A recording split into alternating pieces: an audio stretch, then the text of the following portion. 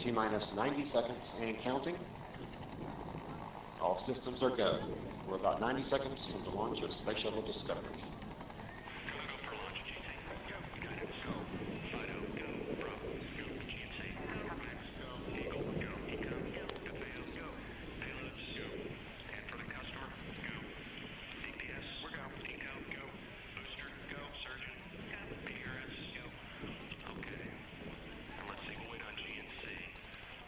T-minus 60 seconds and counting. We are transferring to orbiter internal power at this time. Discovery is now running off its 3 onboard fuel cells. Coming up on a go for auto sequence start.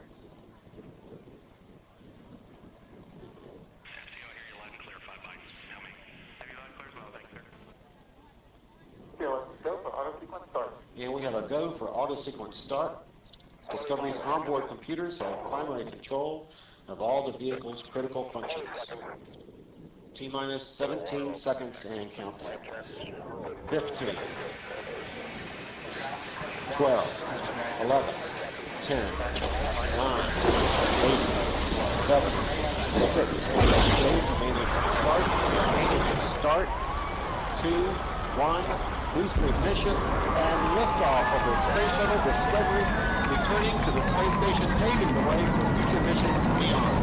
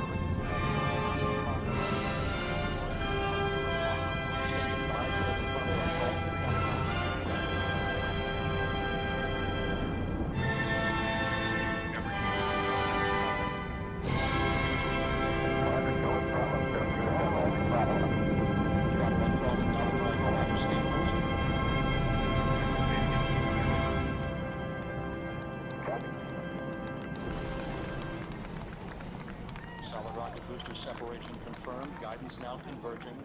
Discovery's onboard computers commanding the main engine nozzles to swivel, aiming the shuttle for its precise target in space for main engine cutoff. Should have a good forward link now and then. You sound good.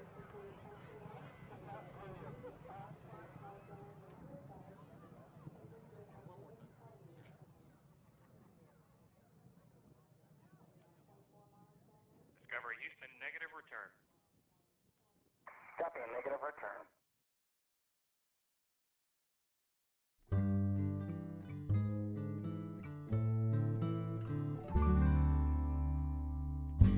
Almost heaven, West Virginia, Blue Ridge Mountains, Shenandoah River.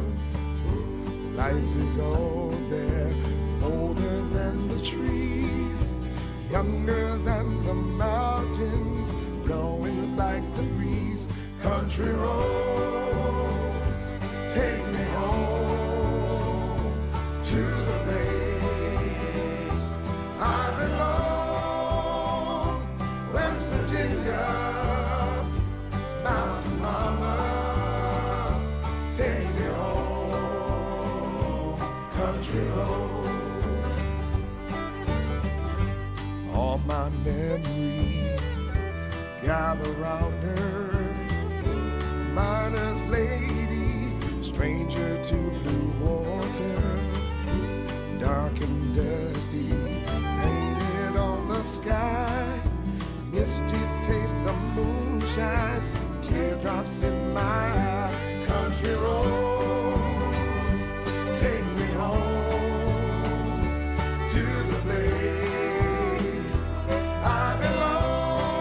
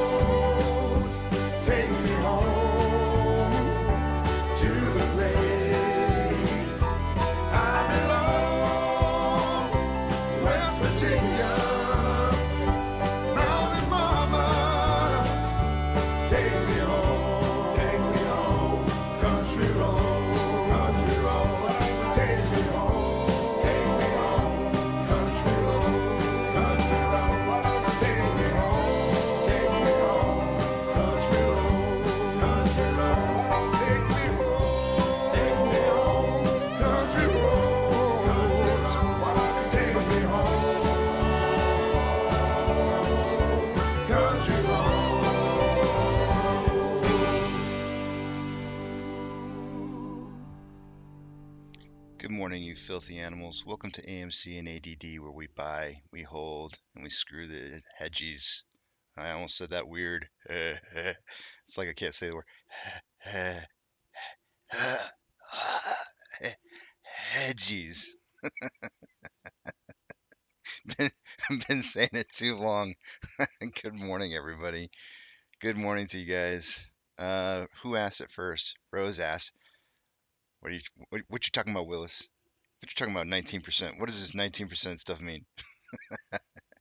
19%, guys.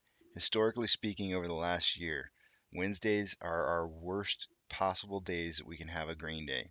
Like 19% of the time, 1 out of 5 times over the last year, Mondays have been red. Or sorry, Wednesdays have been red. So we have a 19% chance, a 1 in 5 chance that today is green. If today turns out green, that's going to be different. It'll be different. I'm loving the volume. Absolutely loving the volume this morning, guys.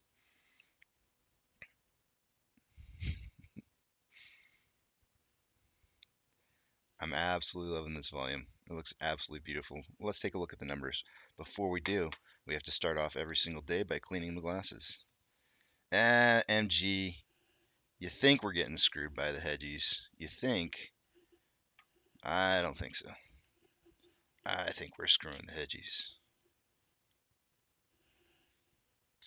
Oh, that was a miss. Complete miss on the glasses. My hand just got sprayed.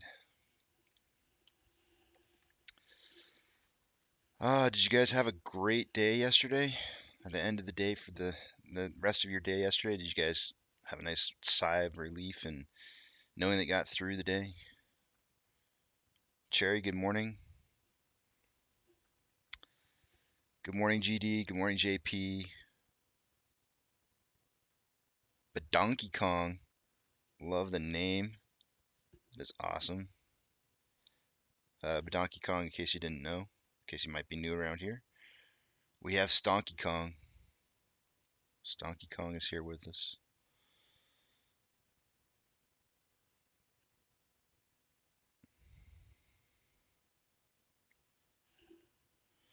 Alrighty, guys. Welcome to the channel.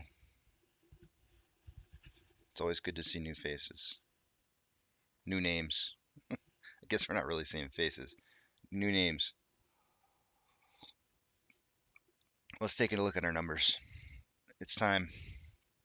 JP, before JP goes nuts and goes, is that updated short share interest of the free float, Casey?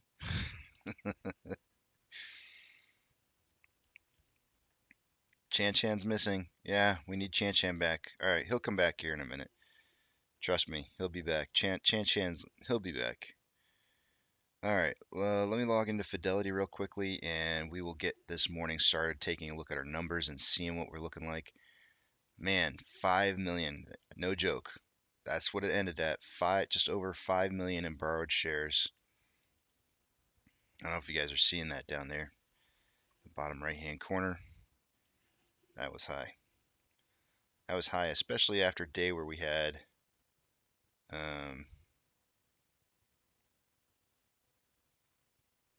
especially after a day where we had 3.23 million shares having been borrowed.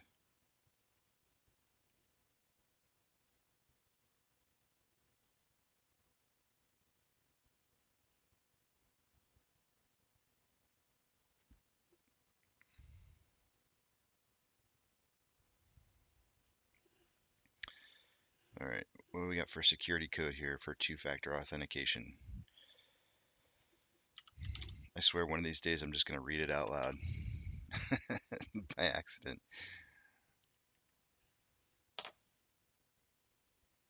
Alrighty, we're into Fidelity. Let me take you guys over the other pages. Let's take a look at what is going on. Remember, I won't be able to see what you guys are writing while I'm going through the numbers. So be patient. I will get back to it. Hold your questions. For me. Talks amongst yourselves. All right, starting with the top left-hand side. For those of you who are new, guys, this is price prediction. Is just for fun. It's just for beers. It's just to keep us sharp. 4 of us get to try and predict what the price is going to be on a daily basis. Sometimes we get it right. Sometimes we get it wrong. Irregardless, it's just for fun. Monty had 1575. Let's see. What do I even have it?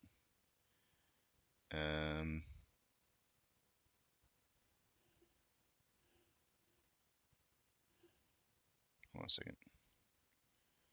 1602. Okay. Monty said 1751 to 2051. No point for him. Duncan, I was unable to get a price prediction for. Eric came in at 16 to 19. He made it by 2 cents. 2 stinking cents. I had 1575 to 1875. Eric and myself get the points for Tuesday.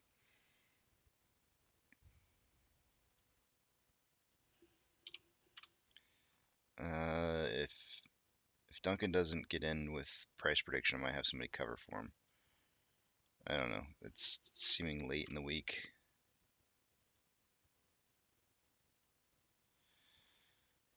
Short exempt volume was down, guys. Moving down to True Demon's MOASS trigger indicators. Short exempt volume was actually quite a bit lower yesterday. I was a bit surprised by it, honestly. Short exempt volume was down to 261.5.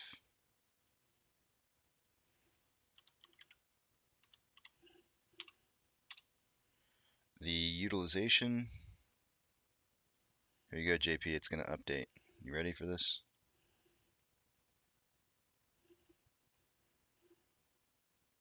Um, 73.84. Amazing. What did I tell you guys? I told you, man, as soon as the borrowing starts happening, that number is going to shoot through the roof. It will just absolutely skyrocket. 73.84. Day over day. Day over day, what is that an increase by? Let's see, 1, 2, yep, 5%. A 5% increase in utilization. That's nuts. That's kind of nutty. That's like grape nuts. You guys ever eat grape nuts for breakfast? Ugh. My dad used to love that stuff. Hard as hell. Like I feel like maybe you let it sit in the bowl for like an hour before you ever even start eating it. It's soaking in the milk. Our price day over day price increase was a negative 3.73. Oops, wrong spot.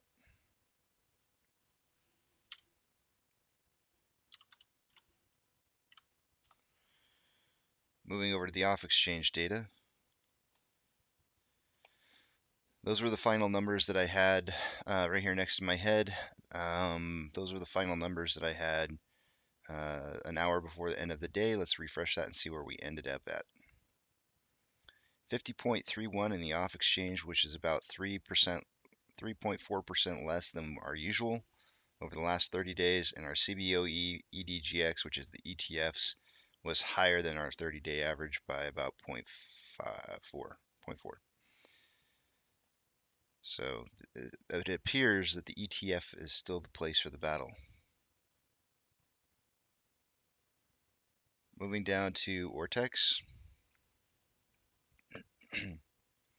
You'll notice that the estimated current short share interest of the free float is at 20.75 this morning, with that estimated current short share interest at 106.47 million shares. Not a bad number. We'll take a look at that in Ortex here in just a minute. Moving to the top right-hand side of the screen, you'll see the institutional shares that are long, 173.173 million shares. Let's refresh that and see. I'm expecting that to start dipping by mid-February. 173.152 is still the number. Oh, I said 173.137, so that's actually a new high. Just by fractional amount. It went from 3.7 to a 5.2. So we have a new high set for 126. Yesterday was a new high yesterday. We have institutional ownership at an all-time high. Fractionally different. 20,000 shares. Max paying for the day today. Yesterday, let's see, we started out the week at 20, I think it was. Yeah, I think it was 20. Um, Yesterday was 19, and then today, I'm gonna guess it's gonna be. I'm gonna say it's gonna stay at 19. Let's try. Let's see what it says. 19 it is. Options. Let's take a look at those options. We'll refresh those. Let's see where that all that open interest is. Scrolling down to the very bottom just to see where our lottery ticket stickers win, where our lottery tickets win. At a $60 printing price, yesterday there was 15.6 thousand contracts. Today there is 16.3.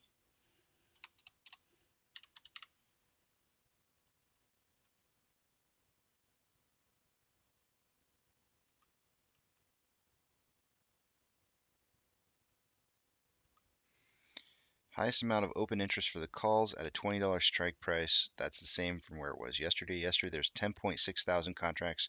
Today there's 13.5. And on the puts, it's increased. $10 was the highest amount yesterday. It has increased to. Gotta move my thing. It has increased to $17. Yesterday at $10, there was 15.5 thousand contracts that were open. Now today, the winner is in open interest is $17 at 12.7. So positions were able to be closed as price has been moving, as price has been moving down. So if price starts moving up, those I'm sure they'll be trying to rush out of those as fast as possible. The $17 strike prices are in the money currently. So far, the open interest is kind of signaling for a 1850 close for the week.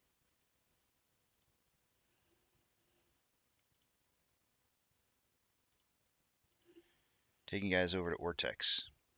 Let's look at that utilization. Probably a nice V. Yep, look at that. Look at that nice looking V there.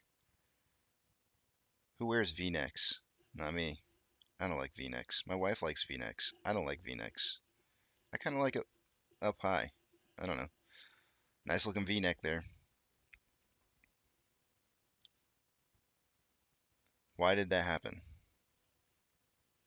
Why did utilization drive through the roof? Let's check it out.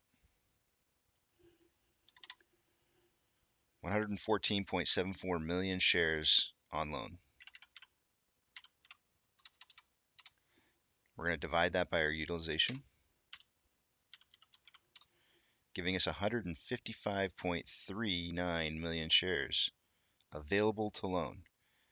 Yesterday there was 160 million shares available to loan. Today there's 5 million less. They borrowed 5 million. Could it possibly be that we've hit the ceiling?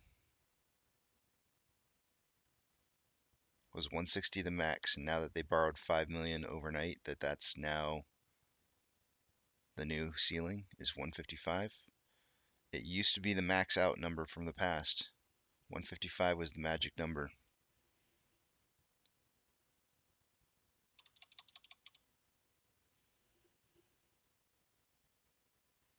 Actually, hold on one second. I'm going to undo something real quick here. I need to change this value.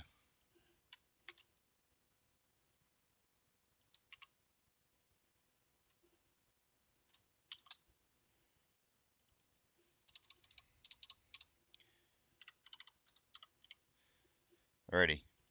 155.39 million shares available to borrow. We're going to subtract out the amount of shares that are actually borrowed currently. And that gives us a remaining of 40.6 million shares available left to borrow. Yesterday, guys, there was a total of 49.975 million shares. That's a lot. It decreased by quite a bit. A very large amount.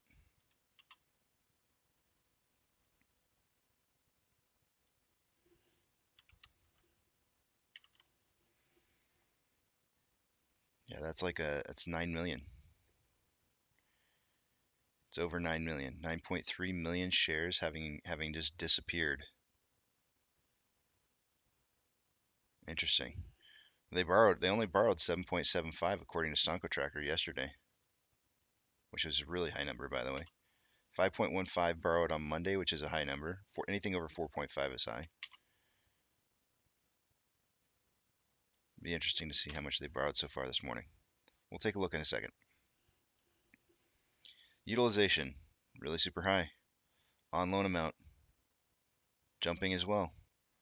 Went from a 110.1 to 114.74. So most of the loaning that occurred yesterday, that 5. What did we say? 5.01. So out of that 5 million shares that were loaned, most of it was loaning amount and not short interest. Most of it. All but a million. Your estimated current short share interest of the free float, also spiking. All looking very, very, very decent. And of course, the last number, my favorite number, the on loan average age per day when they borrow shares. This number drives down. The lower it goes, the higher the price is going to spike when the spike comes. Still dropping, of course. As they take on new loans, that number is going to continue to drop. This is where I call it the alligator bite.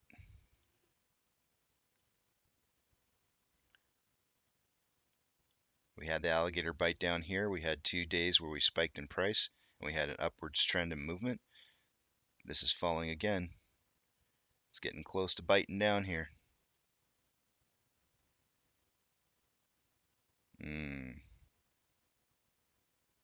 Tasty tendies. Tasty, tasty. Orders by Fidelity customers.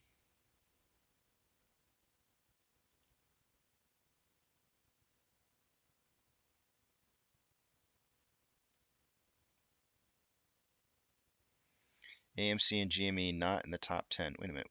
That's not true. Where's AMC?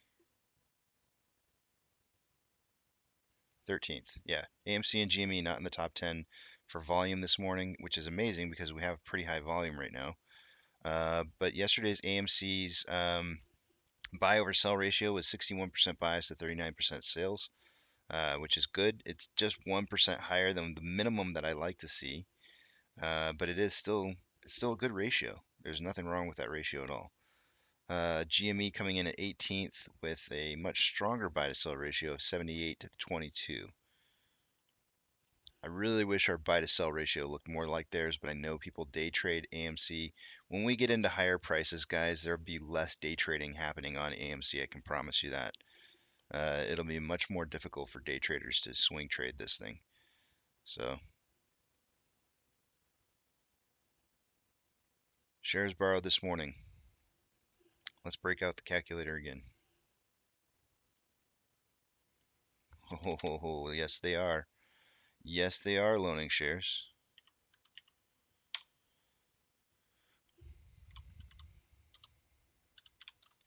$1.5 out of the available.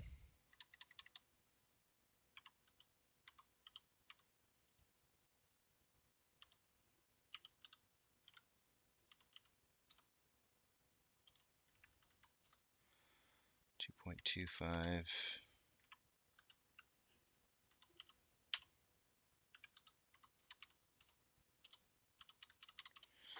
4.92.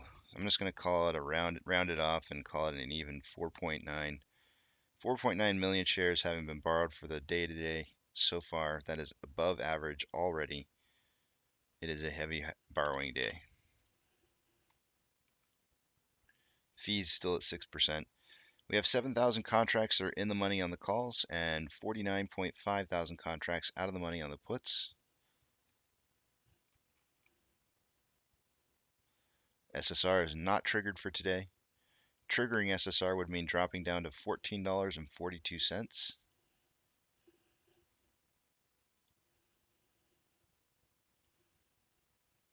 Green. Green over on the eastern side of the world, guys. Could be signaling for a green day today on our market. The VIX ended up 4.21% up. IWM is up 1.54 in the pre-market. Tesla up 3.14. Amazon up 1.87. Cinemark up 1.68. Doge is up 4.64. Bitcoin up 2.39. GME is up 2.82. And we are up 2.25 in the pre-market. Yesterday, our inflow versus outflow. 18 million spread with more inflow than outflow. 18 million. I want to show you guys something. Yeah. I want to calculate something out real quick here. Just to see.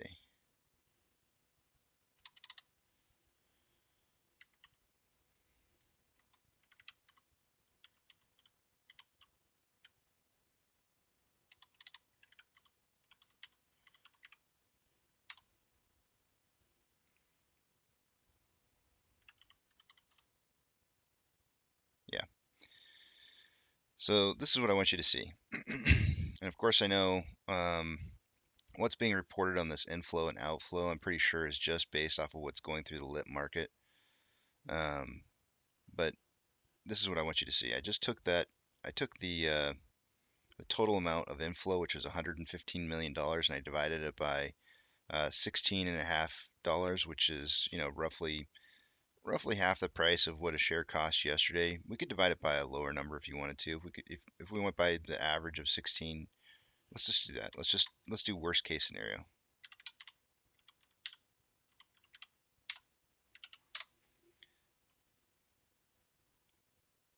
If there was truly a purchasing of $115 million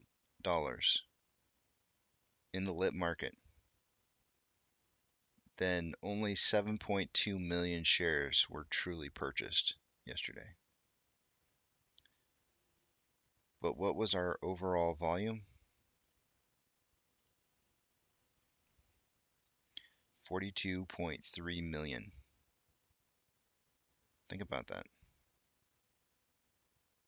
7.2 is what it's showing on our inflow. But we account for 42.3 million. That's synthetic, guys. I'm telling you, it's synthetic. They can't put real shares through the market that don't exist. The only thing that's really being traded through the market is 7.2 million shares. That's it. Which is actually kind of high. I kind of estimate somewhere between 4 and 6 million is how much we do on a daily basis. And yet our volume is 42.3 million shares. That's pretty high. If that doesn't give you guys some kind of conviction, I really don't know what does. What would? Because the idea that there's 42 million shares being passed around on this stock on a single day when there's only $115 million in inflow is ridiculous. Absolutely ridiculous. 98,000 shares having been traded so far this morning. We're waiting for our 7 a.m. pokey stick of volume, which is going to be in 28 minutes from now. Taking a look at the daily interval. When you guys see my picture go back up on the screen, you'll know I can see what it is you guys are writing, so I still can't see it. Taking a look at our daily interval, I'm only looking at the vortex indicator and the RSI down here on the bottom side of the screen. On the vortex indicator, it is currently showing way more buying pressure than selling pressure with an RSI of 20.14. On a 1 hour. On 1 hour, we have more, it's hard to say on this one. It looks like equal buying and selling pressure with an RSI of 51.2. On a 30-minute interval, we have more buying pressure than selling pressure with an RSI of 56.43. And on a 5-minute interval, we have more buying pressure than selling pressure with an RSI of 44.48. So far in the pre-market, we're not looking too shabby.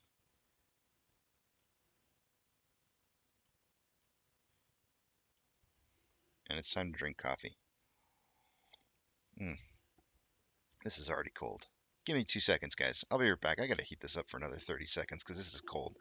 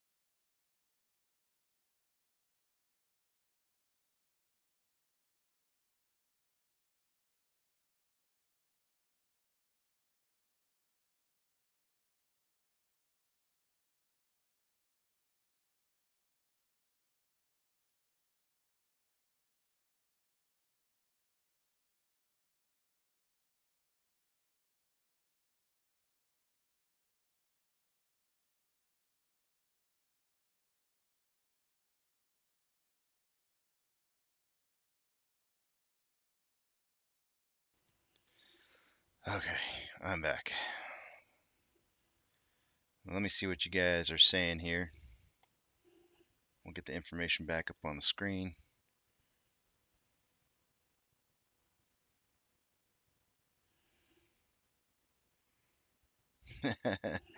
A crab picture. The Duke of Wall Street says it's crab. We got crabs today. Well, Joe, it's not. My wife hasn't arrived yet, so it's always coffee in the morning first. The drinky drink comes a little bit later. It's not first thing when I wake up. Drinky drink come in a little bit. All right, let's see what you guys are saying. DJ saying that Batman movie comes out on Valentine's Day. I think things will dip until then for AMC. Also, March crypto acceptance, so maybe another few big dips until March. I don't know. I kind of think that I tend to think that Bitcoin's going to take a pretty big dumping second week of February. It's building the case for a head and shoulders pretty decently. This drop right here almost made it look like it was going to fall out of this trend here, this trend line that I've got set up. But I have a feeling it's going to pop back up to at least that level of 43 there. Maybe 44, kind of support the 44 line, perhaps. I don't know if it'll make it all the way back up or not. We can hope for some people who have Bitcoin. We can hope for those guys over there that that at least gives them a chance to, possibly get out before the end of that February signal for the end of that head and shoulders. And where do I think it's going to drop down to? In my opinion, at the very least 29, if not further. It could drop as far as, I don't know. There's not a whole lot of support here, volume wise, on the way up. It could drop down to 22, maybe even as far as 17.8 because there's some consolidation in there. 17 to 19-ish. It could fall down as far as 19. So, yeah, I think it's going to be much earlier. Now, as far as you saying something about being March, I don't know too much about cryptocurrency, so I can't really speak in authority. Um, but if it were to fall in the beginning week of February to those kind of levels, you might see that strong support building back up upwards in March. That's a possibility.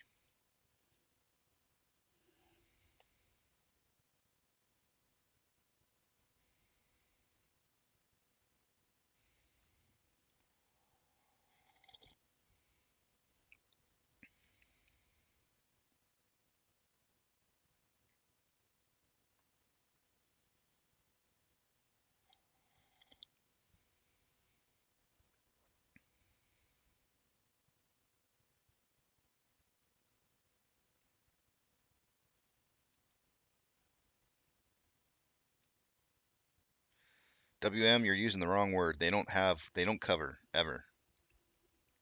Hedge funds do not cover. That is not in their books. There's closing and there is liquidation. And liquidation is forced covering. That is not something that they don't cover, right? That's not what a hedge fund does. They don't cover. They close. They close or they bankrupt or they get forced into liquidation. One of the three. There is no covering.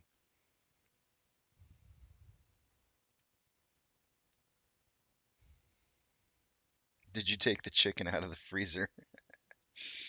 No dishes today, WM. No dishes today. I'm dish free, man. We ate a little Panda Express last night and some Whataburger. Uh, I've got a family that doesn't all like the same thing, so sometimes we got to stop two different places. If you guys know what that's like, you know what it's like. But yeah, no dishes this morning. And did I take the chicken out of the freezer? There's no. There might be chicken in the freezer. I don't know.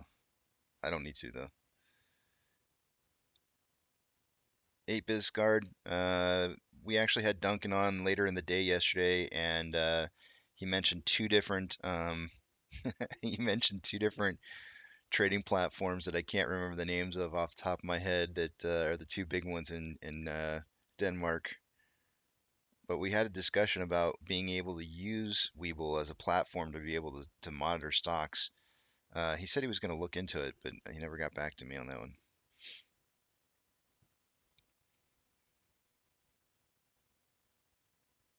Hey, you're welcome, WM.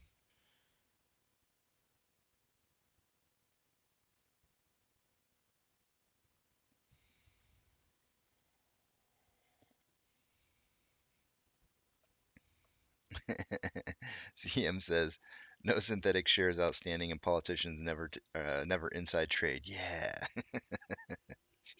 Yeah, yeah, that never happens. Ever.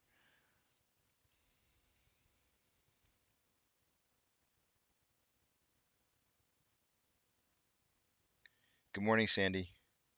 Richard said, thank you for finally saying that. I'm not sure what I said.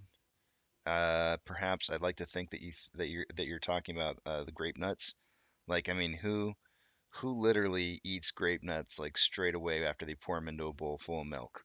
Well, actually, I pour milk on top of the grape nuts, but I mean, who eats that stuff like right away? I mean, you literally like take spoonfuls of grape nuts and put it in your mouth and you start chewing and those things are like trying to eat bricks, like little chunks of bricks that you just decided to crumble up into your bowl. Uh, and you know the existence of teeth afterwards is, I mean, I might as well just pour ice chips in there. So I would hope that Richard, that's what you're talking about, the grape nuts, putting grape nuts in your mouth. Jaws from 007. I know. Seriously, that's what I mean. I feel like he's like the only guy who probably eats grape nuts successfully. I'm worried about Chan Chan. He's not making money for his family. Um, his family's dependent upon him, and he's not here yet. Jeff says grape nuts equals rabbit turds. No thanks. I won't eat them myself. I won't eat them myself. Jamie, good morning.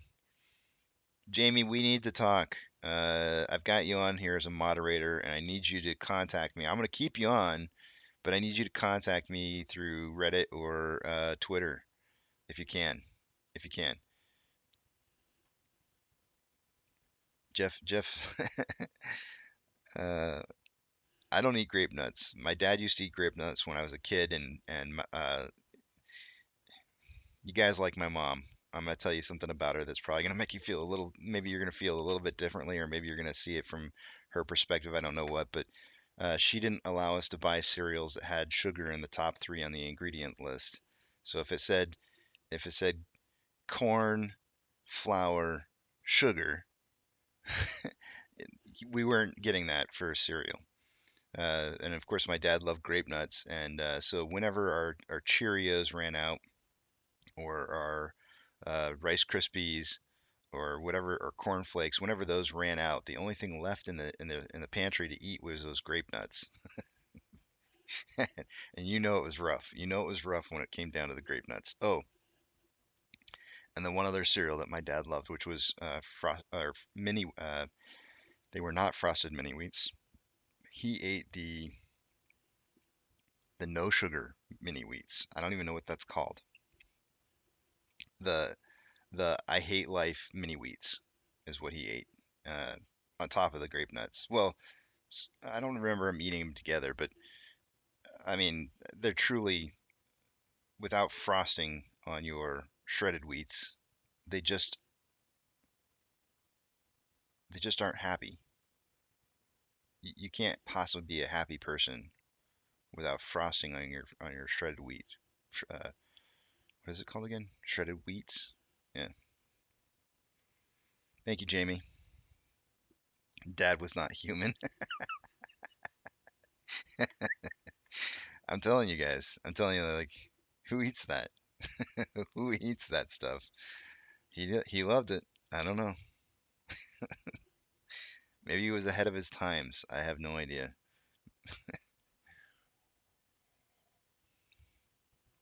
And now look at what kids eat these days. Craves. Have you seen those? Have you seen Craves? On the outside, for any parent, you just kind of look at the outside and you go like, oh, it's kind of like it's like a corn puff. And then on the inside is just a chocolate bar. Your kids are eating like corn puffs with chocolate rolled in chocolate, or or actually it's chocolate bars. It's little chocolate Hershey's rolled in corn puffs for breakfast.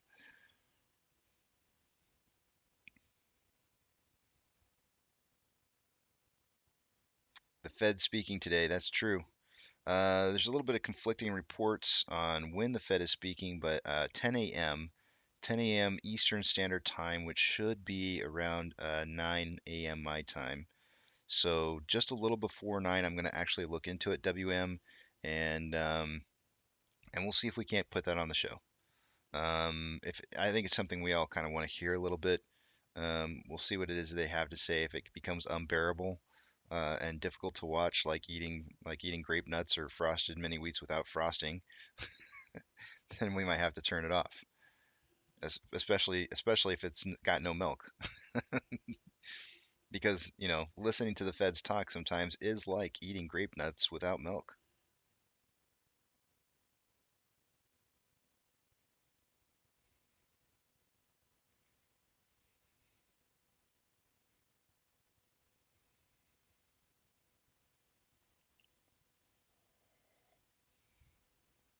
David says my cereal's a handful of almonds with coffee.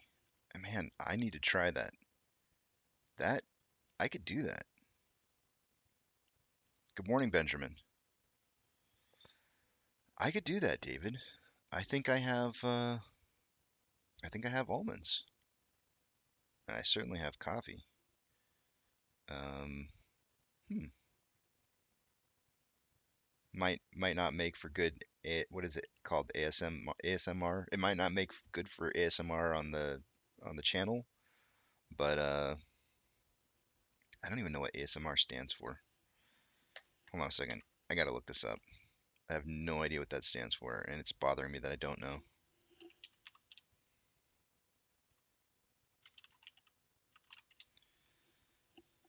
Autonomous sensory meridian response.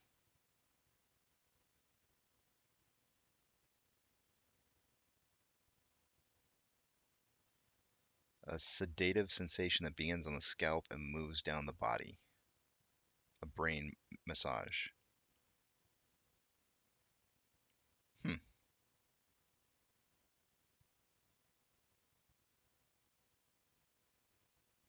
Well, you learn something new every day. And if it's not stock related, at least you know what ASMR stands for now.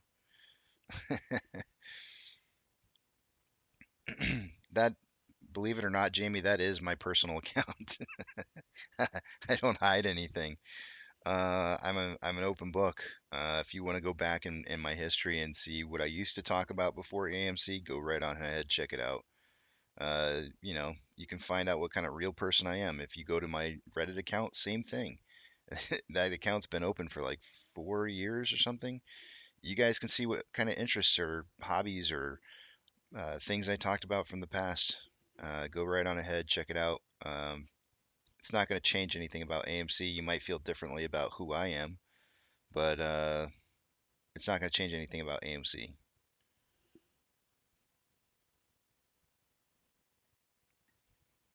Try oatmeal with almond milk and egg whites and coffee.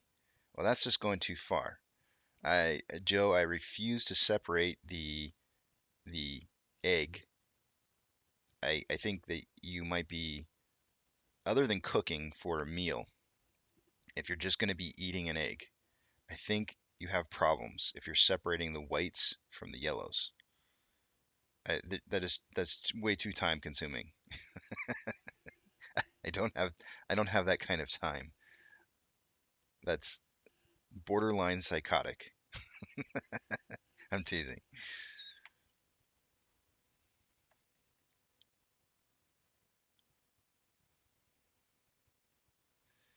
Thanks, WM. You know what though? There's a place for every single one of the YouTubers. There really is. I mean, there's some people like um, craziness. Some people like train wrecks. Some people like energy. Put those three into whoever you think they fit with, and some people just love boring, monotonous tones. Who, who's who? And some people just like me. I don't know, but there's a place for all of them. You know, if people like it, they like it.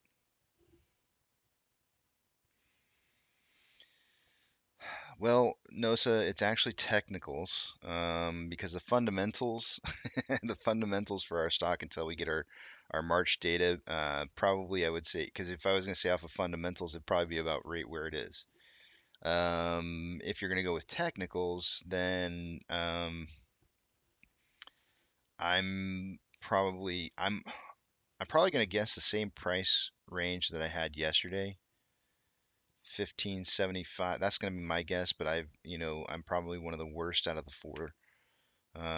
Yesterday, Eric guessed 16 and 19, which was up from the previous day. I'm kind of curious what he's going to pick for today because Eric gets the price predictions right the most often. Um, I'm probably going to pick the same price though. 18 or 1575 to 1875 is kind of the range I'm looking for. I feel like today's going to be a green day. I thought yesterday was going to be a green day, um, Nosa. So, I mean, take that into account. I thought yesterday would be a green day and we were down 3.73%. It's just price is not really an issue. It's not. It's more about volume. That's where that's what we should be more caring about than anything. And if you want to know the volume prediction for the day today, I'll give that to you here in 9 minutes. We got to get that 7 a.m. Pokey Stick of volume in. Keto. Keto says we bought the entire way down. It's time for them to let it run.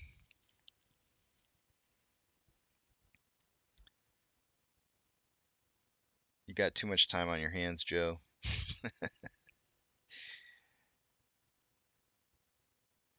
Blanched almonds. That sounds too difficult too. The amount of AMC and GME FUD has been surfacing again by the financial institutions. 100% CM. 100%. And there was a step up last week. I'm just gonna throw this out there, guys, that there was personal attacks as of last week, and I'm not just talking about Al. Al was something different, but there was absolute 100% bona fide personal attacks against people in the community, and I'm talking about going after exes, going after. I'm trying to think of all the things that I heard on Twitter. You name it. I mean, there was some personal attacks that happened last week. So the game has stepped up. There's definitely been an increase in activity in trying to discourage people in holding their shares. 100%.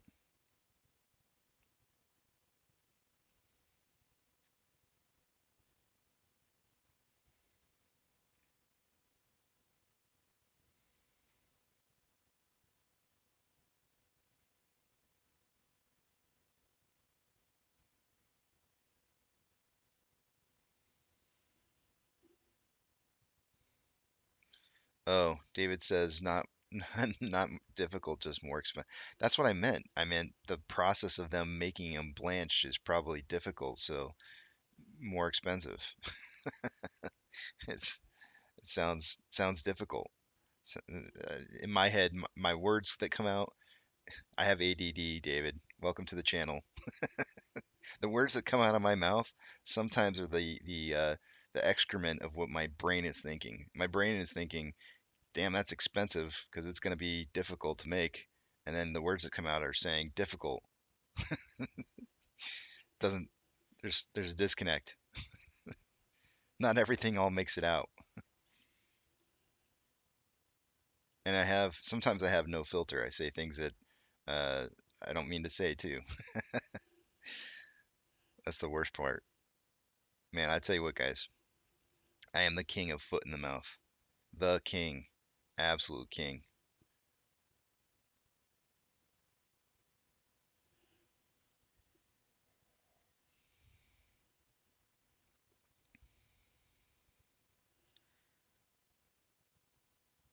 there is, I really honestly can't think. I don't know that I've ever met somebody that has worse case of foot and mouth than I have. Nobody. Absolutely nobody. I'm that guy who legitimately will walk up to a woman and say, "How many months are you away from being due?" No, no, you don't say that, Casey. Filter, filter. Yeah, yeah, you don't say those kind of things. I'm the guy who went golfing and looked over at the guy next to me when we pulled up to the ball wash station and looked over and said, "Do you want me to wash your balls?" It just pops out. It there's no filter. Don't even think about it.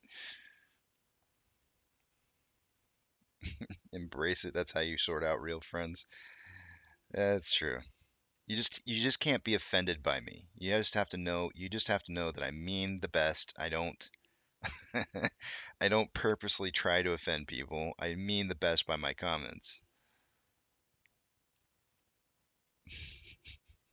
My grandma, I love this story.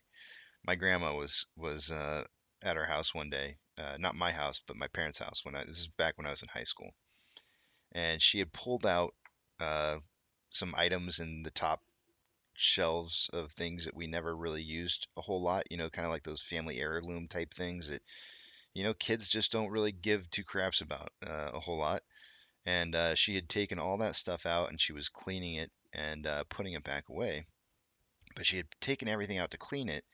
And when I walked into the kitchen, my mom wasn't there, and my grandma said, "Casey, I took this stuff out to clean, and I was wondering, could you tell me where this goes?" She holds up something. I don't recall what it was. She holds it up and she goes, "I don't remember where this was in the cabinets. Can you tell me where this goes?" And I go, "Yeah, my parents keep that junk up there somewhere." It was the gift that my grandmother had given my mom and dad for their marriage, their wedding gift. I had no idea. I was a kid. I didn't care. It was to me, everything in those top shelves was junk. I just didn't know. I didn't know, but that's how it came out. And she let me know. She's like, "Oh, that's what I gave your parents for their wedding gift." And I was like, "Oh, yeah, I feel like crap."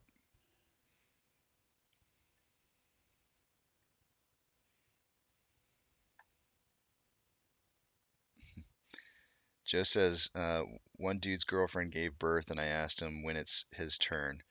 Looking at his beer belly, I still cringe thinking of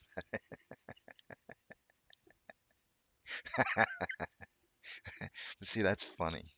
That's funny. I like that. That's funny. It would make me, if I was the dude that you said it to, though, it would make me feel like, okay, it's time to go work out. But I mean, that's legit funny. I think that's really good. That's good stuff. Good morning, Empire Fire. Guys, we got 3 minutes more. I'm trying to buy time. 3 minutes more until our pokey stick of volume here. We already have 104,000 in volume. Uh, More often than not, this hasn't been true lately, but more often than not, our pokey stick of volume doubles the volume. I don't expect that to be the case today.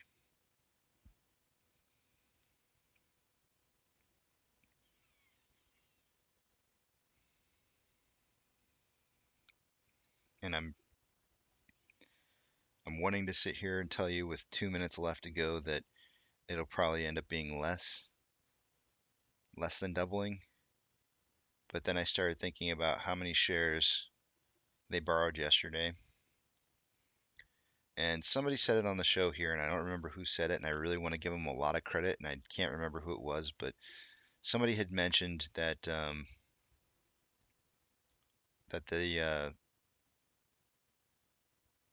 7 a.m. pokey stick of volume could be a timing indicator. And I really do think that there is something to that. I think the algorithms may be looking at the 7 a.m. pokey stick of volume and deciding or deciphering that moment to calculate how the day is going to be traded. Like it's a setting point.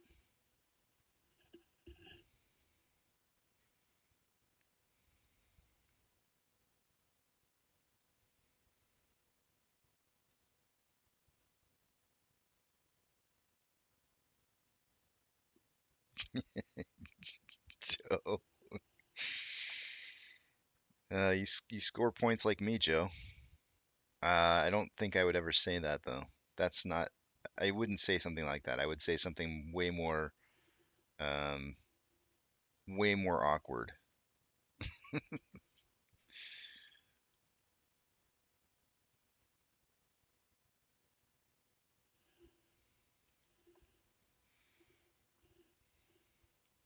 All right, here comes the pokey stick.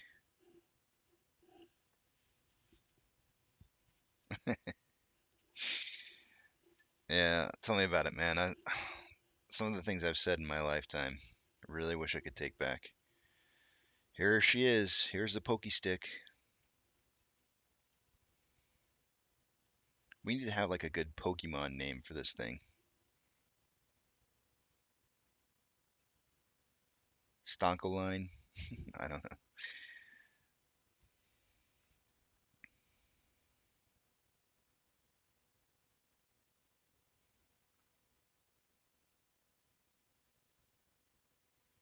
Oh, Eric's gonna ask Joe. You don't ask Joe. You don't ask Eric. Eric, don't ask Joe. He's gonna send you to some website. They stared at each other in shock, and I didn't get it why they were shocked because it was normal things to say in our class. Oh man.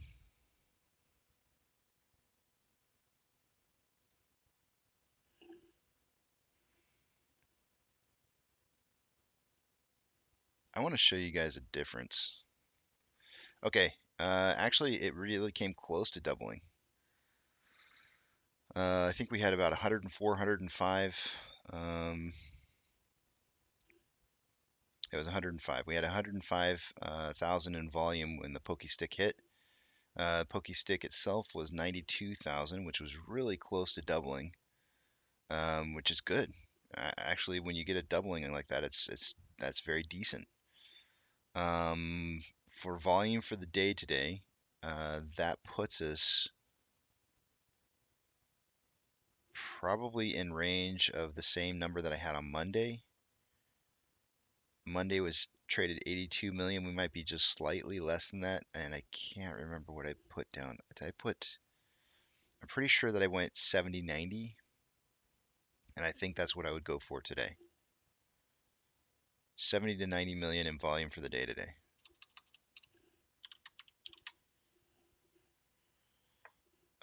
I kind of want to go up just a tad. I want to tweak it just a little bit.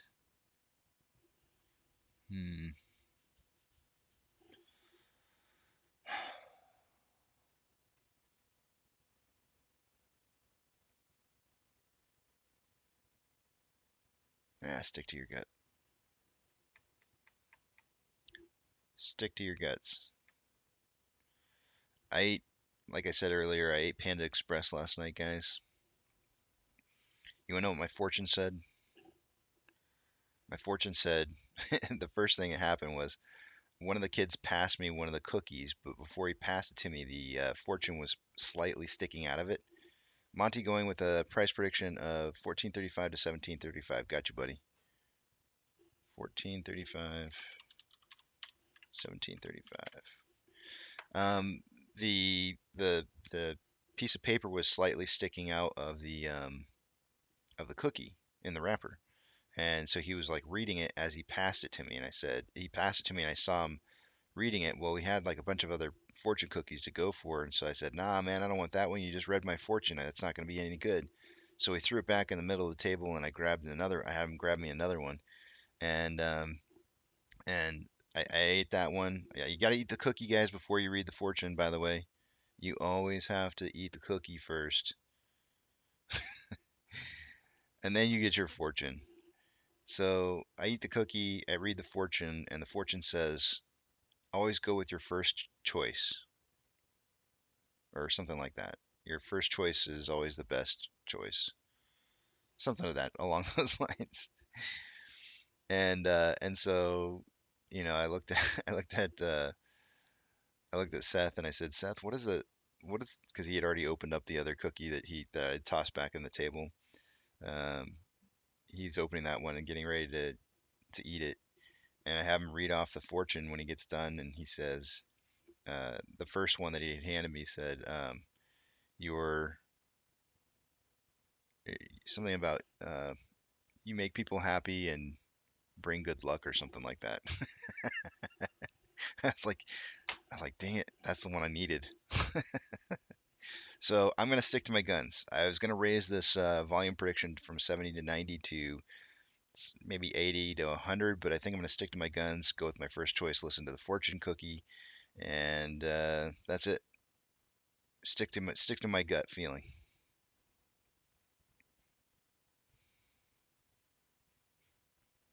Danny, yours said your future looks bright. Hmm. Where do you live? Because if you're in the if you're anywhere south of north, there's probably a pretty good chance.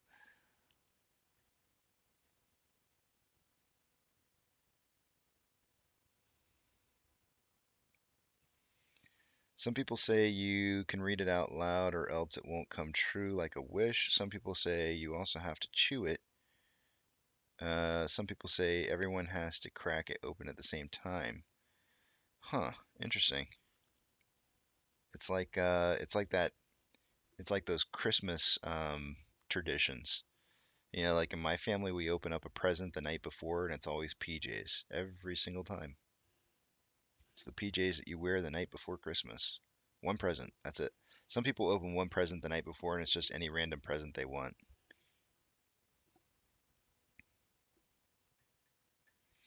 What do you mean, Eric, when you say that some people say you have to chew it? Are you saying that people have to chew the fortune? Like, I don't understand what you mean by some people say you have to chew it.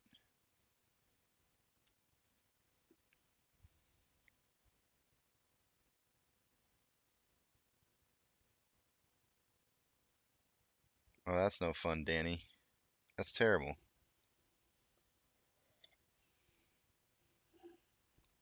That makes it sound like the whoever stamps those fortunes is trying to rig the lottery.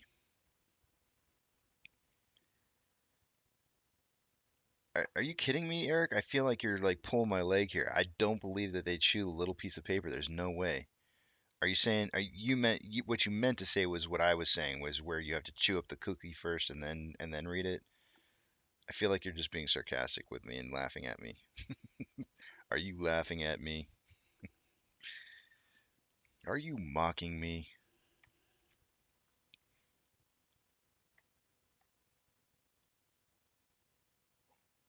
Have you guys noticed that fortune cookies aren't really fortunes anymore? It like just tells you what you are, not necessarily what's in your future.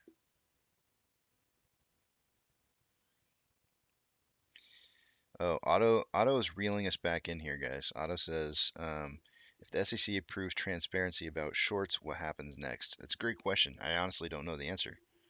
I really don't know the answer. Um, Einstein says, morning Casey, it's FTD buying season. That's what I'm hoping for, Einstein. That's what I'm hoping for. Seriously, Eric? I can't believe they eat the paper. That's so gross.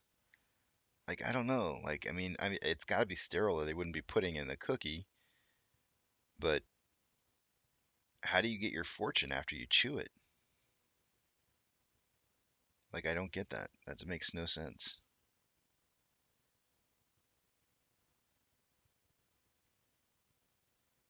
Hmm. I don't know. Einstein says it's FTD buying season, and I agree. I'm really looking forward to seeing what happens with that. I mean, how do you get? I just don't understand how you get your fortune if you're chewing it, chewing it up. I kid you guys not. Yesterday, that if even a little bit of liquid had hit my fortune, I never would have been able to read it. It was so hard to read. I thought the paper was blank.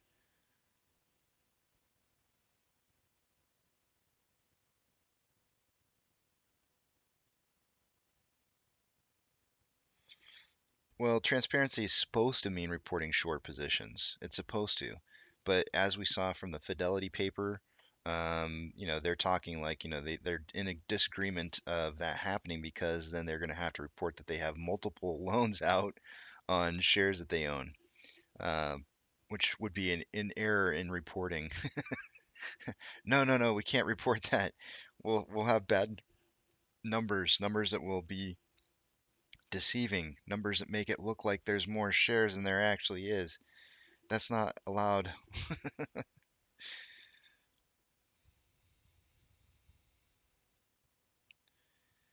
Uh,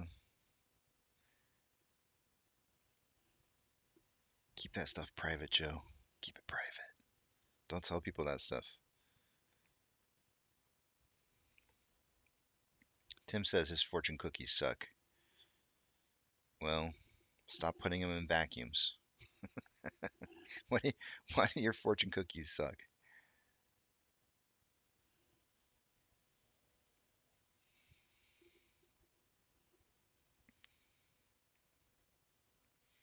I actually, I took, I don't remember what the name of the class was.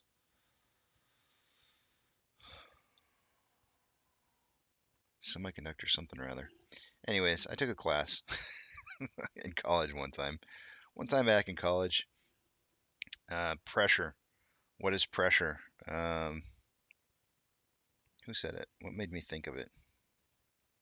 Oh yeah, Tim's thing. It says my fortune cookies suck. Suck is really a pressure issue. It's high pressure and low pressure, right? So your vacuum cleaner doesn't really suck. It actually blows, believe it or not. The way that you create pressure is with high and low, um, fast air movement and slow air movement. So yeah, it's best described when you're talking about like the wing of a plane. But I digress, and all I'm trying to simply say is that your vacuum cleaner blows. You wouldn't believe it, but it actually blows.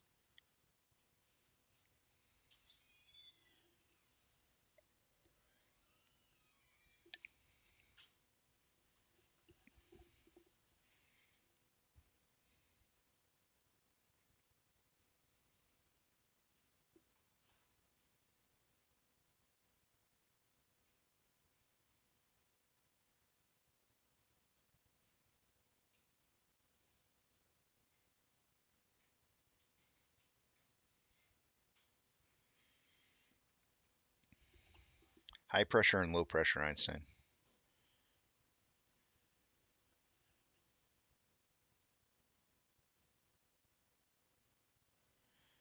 You think AMC can hit all-time highs without the squeeze? Um, hmm.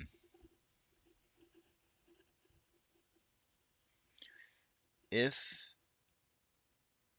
it would depend on the fundamentals. It really would depend on the fundamentals, and what would make the most difference would be showing that they're profitable and perhaps getting, clearing out their debt. I think clearing out their debt would probably be key to getting to that point, EJ. So, it would be a road that would be long traveled, um, potentially, year to 2 years from now, that might be a possibility. Um, but I think that, $16 for this stock right now when Cinemark is running at, oh, actually, look at that. Cinemark's back underneath AMC. Well, AMC was lower than Cinemark as of, I don't know, a day or so ago. The idea that AMC, which is a much more profitable company and larger company and has, in my opinion, and I'd have to actually go and take a look at it, but I think that we're doing much better as far as earnings than Cinemark is. So to think that this company is running the same price as Cinemark, we're highly undervalued right now. Highly undervalued. The potential for earnings for this company is so much higher, and the future for this company is so much brighter that 1602 is cheap. That is super, super cheap. And the exciting thing about that is that it's really only like the meal, a fast food meal for 2 people. You know, $8 for a meal. That is cheap. That is really, really super cheap. And quite honestly, makes me want to go out and do things that I wouldn't normally do. but but I'm not doing it yet. I'm not doing it yet. I don't know. I have to start considering myself an influencer. So, and I hate saying that, but I have to. I legitimately talk to you guys, and so therefore I need to be careful about what it is that I say. But I'm telling you guys, it's a cheap price. 1602 is amazing. Actually, it's 1643 right now, but who's counting? The price of a movie ticket. I mean, it's seriously like, I mean, yeah, like that's insane. That's absolutely insane.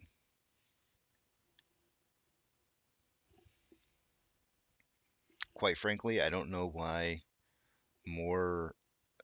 I mean, if I was an institution and saw what I'm seeing here, we're at that point to where fundamentals, like all it really takes is March Q4 results coming out, and showing that AMC was in the green for there to be like a huge influx of buying on this stock, like just massive amounts of buying on this stock. Because once they show that they're profitable and that they've turned the leaf or the corner or whatever you want to call it, it's 16 bucks. 16 bucks for this company. It's insane. It's absolutely insane.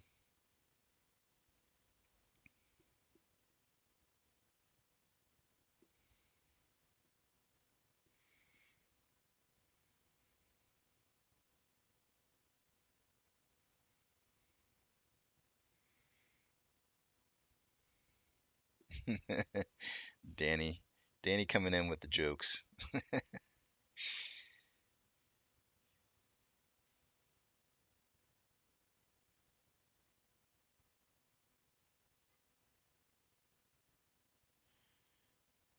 The market cap is much. I think it's fair to compare in terms of it's apples to apples as far as like they both profit the same way, right? They it's like comparing Apple to Samsung, right? I'm sure there's much different. They're in the same business, but actually, both of them have side businesses as well. But you still could probably compare them as phone competitors, or at least many people do. Um, but they have so much more than that to the company. So, can you compare Apple and Samsung? Kinda, yeah. At least in the phone market business. But there's a lot of other side stuff there. Cinemark doesn't have a whole lot of other side stuff, and AMC does. Is it fair? In some respects, yes, and in some respects, no. But the idea that AMC is only basically the same price as Cinemark is pretty fishy. Pretty fishy.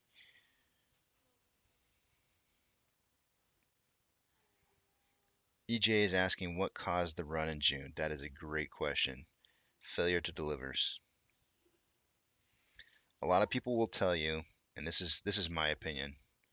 A lot of people will tell you that it was a gamma squeeze. I don't believe that. I don't believe that. It was a failure to delivers that caused a gamma squeeze that caused the price to rise. And the only reason that you had failure to delivers that were spiking during that period of time was due to high short exempt volume.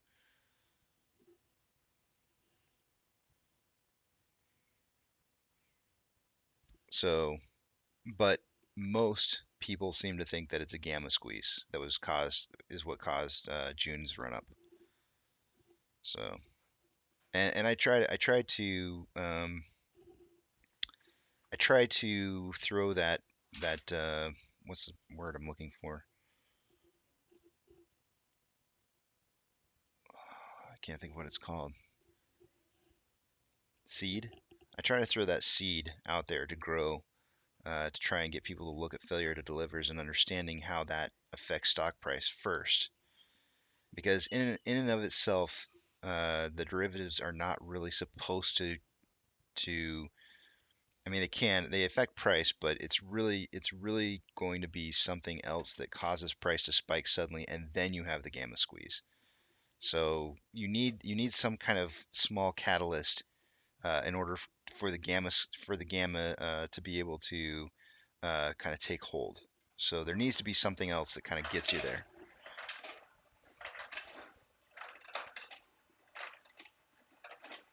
Yes, David, that is correct.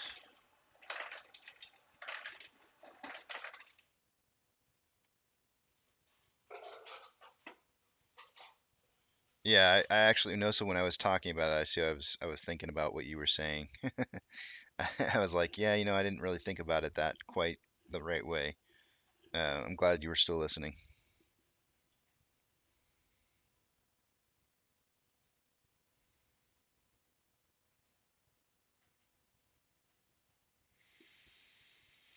Comparing their stock price isn't fair, not as businesses. I mean, I guess I kind of agree with you, but um,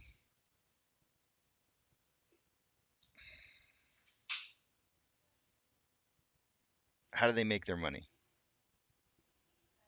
Where do they make their money? My wife said us. Uh, she's got jokes this morning. Good morning, hon. So, they make I mean, she's right. She's right, just like she usually is. They do. They make money off of people going to watch movies, right? That, if you want to consider where their income comes from, it's movie theater goers. It's us. We give them money. So their income comes from people watching movies. If you want an idea for how well a company is doing compared to another company that deals with pretty much only one thing, which is selling concessions and having moviegoers go into their movie theaters, it's a very fair comparison. They don't have anything else. Now AMC is trying to get into the whole popcorn thing. They're doing NFTs now. They have a lot of other side things, but prior to this, they had one source of income, and that was concessions and movies, and that's it. Period. End of story. And so, if you're going to compare apples to apples, that is basic. They have one product, two products. They have two products, and that is it. And comparing the two companies is 100% fair. David's saying it was Regal. Oh, I thought it was Cinemark. Okay, I stand corrected if it was Regal then.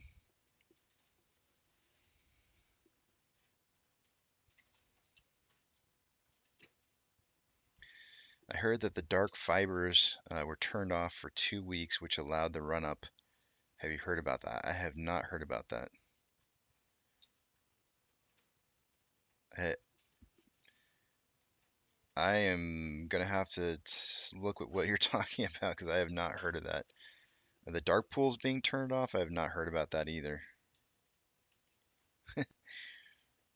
Anthony's like, I give up. It's really hard in chat text to get your point across. I apologize, Anthony, if I don't understand what you're saying. Oh, Ezrul, thank you, thank you, thank you. Ezrul posted this on Twitter and I saw it and I meant to. I'm just very forgetful. I saw it. It was the very first thing I saw when I opened up Twitter this morning. Um, and Ezrul posted it. And let me just go to his account.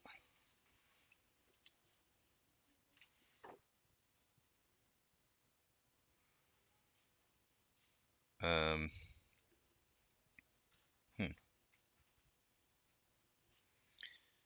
Mission accomplished. See you on the moon. Your mission: get tickets now. Experience Moonfall one day early in IMAX and AMC theaters on February 3rd. Your reward: receive a limited edition NFT. The NFT will be delivered via email on February 8th. It's the Moonfall IMAX limited edition NFT.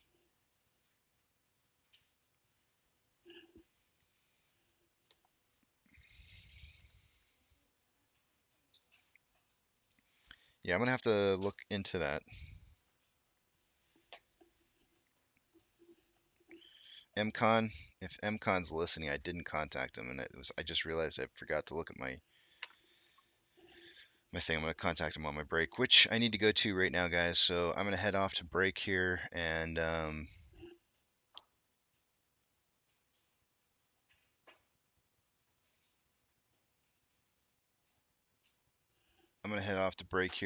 yeah, you can definitely see there's a rebound on the markets for sure. Like Tesla's up like 4.38 right now. Yeah, there's definitely a rebound going on.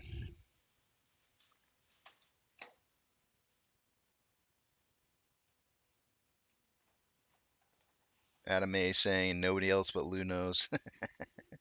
He's got the insider information, guys. He knows everything. All right, I'm gonna go ahead and take a break, and I will see you guys back here at 8:15. I'll see you in a bit.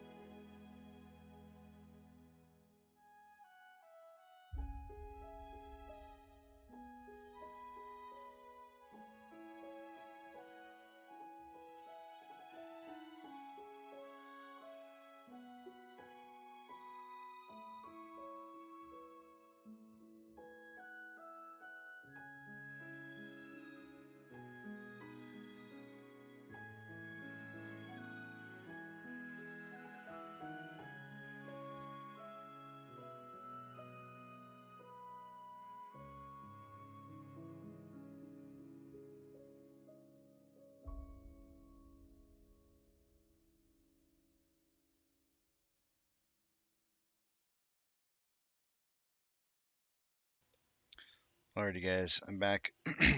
Trying to figure out some stuff here on my end. We got movies. Movies are coming up here. Moonfall's got the premiere early showing on the 3rd of February. I have my drinky drink going on here, guys, just so you know. Cheers, drinky drink. And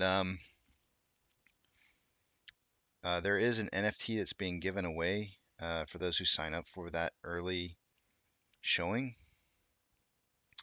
I just checked local times in my area and it's not showing anything showing up as available in my area, so I may be too late on that, unfortunately. I'm hoping so, Tom. Tom's asking me if I'm thinking there's a turnaround today. We have a 19% chance, a 1 in 5 chance historically over the last year of having a green day after having had, it doesn't matter whether it's a green day or a red day before. Historically speaking, we have a 19% chance of having a green day on Wednesdays. 19. That's it. One way or the other. 19% chance. If we see a green day today and we see a green day tomorrow, well, let me start off by saying if we see a green day today and then we only have a 13% chance of having a green day tomorrow. If we see a reversal today in price and a continuation of that tomorrow, in my opinion, that would be a massive reversal based off the historical trends from the last year. So I'm hoping for a green day today. I'm not going to count on it, but I'm definitely hoping for it. So you're saying there's a chance. I love Jim Carrey. Tom says, I think they finished off a spring movement yesterday, but left the chart ready to go both ways depending on the Fed meeting. Well, we're going to take a listen to it. And that Fed meeting starts at 9 o'clock my time, which is approximately 30 minutes after market open.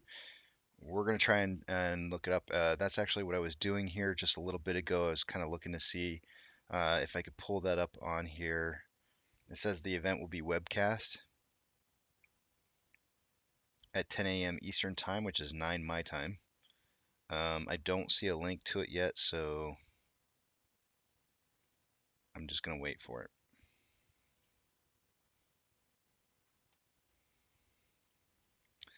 But we'll put it on here. And price predictions. Let me tell you, Eric went with the same price prediction he had yesterday of 16 to 19. Monty's at 14.35 to 17.35. I don't have Duncan's numbers. If anybody wants to throw in some numbers real quick for Duncan, just to fill in for him, Remtac or whoever. I'm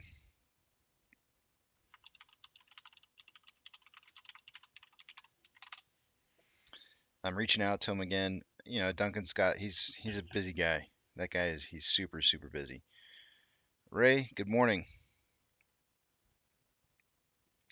GD, I absolutely abhor autocorrect. I don't understand. Sometimes I feel like I don't know what you use. I use Apple. I have an Apple phone. I feel like sometimes they make corrections just to mock you. Literally just to make conversations funny. I don't know. Some of the corrections are insane. Jeff is saying 1356 to 1620.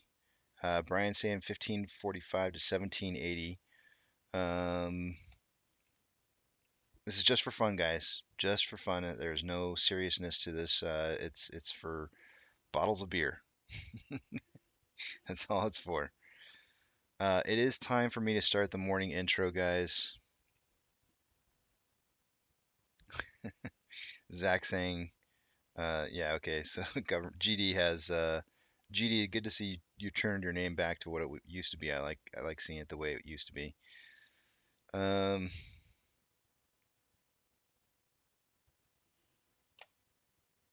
don't know what you're saying, Zach. Eric like hits like 5 out of 5 like so often. I don't even understand like why you would say we don't get it right. Anyways, we're moving into the intro for the day today, guys. I will see you guys after market open.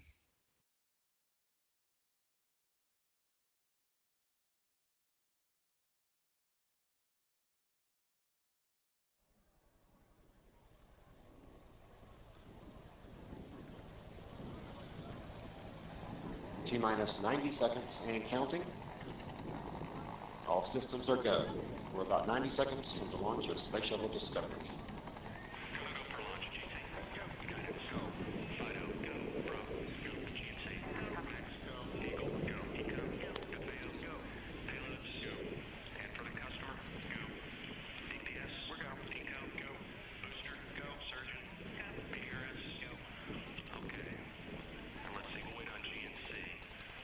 T-minus 60 seconds and counting.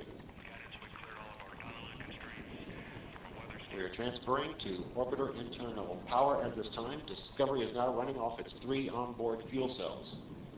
Coming up on a go for auto sequence start.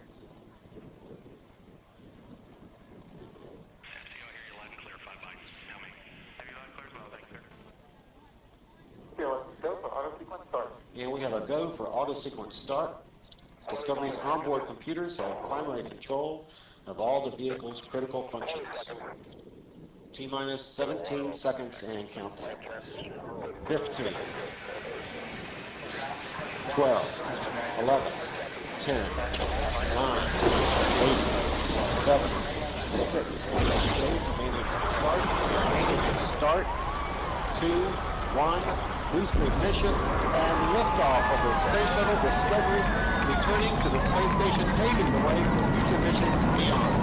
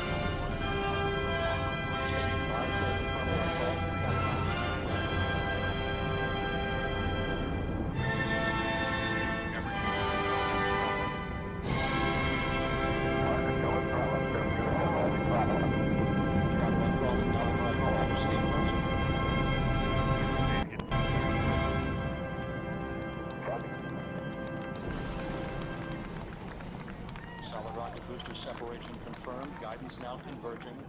Discovery's onboard computers commanding the main engine nozzles to swivel, aiming the shuttle for its precise target in space for main engine cutoff. You have a good forward leg now in estimate. Okay, you sound good.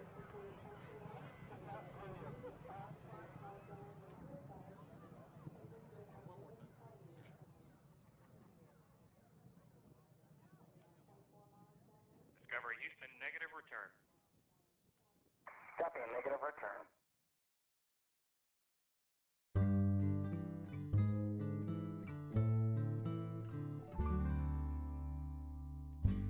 Almost heaven, West Virginia, Blue Ridge Mountains, Shenandoah River.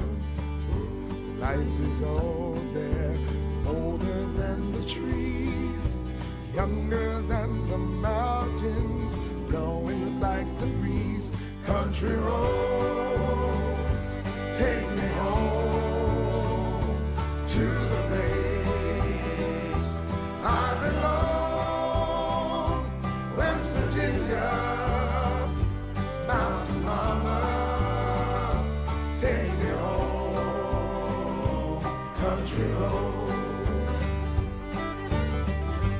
all my memories gather round her. Miner's lady, stranger to blue water, dark and dusty, painted on the sky. Misty taste of moonshine, teardrops in my eye. Country roads, take me home to the place I belong.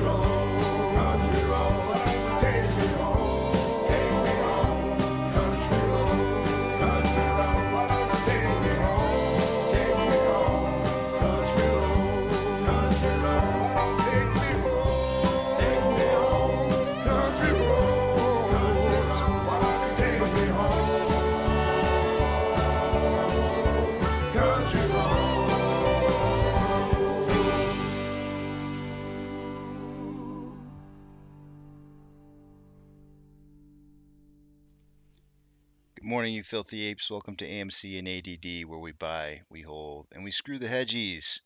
All right, we have finally broken down into the bottom side. We've eaten into our pre-market volume or pre-market price points and into the red here. In about 24 minutes, we have the SEC coming up here. I see the comments already coming in. Good morning, Casey, says Boris, and good morning. Red day ahead. SEC transparency is a big nothing burger, probably. We're gonna listen and see. We're gonna listen and see what happens. CM is saying the Fed meeting, no rate hike, raising taxes while the Fed is still buying bonds, could send mixed message to the market. Would not raise rates until that process is done. We shall see. We shall see what they have to say here. We are only 24 minutes away from that.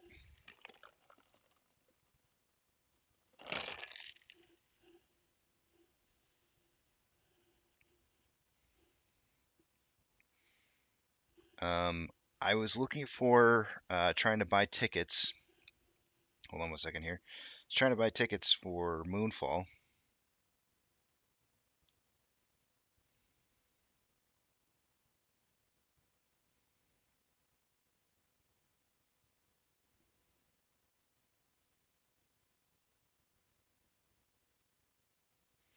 And in the movie theaters around me, I could not find anything that was open. So I'm going to continue to look and see because I do kind of want to collect that NFT. So far, I've got the Spider-Man NFT and I've got one of the, I actually have, between my wife and I, we have two of those AMC NFTs. So I'm going to keep track of that and see if I can't find my way into a Moonfall NFT. Halle Berry, she's in it. She's one of my faves.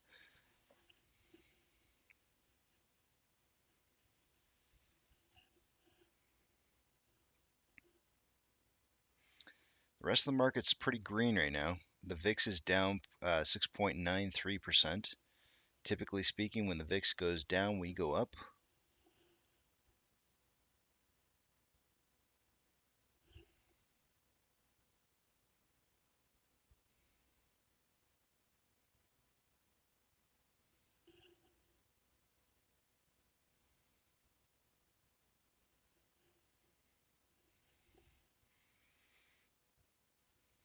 I'm trying to see if I can find the webcast. For some reason, it's not showing up. Here we go. I found it. Still nothing. So you click on the open meeting and nothing. Nothing really shows up here. The agenda for today's meeting. Item 1 is Form PF amendments. Let's see here. The Commission will consider whether to propose amendments to Form PF to require current reporting and amend reporting requirements. That may be the part that I think we're most interested in. And item 2 is definition of exchange regulation ATS and regulation SCI amendments. The Commission will consider whether to propose amendments to the definition of an exchange under the Exchange Act of 1934 and repurpose amendments to the regulation ATS for ATS that trade U.S. government securities, NMS stock, and other securities, and to the regulation of SCI for ATS that trade U.S. government securities. That's a lot of foreign to me. To be honest with you guys, that is a lot of foreign words to me. I would have to look up a lot of that.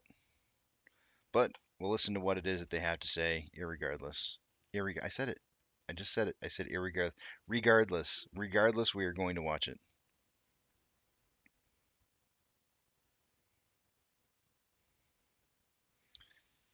Yeah, I know, Dog. We had some discrepancies as well about what time the Feds would be talking, but it looks to me like they're showing it at 10 o'clock a.m. Eastern Standard Time. So what I'll probably do is I will do my first reporting. Normally I show you guys, like, I do technical analysis around like 9 a.m. Maybe we'll start at 8:53. See if we can't hammer it out in 7 minutes, and then start looking for the Fed meeting.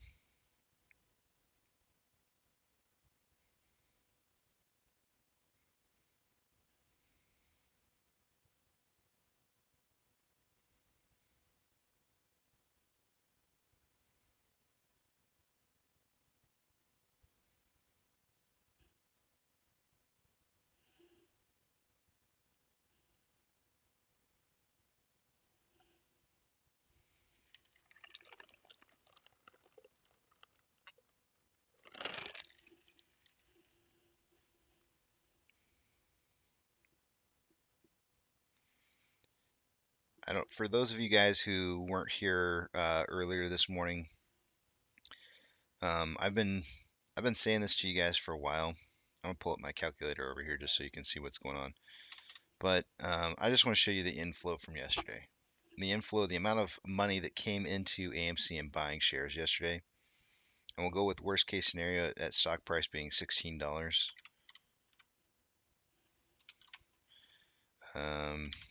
That's how much inflow we had. I've got my cursor right over or right underneath the inflow amount. So if you put the inflow amount and you divide that by 16 bucks, you get 7.2 million. 7.2 million worth of shares were purchased yesterday. 7.2 million. However, our total volume for the day yesterday was 42.3 million. I want this to be a very clear statement to you. What do you think? What do you think it means when the total amount of purchasing power that was traded on a day where there's 42.3 million shares moved back and forth, that only 7.2 of it was traded on the lit market? 7.2. You come up with your own conclusions.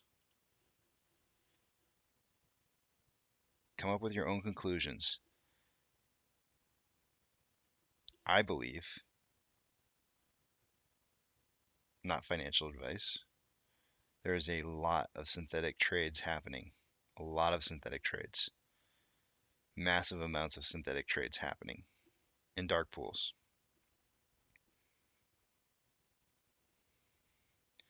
On any given day, on average, I think retail probably buys somewhere in the range of 4 to 6 million shares. That's it. 100% total. Any given day, irregardless of total volume for the day. So if we have 150 million in volume and there's only 4 to 6 million in trades, maybe there's 10 million, I don't know. What does that look like to you?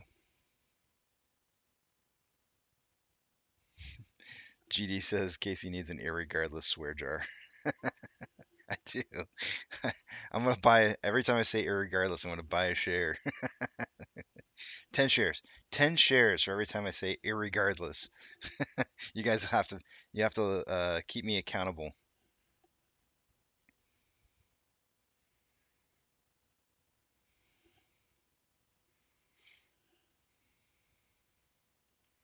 It's excuse me, Bjork, it's synthetic volume. 100% synthetic volume. You can't have an inflow of $115 million and have 42, well, no, it's not, wasn't 42. What did I say? Oh, it was 42.3. You can't have 42.3 million shares traded and only $115 million exchanged. It doesn't add up. Every single time when somebody says the numbers don't add up, you say, you damn straight it doesn't add up. What doesn't it add up to? It doesn't add up to how you have 42 million shares traded with only $115 million pushed through the lit exchange. That doesn't add up. You're right. Something's happening. Something crazy is happening, and it ain't in front of our eyes. It's all in the background.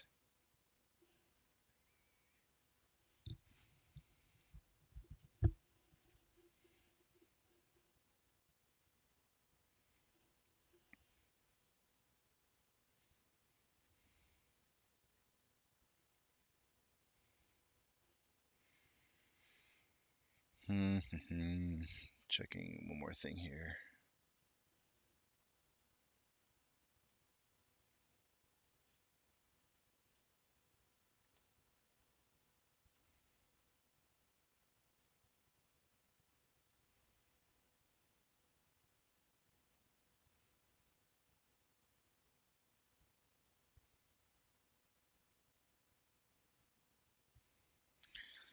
I got a message the other day that said something about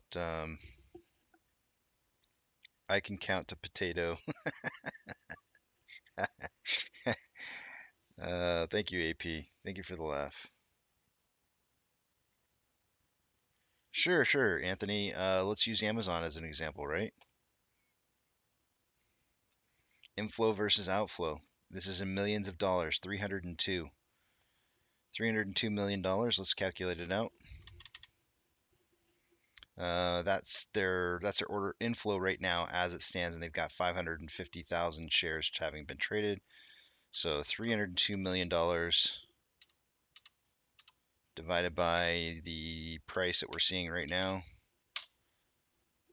comes out to 105,000 shares being traded. So their volume is actually higher by about 400,000 shares.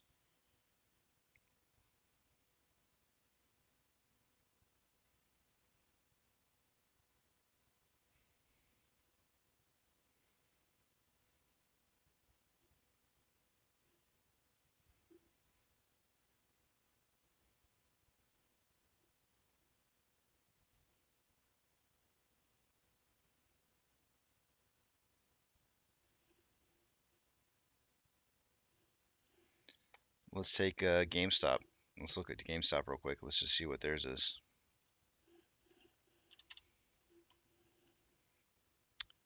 2.118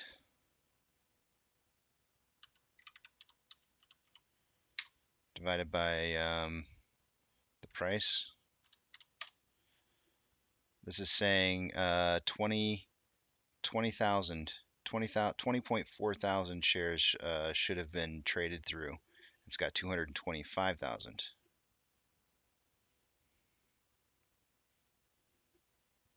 Let's look at AMC's current. 6.6 million.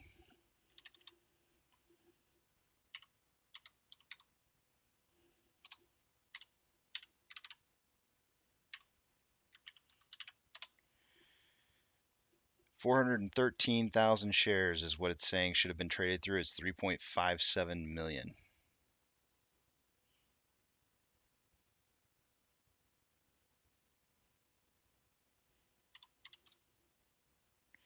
If I do the math based off of what Amazon's traded so far, which was 5 times the amount roughly, then we should only be at 2.065 million shares having been traded, but we're already at 3.6, 3.5.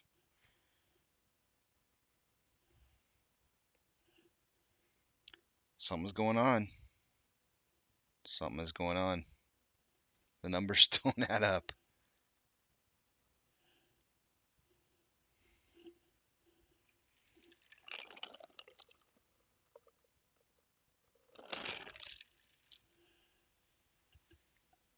And the reason that I used Amazon, I'll pull it up here real quick.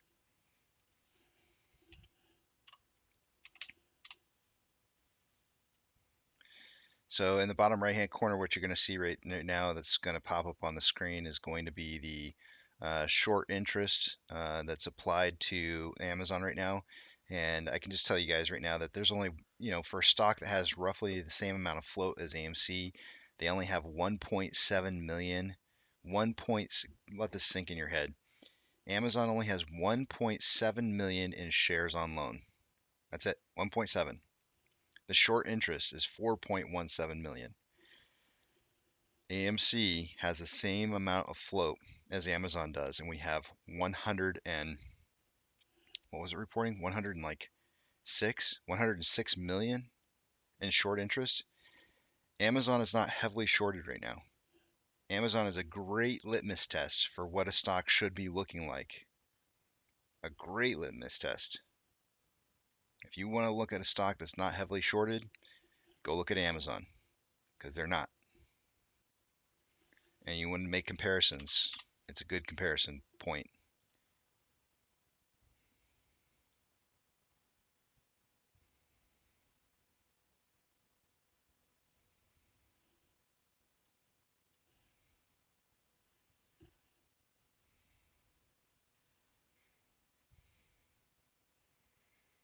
Jeff says, Casey, when you say something's going on, I missed it.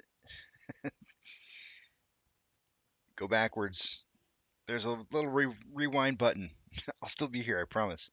I'll still be here when you come back, Jeff. Go back. Jeff says, it's obvious the interest rates need to be risen. We are at a 40-plus year high inflation. AMC will then drop the next 2 days, and hopefully, if it gets to 12, we will buy more and she'll take off. You know, maybe. I don't think it's gonna. I don't know. I personally don't believe myself that it's going to drop down to that kind of level, but that's just my belief.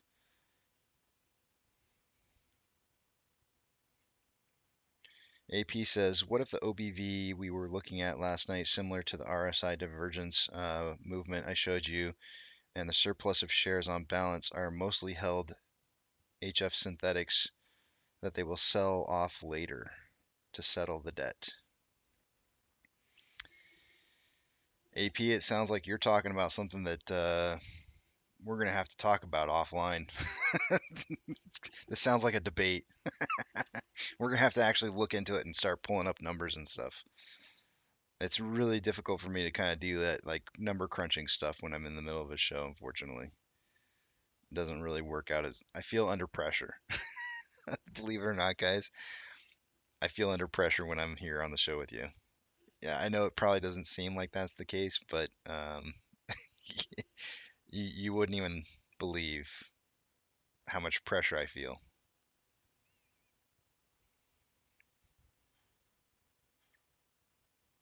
All right, guys, it's 8:53. I'm going to go ahead and update Fidelity, and we're going to go through the numbers.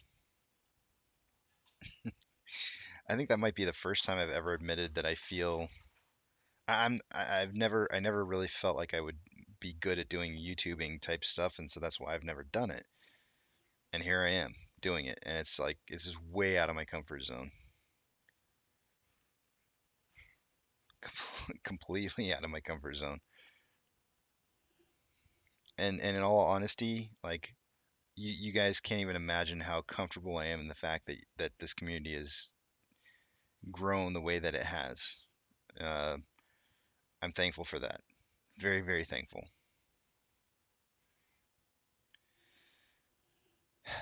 Anxiety.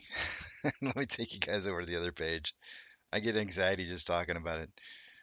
All right, taking you guys over to the other page, let's take a look at a few things here. This is an in-depth look at what's going on for the day with our numbers, due to the fact this is the first time that I'm looking at it today since the stock market has opened.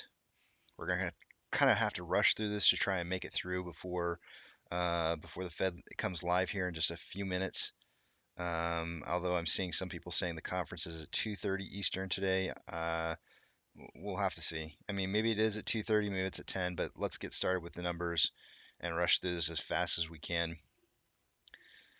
What do we got here? On the top left-hand side of the page there, price prediction tallies. Eric and myself have 2 points for the week so far on price predictions. It's just for fun, guys. Don't take it out of context.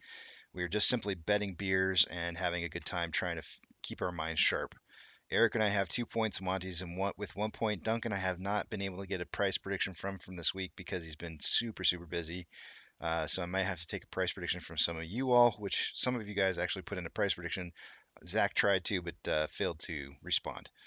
Short exempt volume for the day today was down from 700,000 down to 261,000. Utilization is up I think it was 6%, 5 or 6% day over day. I think it was 5% day over day. Huge amounts of loaning going on right now, guys. I told you guys that as soon as this thing started going up in price, they would start loaning shares, and that utilization would drive through the roof. There would be no way for them to be able to hide the fact that they were borrowing more shares. The institutions who lend shares will not report the information that's going through. They need to know what they need to charge. Cost to borrow is everything, right? They make their money off of that. They're going to report how many shares are being borrowed so they know what to charge. Utilization is starting to drive through the roof. We'll see it here on Ortex in just a second.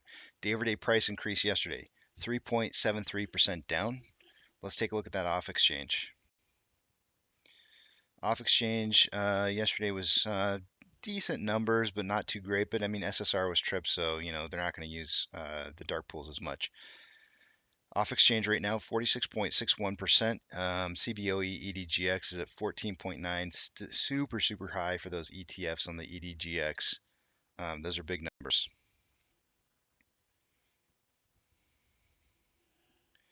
Taking a look at Ortex.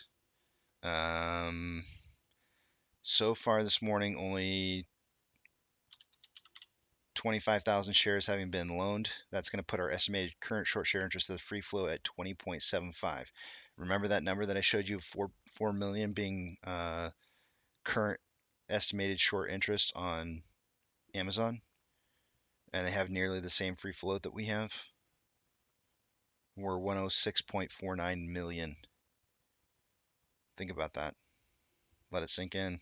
Those numbers are kind of crazy. Moving to the top right-hand side of the screen, institutional share ownership, currently showing 173,152. Let me refresh. That is our date. That's actually a new high. That is the highest that institutional share ownership has been since I've been recording that information. Max pain for the day today is $19. Moving on to the options chain, let's see what we got here in the options.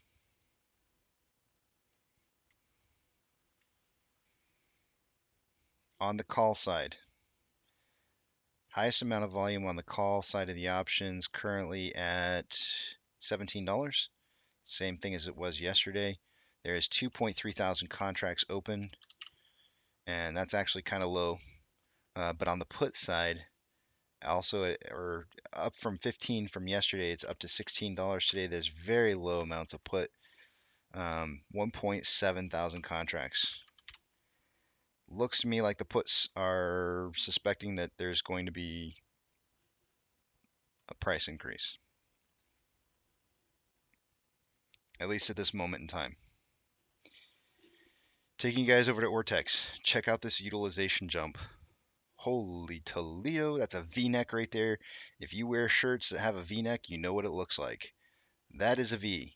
That is an amazing V. That is up from, come on, get on there, 68.78 to 73.84 day over day. Huge drive up in utilization. Massive amounts of borrowing yesterday. What does that look like? There it is right there. There's your uptick in on loan amount. And here's your estimated short share interest of the free float, also driving upwards as well. Seeing these numbers driving up is very good, but really what we want to see is that on loan amount continuing to drive upwards as the on loan average age drives downwards, causing a alligator pinch on this. Look at that alligator biting down on that thing big time. The last time we saw this was back here on the bottom was at December 15th, and we had price increases shortly thereafter, almost immediately. We got to find a bottom. Whatever the bottom is on this, we got to find it. But getting that alligator pinch, the alligator to bite down on this thing, super important. Once we see the bottom of whatever the on loan average age per day is, the timer starts ticking down. It is a ticking time bomb. I almost said timing ticking bomb. Why did utilization go so far up? The most amount, which happened as of yesterday, of shares that were available to borrow was 160 million shares yesterday. Today, there's only 155. That's 5 million drop. But here's the big number. Yesterday, the available amount of shares left to borrow was 49.9 million. Today is 40.65. That means there's a difference of over 9 million shares. 9.3 million shares less available to borrow today than there was yesterday. Massive amounts of borrowing.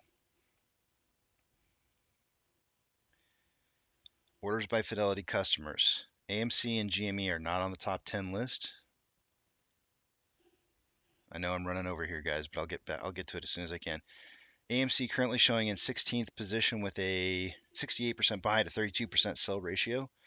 GME is in 23rd with 73% buys to 27% sales.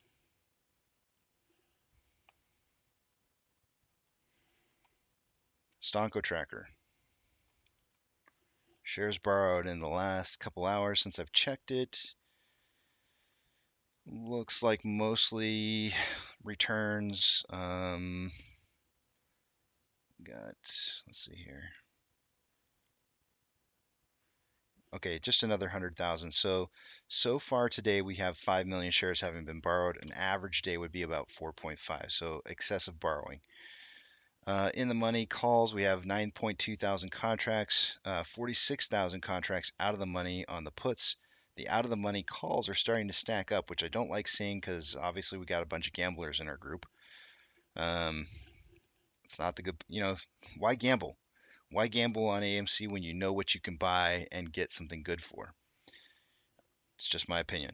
Trigger price for SSR today is $14.42. And I have to pee like a banshee right now. If you can't tell by my voice. Holy Toledo.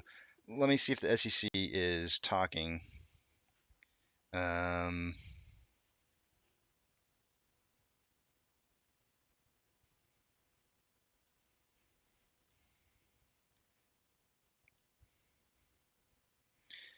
Okay. Here it is.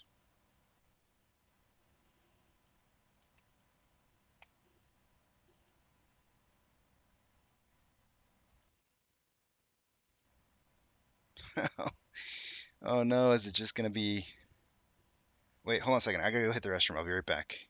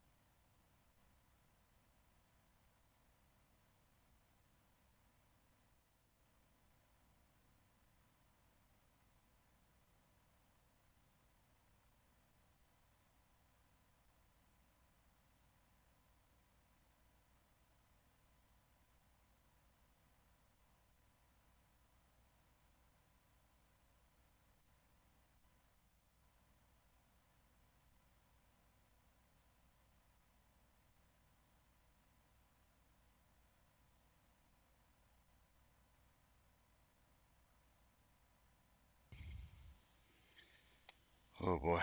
I really had to go. Let's see here. I do not... I see words. How do I get the caption off? Why...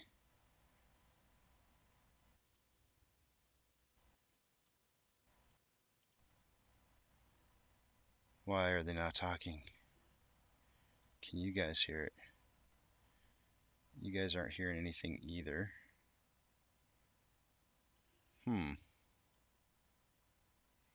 Can somebody confirm whether or not they can get sound off of that same link?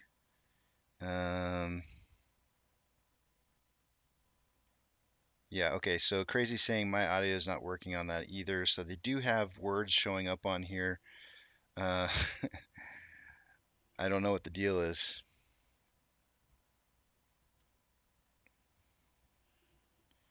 Okay, so yeah, so everybody confirming that they indeed are not they're not showing up with sound.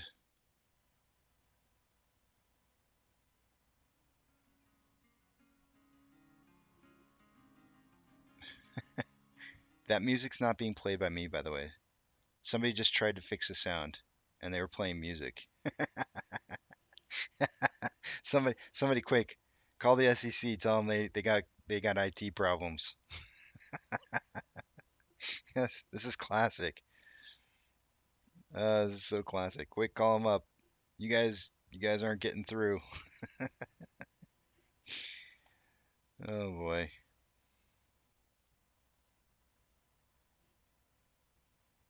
Who's gonna do it? Who's gonna call him first?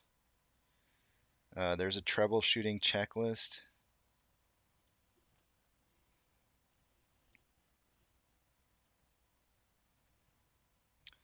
I'm going to send an email to webmaster@sec.gov. Oh, no, I'm not. Just kidding.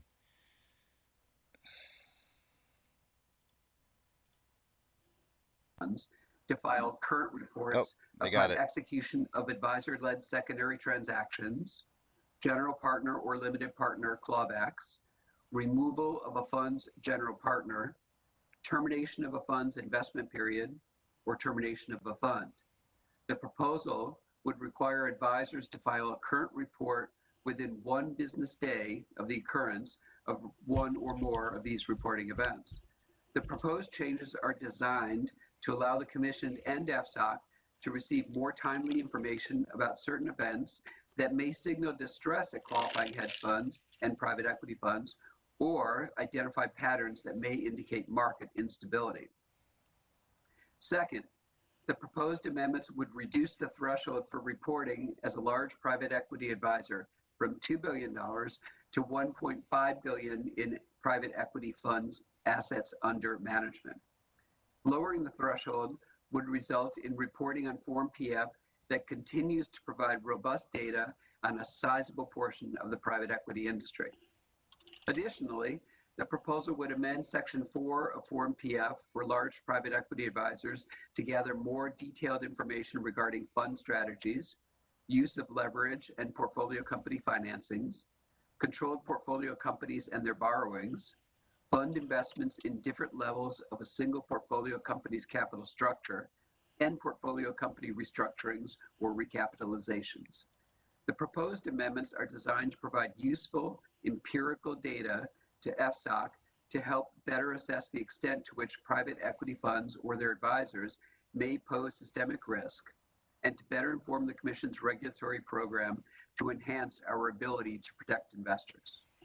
Finally, the proposed amendments would require large liquidity fund advisors to report substantially the same information that money market funds would report on the recently proposed amendments to Form N MFP.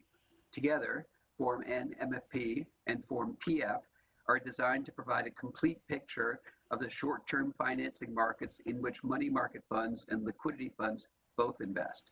The proposed amendments to Form PF would enhance the Commission and FSOC's ability to assess short-term financing markets and facilitate our oversight of those markets and their participants.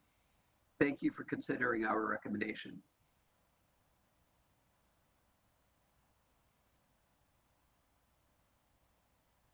Muted. Thank you so much, Sarah and Michael. What, now just we'll laughed turn at it that? over to Jessica Wachter, our Chief Economist, Head of the Division of Economic Research and Analysis. Thank you, Chair Gensler. Today, the Commission is proposing amendments to Form PF.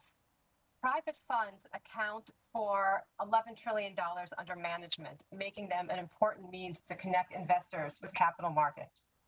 Form PF currently requires annual reporting, increasing to a quarterly frequency for certain private fund advisors when assets under management pass a size threshold. Form PF provides the Commission and FSOC with an important window into the basic operations and strategies of private funds. Private funds employ a wide variety of strategies, some of which may be complex and some of which use leverage, either explicit or implicit. With sufficient leverage, the risks in these funds could lead to sell-offs in asset classes, sometimes called fire sales, harming investors both in the fund and more broadly. The revised rules would require prompt reporting based on significant events, such as losses exceeding 20% in a short period, a large increase in margin requirements, or a default of a significant counterparty. This gives more information than existing reporting requirements, which provide a limited snapshot at a point in time and are filed months after quarter or year end. This real-time information would provide the Commission and FSOC with some early warnings of significant events in financial markets that could indicate broader systemic implications or investor protection concerns and facilitate potential regulatory responses. Results could be more resilient financial markets and stronger investor confidence. The rules also expand regular annual and quarterly reporting requirements of Form PF for advisors for private equity funds and large liquidity funds, respectively. This new information would help in the monitoring of systemic risk and would help the Commission better protect investors by providing new insights into the diversity of trends and investment strategies used by those private funds. While this additional reporting would lead to costs to some funds, some of which would be passed on to investors, we believe these costs would be limited due to the targeted nature of the amendments. In closing, I thank our colleagues from the Division of Investment Management, the Division of Enforcement, the Division of Examinations, and the Office of the General Counsel for their collaboration. And I thank you all for your attention. Thank you, Jessica. Now I'll turn to my fellow commissioners for their comments, questions. Commissioner Peirce. Thank you, Mr. Chair, and thanks to Mike, Jessica, and Sarah. And Sarah, thanks for stepping back in after so ably leading the division last year. We very much appreciate that, and I appreciate you standing in for William, who's on jury duty. I, of course, want to begin by thanking the staff of the Divisions of Investment Management and Economic and Risk Analysis and the Office of Chief Accountant and General Counsel as well. Although I'm unable to support today's proposal, I do appreciate all the hard work and effort the staff put into the proposal, including fielding numerous comments and questions from me.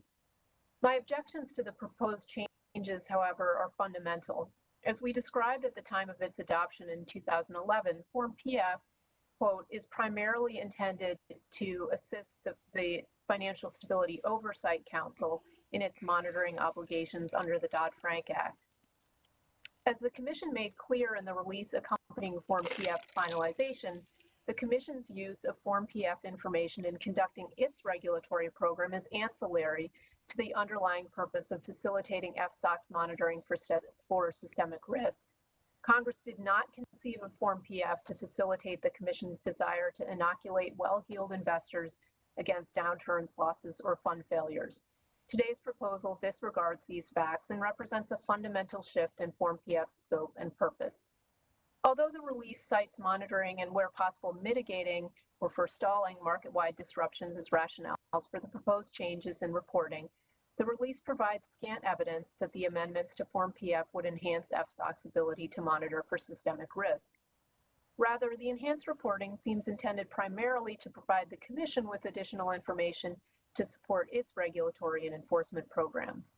A regulator's desire for data is insatiable, but more data isn't always better. Before we seek additional information through Form PF, we must show what we have done with the information we already require and show that it's insufficient to allow FSOC to monitor for systemic risk. I don't think we've done that.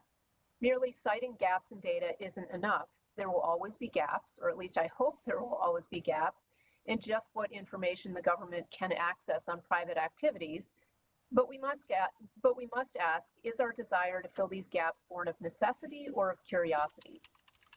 I judge it to be the latter. If finalized, large hedge fund advisors and all advisors to private equity funds would have one business day to report to the Commission the particulars surrounding key events. These reportable events include, as you heard, extraordinary investment losses, significant margin and default events, and large withdrawals and redemptions for large hedge fund advisors, and in the case of private fund advisors, the execution of an advisor-led secondary transaction, implementation of general or limited partner clawbacks, and the removal of a fund's general partner. Requiring almost immediate reporting of localized events would distend Form PF into a tool for government to micromanage private fund risk management. A hedge fund suffering losses equal to or greater than 20% of its net asset value over the course of 10 days is unquestionably significant for that hedge fund and its investors. But why is it appropriate or even wise for the Commission to insist on being notified of this within one business day? Surely the fund advisor will have its hands full in such a fraught period and will have little time to spare to fill out government forms. What makes this information so critical to us at the Commission, let alone FSOC? If the losses are localized to a single fund or even a handful of funds, why involve either government entity on a real-time basis? Form Because you're PF's corrupt as purpose is F? to facilitate FSOC's monitoring of system-wide stability, not to inform the Commission about isolated trigger events affecting individual private funds. Sure, isolated events can be indicative of systemic or potentially broader downstream disruptions, but what is the limiting principle here? Merely asserting that isolated particular events could potentially indicate system-wide vulnerabilities without any hard data-driven analysis seems inadequate to justify the enhanced reporting. Will FSOC and the Commission really be blind to system-wide threats absent these real-time reports of one-off events? Whether it's 20% losses or general or limited partner clawbacks, what does the record tell us concerning the correlative links between certain noteworthy events at one or a handful of funds and the wider market? We owe the public a clearer understanding of the objective or subjective calculus or metric we have in mind when we say that contemporaneous reports from advisors concerning one or a handful of key events are significant enough to justify this additional reporting burden for hundreds of advisors. Saying that an otherwise isolated problem in a hedge fund could be indicative of a more global concern just isn't enough. As you heard, we're also proposing to change the reporting threshold for large private equity advisors. But rather than raise a threshold that is now more than a decade old, we're proposing to reduce it from the current $2 billion to $1.5 billion. The reasoning behind this proposed reduction is unsatisfying and potentially harmful. When the current threshold was established, approximately 75% of the private equity market based on committed capital was covered. In the intervening years, the private equity market has grown such that with the increased number of smaller private equity fund advisors operating below the $2 billion threshold, only 67% of that market is represented. By this logic, if the industry continues to grow, we have set the precedent that we will continue to reduce the threshold again and again as the addition of smaller advisors means that a smaller percentage of advisors meet the reporting threshold. What is so magical about 75% of the industry falling within the ambit of Form PF? Was the current $2 billion threshold chosen to reach 75%, or was 75% nothing more than the result of a $2 billion threshold? Moreover, reducing the threshold seems to fly in the face of the Commission's thinking in 2011 when we said that these thresholds are designed so that the group of large private fund advisors filing the form will be relatively small in number, but represent a substantial portion of the assets of their respective industries. By anyone's definition, That's a how I form look that at my continues numbers. to gather data on the activities of 67% of the private equity industry is substantial. So what has changed? Why are we no longer concerned about cost to smaller private fund advisors? And relatedly, are we in danger of putting the brakes on an otherwise dynamic and competitive industry? Changing the threshold is a good idea, but I urge my fellow commissioners to put their support behind increasing it, not reducing it. I look forward to hearing from commenters as they evaluate the merits of this proposal, and certainly look forward to thinking in light of their comments about the value of this additional reporting. And I thank you in advance for your insights and wisdom. They will certainly inform my determination. And again, thanks go to the agency staff. Yeah, stroke some so hard on egos. this proposal. Look at him smile. Thanks, Commissioner Peirce. Commissioner Good old Lee. Gary smiling over there, you. getting his ego stroked. Today's proposed amendments to Form PF contain key enhancements to investor protection for private fund investors, but also importantly, better tools for monitoring systemic risk.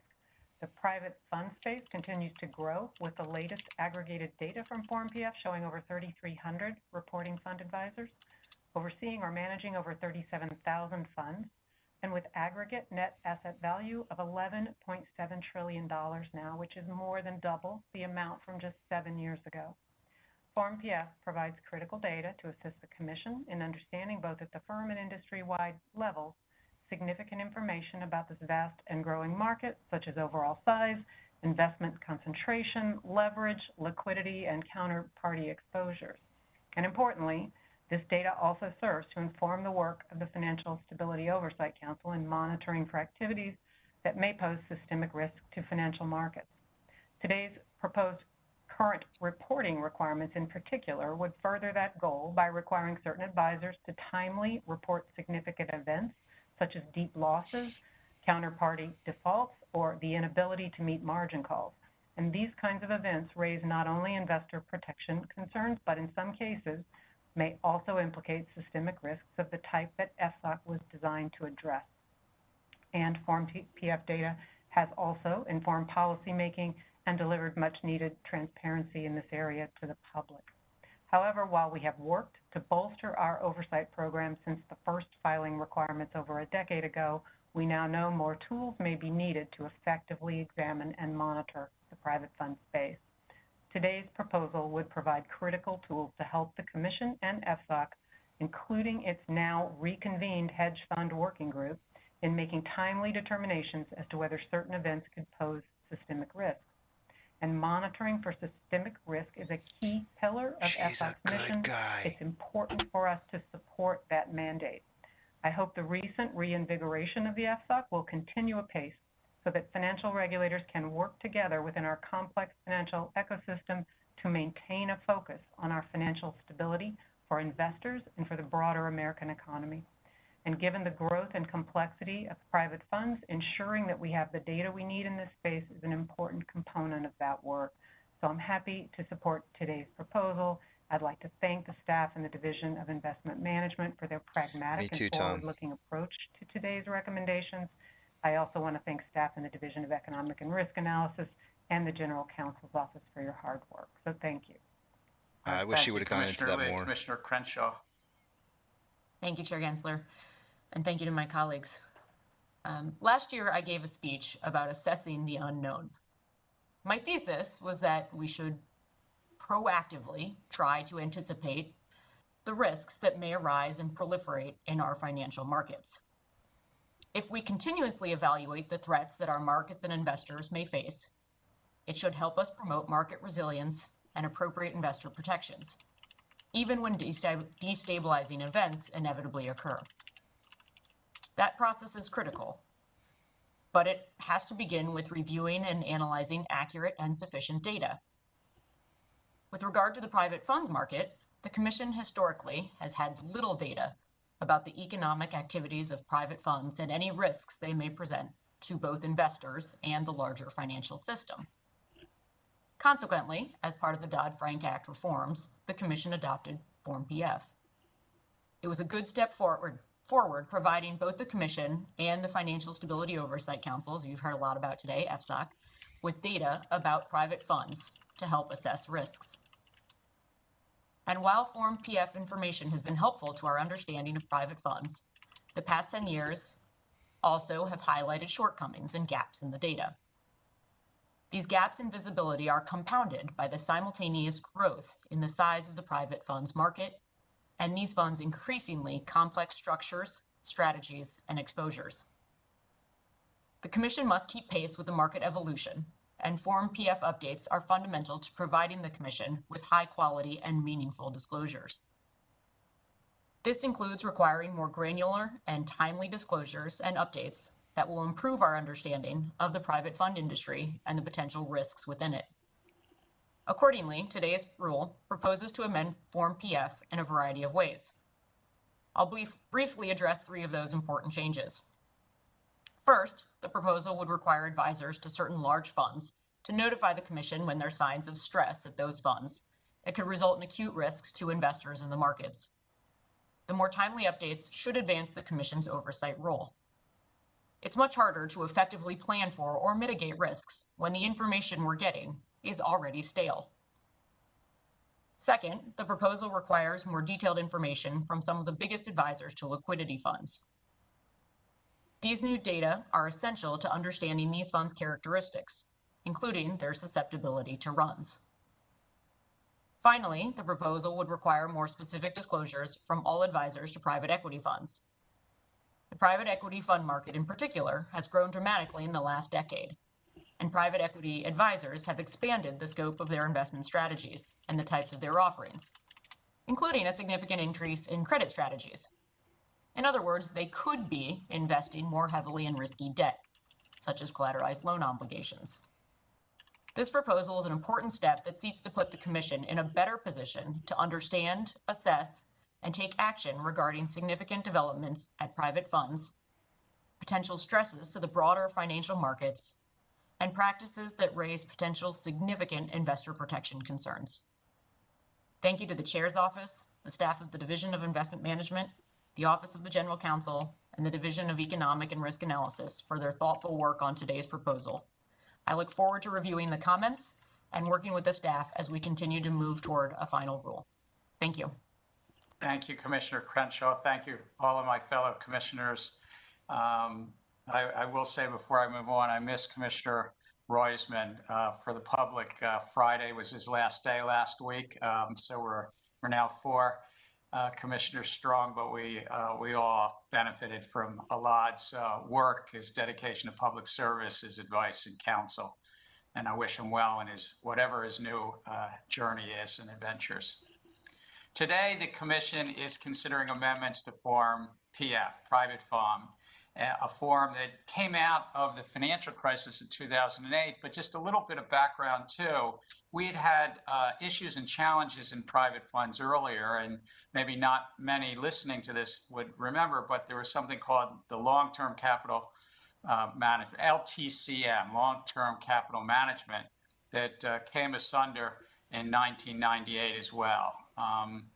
I was a little younger then, but I was serving in the Treasury Department, the U.S. Treasury Department at the time, and I remember it well. It was a private fund, a hedge fund that had failed, but the transparency the U.S. government had into it was scant at best, and it had over $1 trillion of derivatives, over $100 billion of assets, but only $4 billion of capital. Roughly, that's from memory. So I think the financial crisis came along and Congress reacted and said that for financial stability reasons, as Commissioner Peirce said earlier and others have, that it was important that the SEC not only collect this information, but share it with other members of a newly formed council, Financial Stability Oversight Council. Those proposals, those mandates from Congress were put in place in 2011. And we're 10 years on, and I think we've learned a great deal since then. I support this proposal because if adopted, I think it would help federal regulators, the so-called Financial Stability Oversight Council, including the U.S. Department of Treasury, the Federal Reserve, the banking agencies, our sibling market regulator, the Commodity Futures Trading Commission, and ourselves, and the like, to better assess systemic risk. It also would bolster our Commission's oversight of private fund advisors and the protection of investors in those funds. The form that was adopted in 2011 sheds light on a lot, but there's a lot we've learned as well. It sheds light on a growing part of the financial sector that's not fully transparent to regulators. That's these private funds. Form PF provides the Commission and the FSOC with important confidential information with respect to basic operations and strategies of the private funds, and has helped establish a baseline for assessing systemic risk. But since the forms were put in place nearly 10 years ago, a lot has changed. In that time, the private fund industry has grown in size to a net asset value of $11 trillion and gross assets of $17 trillion. And it's also evolved in terms of business practices, complexity of fund structures, investment strategies, and exposures. And I do think that the Commission and the Financial Stability Oversight Council have had this decade of experience analyzing the information, collecting the information on these forms. And we have identified significant information gaps and situations where we would benefit from additional information. Now, when I was coming into office last April, it was very much on everybody's mind when I first met with the Secretary of the Treasury, when I first met with the Chair of the Federal Reserve. They wanted to highlight for me in my new job that we would benefit from more timely information in this space, particularly because of the fast-moving market events that had happened in March of 2020. And there were dysfunctions across various markets at that point in time. Thus, this proposal does the three things that Mike and Sarah and Jessica spoke about. First, the proposal would require certain advisors to hedge funds and private equity funds to provide current reporting of events that could be relevant to financial stability. Rather than waiting for the quarterly periodic reports of hedge funds or the annual periodic reports of private equities, if there was an event that's a financial stability related event, an extraordinary investment loss, significant margin and counterparty default events, there would be reporting. I do think that this is important for our fellow members of the FSOC and the SEC, but it's not just what I think. We had the team work with members across the FSOC, particularly U.S. Department of Treasury and the Office of Financial Research over there, to see what are the gaps, how can we fill those gaps, what information would be helpful based upon 10 years or nearly 10 years of experience. Current reporting, back to long-term capital management, I can think of that if we'd only had that a little sooner than those events were occurring at that point in time, or in 2008, or during the 2020 early stage of this COVID pandemic. Second, the proposal would update the periodic reporting by large private equity advisors. And yes, as noted, it would bring us back to covering about 75% of the assets under management. I think that's a recalibration that is appropriate, but I look forward to hearing the public comments on that and seeing if they think that we've gotten this appropriately scaled. And third, the proposal would update reporting by large liquidity fund advisors to correspond with reporting the Commission had recently proposed for money market funds. I'm pleased to support today's proposal and, subject to Commission approval, look forward to the public's feedback. Looking ahead, I've asked staff to work jointly with the Commodity Futures Trading Commission to consider whether they would recommend jointly, the CFTC and SEC staff jointly would recommend amending some joint portions of Form PF. You see, though we're addressing a lot today, there are some joint portions of Form PF as well, primarily related to joint registrants with the CFTC. I'd like to thank our colleagues, particularly of all the FSOC agencies and the Department of Treasury, the CFTC, the Federal Reserve, in particular, for their assistance. I'd also like to extend my gratitude to the members of the SEC staff working on this role. And now I'm going to just read off William Burt Thistle and Jory Duty, Sarah Ten-Seekoff, Melissa Gaynor, Michael Noose, Samuel Thomas, Lawrence Pace, Alexis Pulashchek, Timothy Husson, John Hertzke, Roberta Ufford, Timothy Delaney, Michelle Beck, David Stevens, Kevin Treherne, Victoria Bacanova, Trevor Tatum, and all in the Division of Investment Management. Bear with me. From the Office of the General Counsel, Meredith Mitchell, Marie Louise Huth, Malou, Natalie Shioji, Monica Lilly, Kathy Ond.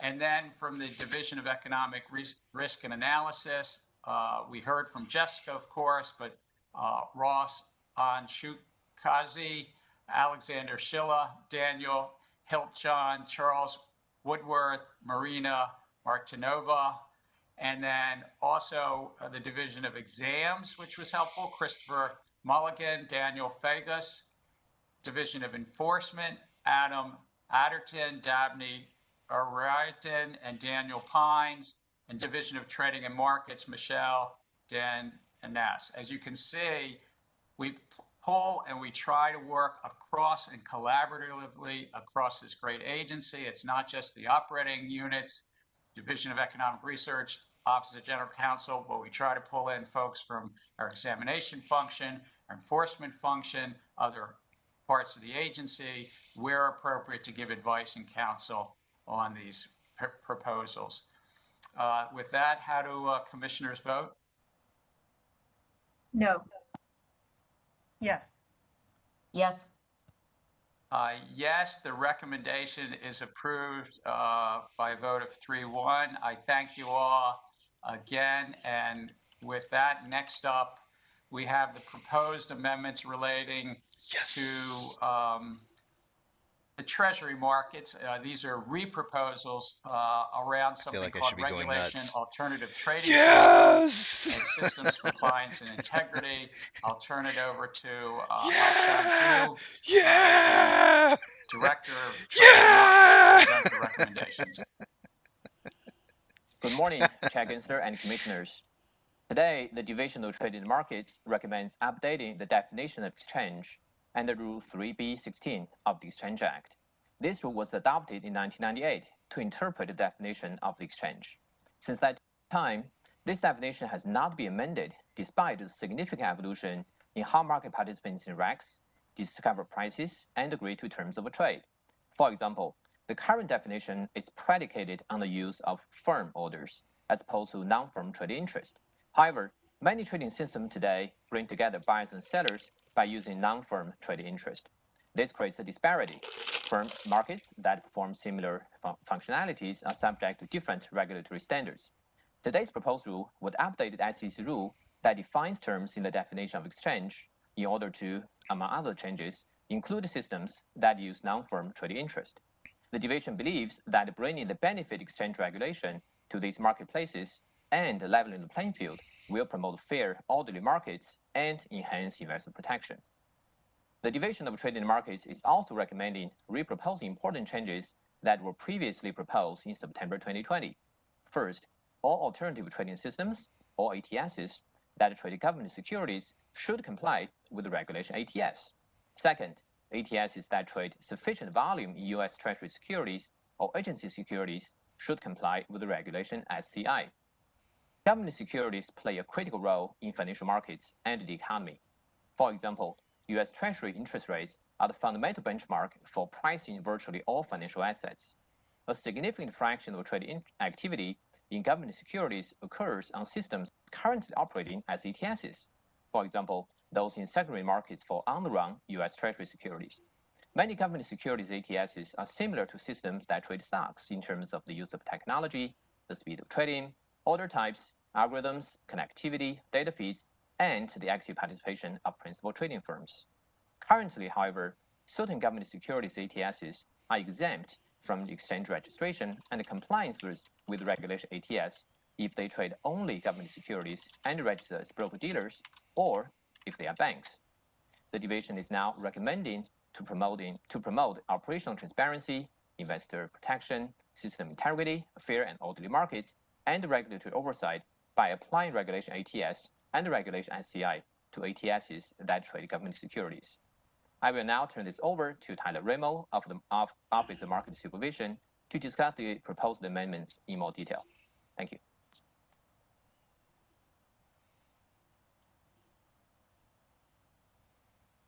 Thank you, Hashan.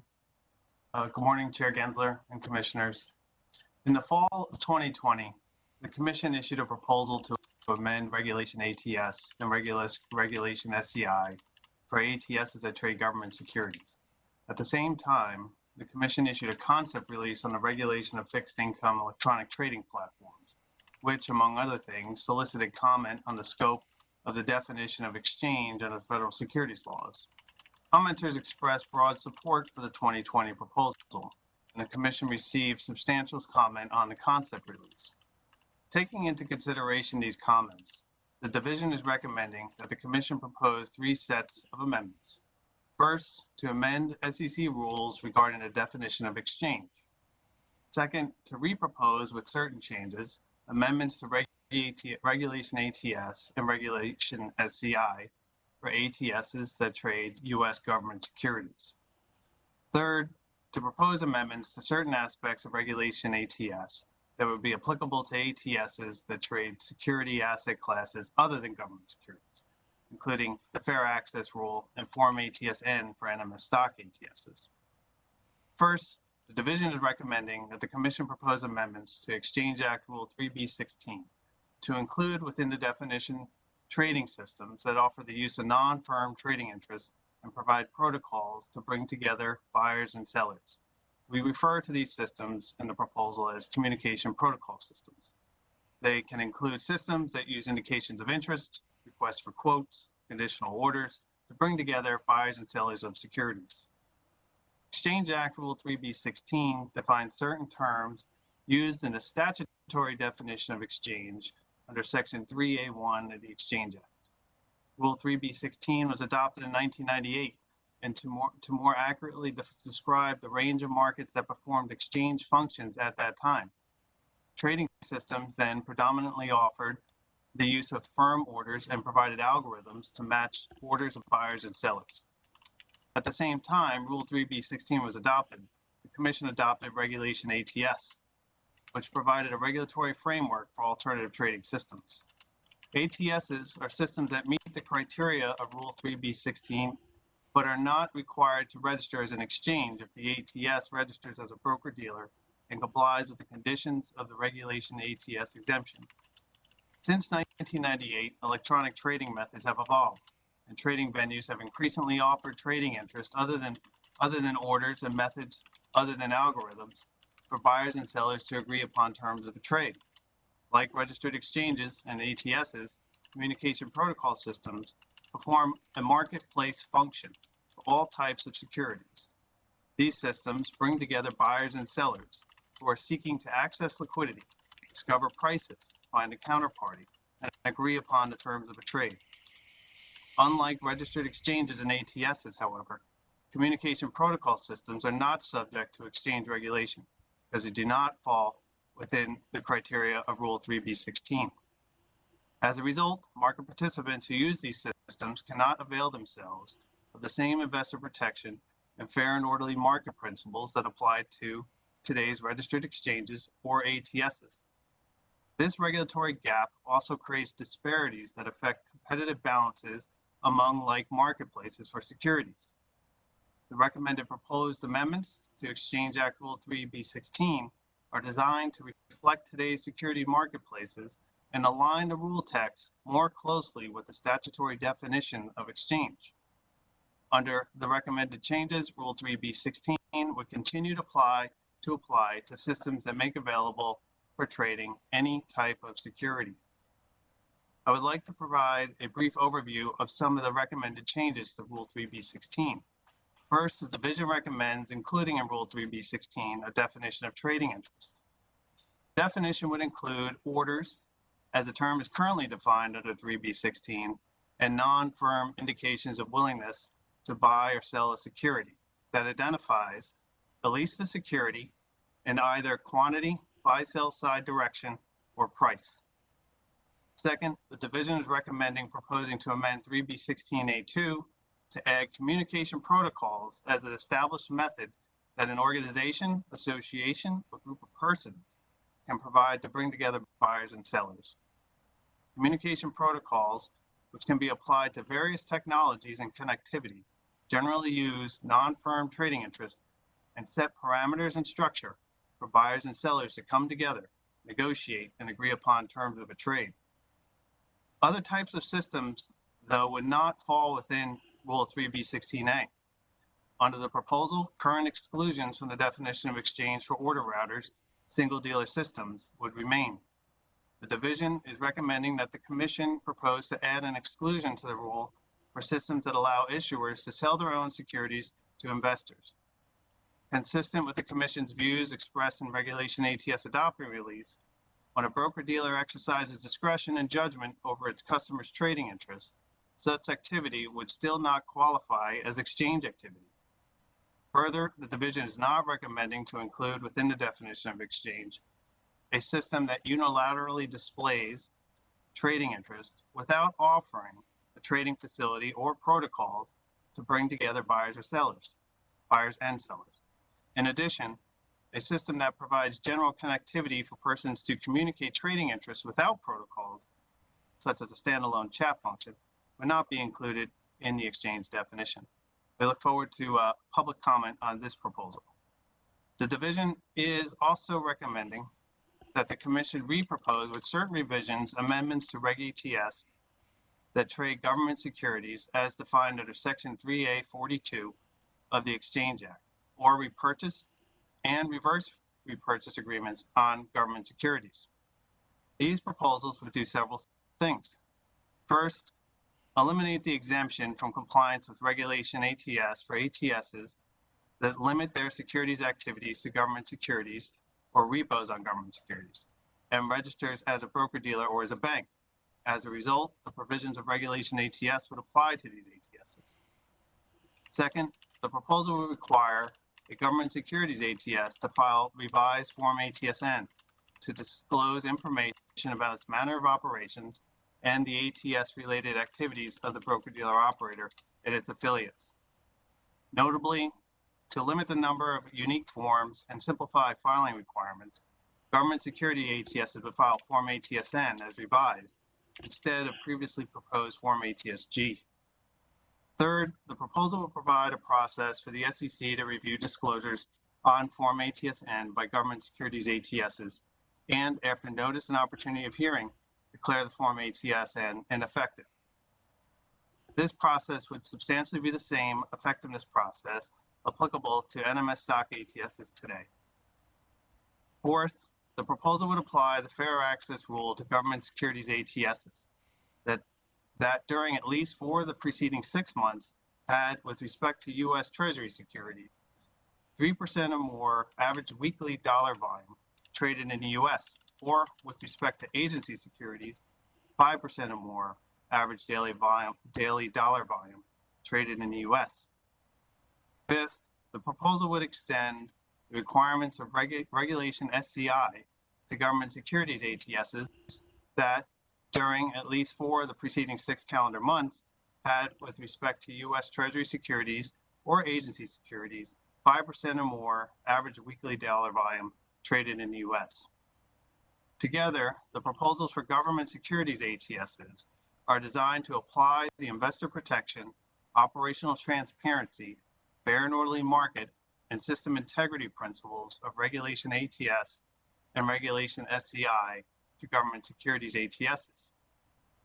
The division is, finally I should say, the division is also recommending proposing other changes to Reg ATS for NMS stock ATSs and ATSs that are neither NMS stock ATSs nor government securities ATSs. These proposals would include revising Form ATSN by, among other things, including questions about communication protocol systems, the ATS's interaction with related markets, liquidity providers, and activities the ATS undertakes to surveil and monitor its markets. The proposal would require existing NMS stock ATSs file an amendment to their existing disclosures on Form ATSN. The proposal would also include adding a new type of amendment to Form ATSN to report changes to fee disclosures. The proposal would include permitting the SEC to extend the review period for an initial Form ATSN and Form ATSN amendments if it finds that a longer period is appropriate. With respect to the fair access rule, the division is recommending that the Commission propose amendments that would do the following. First, provide minimum requirements for the reasonable written standards for granting, limiting, and denying access to ATS services that must be established and applied by all ATSs that are subject to the rule. These will require that, among other things, the ATS justify why each standard is fair and not unreasonably discriminatory. These minimum requirements do not alter the substantive requirement that the written standards be reasonable. Rather, to facilitate compliance, they explain in more granular detail what is required to be sufficient written standards. In addition, the proposed amendments would aggregate the trading volume of a security, category of securities for all ATSs that are operated by a common broker-dealer or affiliated broker-dealers for purposes of calculating the average transaction volume under the fair access rule. This proposal is designed to help further the vital policy goal of ensuring that no single entity is able to restrict fair access to a security or type of security. Finally, the Commission is recommending that the Commission propose to amend Reg ATS to modernize Form ATS and Form ATSR and require that both forms be filed electronically. I'd like to turn it over to Jessica Wachner for the Division of Economic and Risk Analysis for a discussion of the economic effects of the proposed amendments. Thank you. Thank you, Tyler. Good morning, Chair Gensler and Commissioners. As my colleagues from Trading and Markets have described, alternative trading systems have existed since the 1990s under a regulatory framework that allows platforms to operate as exchanges subject to more limited oversight than registered exchanges. At present, however, some important platforms are neither regulated as registered exchanges, nor do they comply with Regulation ATS. This rule addresses two types of these. The first are those acknowledged to be alternative trading systems, but are exempt under current rules because they trade only government securities. Removing the exemption for ATSs that trade government securities, as proposed, would bring greater investor protection and resiliency to a market that is at the core of our financial system. Treasuries are the benchmark against which many assets are priced. Regulations such as fair access and systems compliance and integrity are as important for these platforms as they are for platforms trading in other asset classes. So I mentioned two categories. The second category consists of platforms that do not fall within the Commission's criteria to be an exchange and are neither registered exchanges nor ATSs. Under the SEC's current rules, an exchange, among other things, offers the use of firm commitments to buy or sell. However, a significant portion of electronic and trading in treasuries, as much as 40%, takes place on platforms that do not have firm trading interests, but nonetheless bring together buyers and sellers according to a stated protocol, which is the economic function of an exchange. An important principle is that platforms that perform similar economic functions should be regulated similarly. Communication protocol systems under the proposal would fall within the definition of an exchange and, given the choice to register either as an exchange or operate as an ATS. The regulations for registered exchanges and ATSs bring greater protection for investors and enhance resiliency, but if a category of platforms is missing these features, that will harm the market as a whole. Moreover, while all benefit from the safety of the regulations, if only some pay the costs, those paying the costs are at a competitive disadvantage. By subjecting both current ATSs, for example, and non-ATS platforms to similar regulation, the benefits of alternative trading system regulation will be more likely to be realized in greater resiliency and price discovery across the market. Oh yeah, we'll take it. So these rules may increase costs for some platforms. Some of these platforms are currently not broker-dealers, which is a prior step before becoming an alternative trading system. So the proposal would require them to become broker-dealers. They would be required to file forms, and if they operate at size, to comply with fair access and regulation SCI. These steps involve compliance costs, but entities serving similar functions bear these costs already. We expect that these rules will bring greater efficiency to the trading of government securities and to other securities, with the potential to lead to greater capital formation. In closing, I want to thank my colleagues in the Division of Trading and Markets in the Office of the General Counsel, with whom we have worked closely during the development of these proposed rules. Thank you, and we are happy to answer questions. Thank you so much, Hao Shang, Tyler, and Jessica, for your presentations. I turn it to Commissioner Peirce. Thanks, Mr. Chair, and thanks to Shang, Jessica, and Tyler.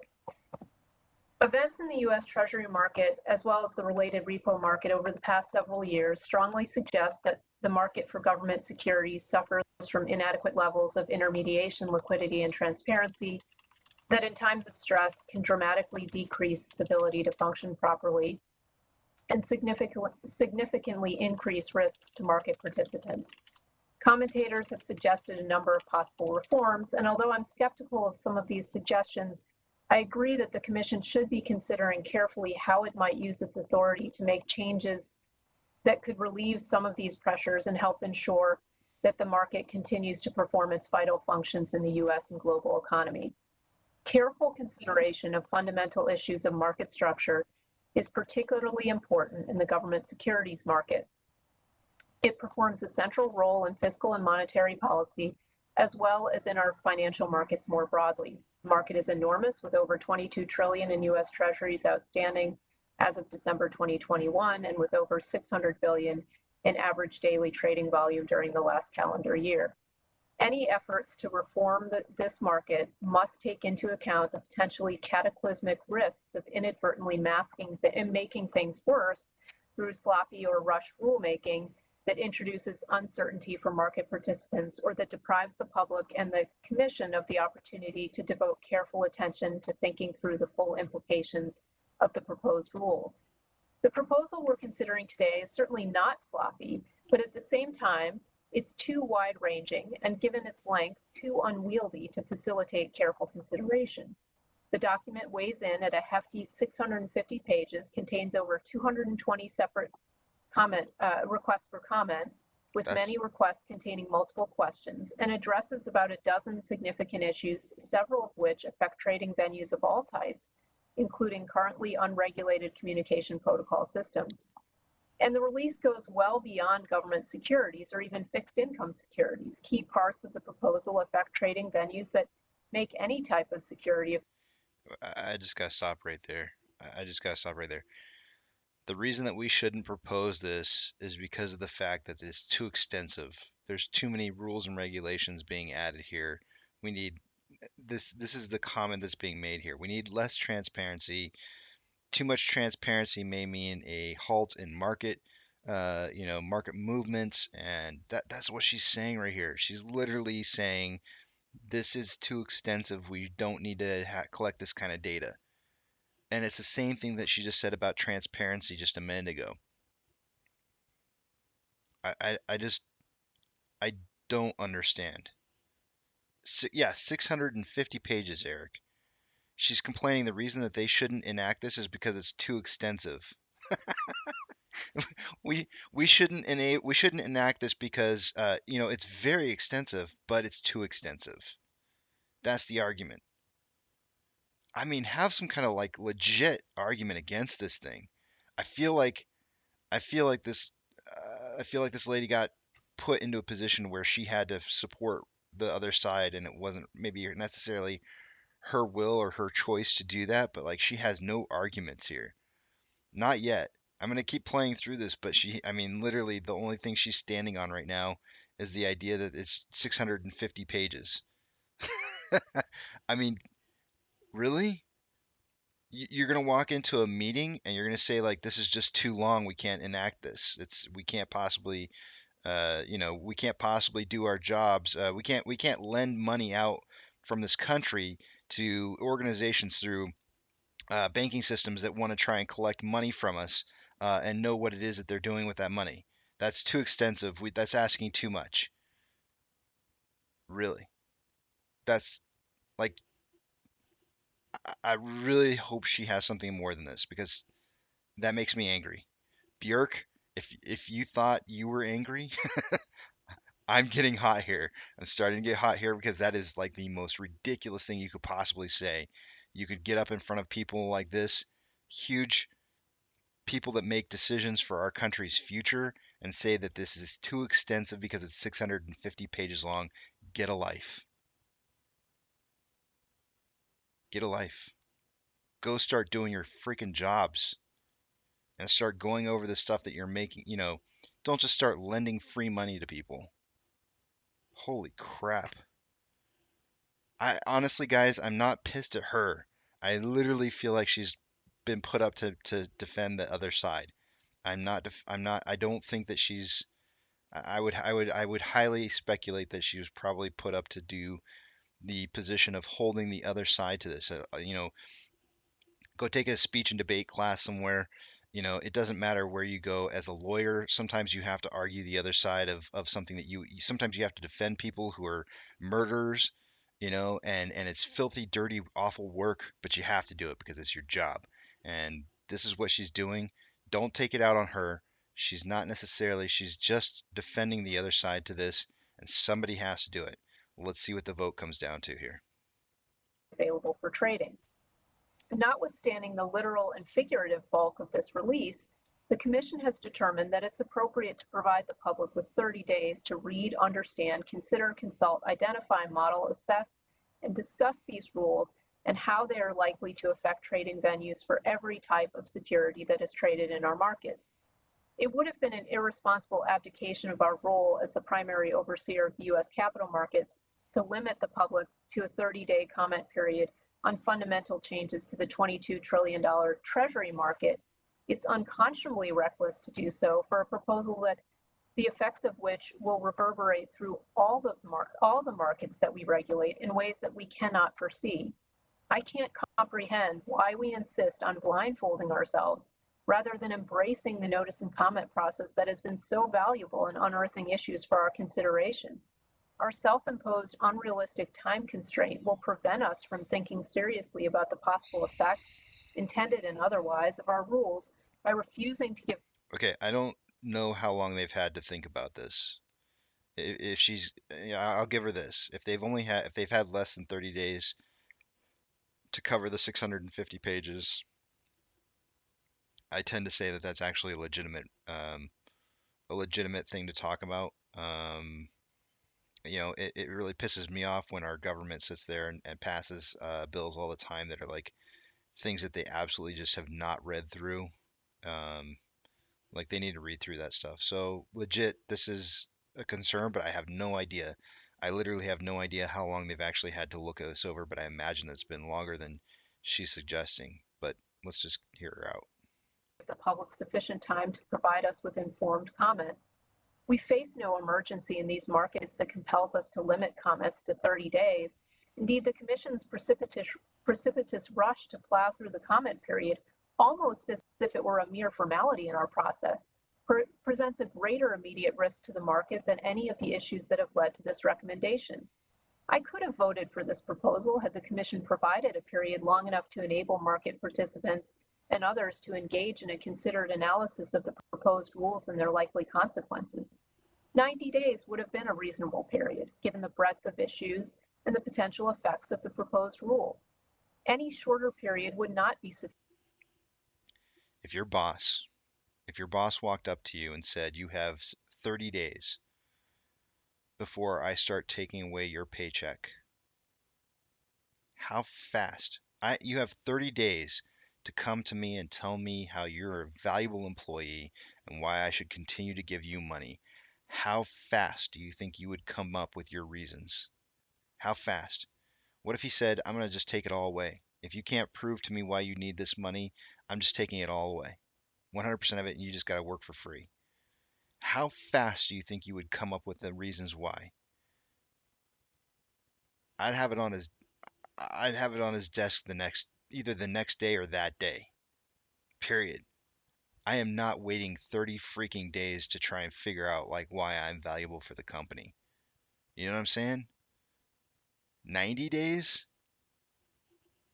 If they want the money, if they truly want the money, they better come up with reasons why they need it, and they better come up with them fast, because they're not getting that money.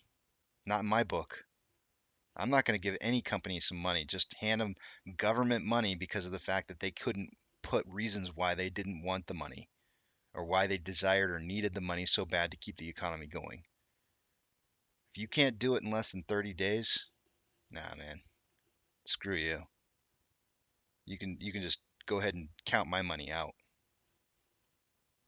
Sufficient to give me the confidence that the Commission was receiving sufficient public analysis and comment to enable us to proceed to adoption in a manner consistent with our responsibilities to the market, to the law, or to the American people.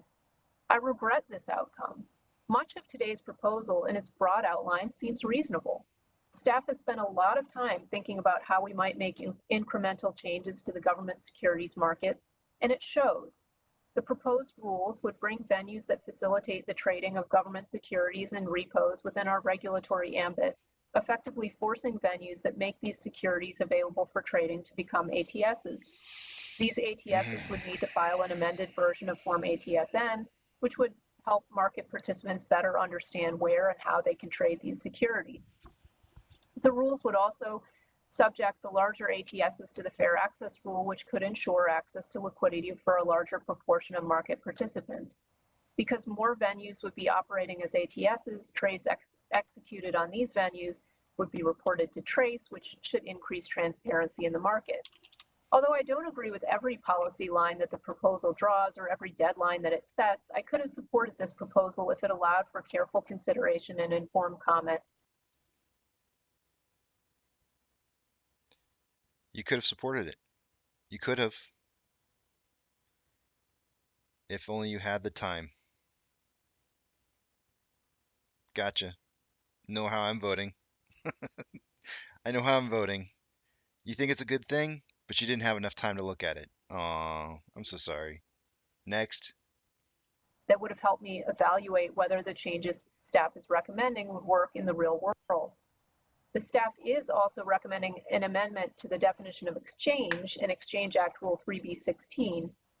Unexpectedly for me, and perhaps for many in the market, this proposed amendment goes far beyond the scope of the concept release that was issued with the initial September 2020 proposal. What the staff is recommending for our consideration today is an expansion in the definition of exchange that would apply to any trading venue, including so-called communication protocol systems, for any type of security, not just for government or fixed income securities.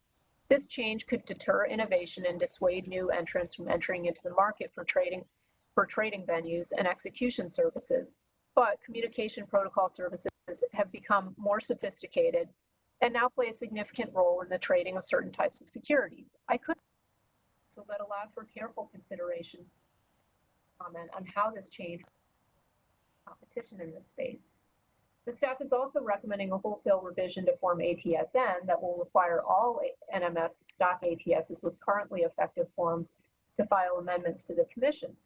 This part of the proposal would likely impose significant burdens and could lead to a replay of some of the difficulties that ATSs and our staff encountered when we adopted Form ATSN just a few years ago.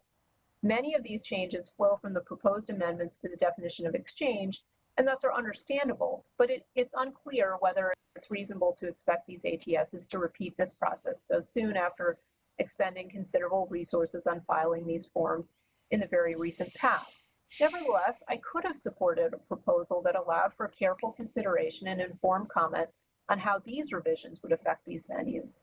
A final message to those who operate any service that is designed to facilitate any communication between potential buyers and sellers of any type of security. Read this release. Even if you have nothing to do with government securities or even fixed income or with traditional securities, read this release, preferably as soon as it's published on the Commission's website. He's going to laser beam her head. It covers a lot of ground, and you should not assume that it has nothing to do with you, because it probably does. In closing, I would like to thank the staff and TM and DERA for the time, a lot of it they spent on the phone with my counsel and with me, walking me through the many issues covered in this release and answering my many questions. And a special shout out to Tyler Ramo, who exhibited in our conversations his characteristic great patience and inexplicable good cheer. I appreciate the team's hard work on this document and know that you will engage with the public proactively to make the most of this exceedingly short comment period.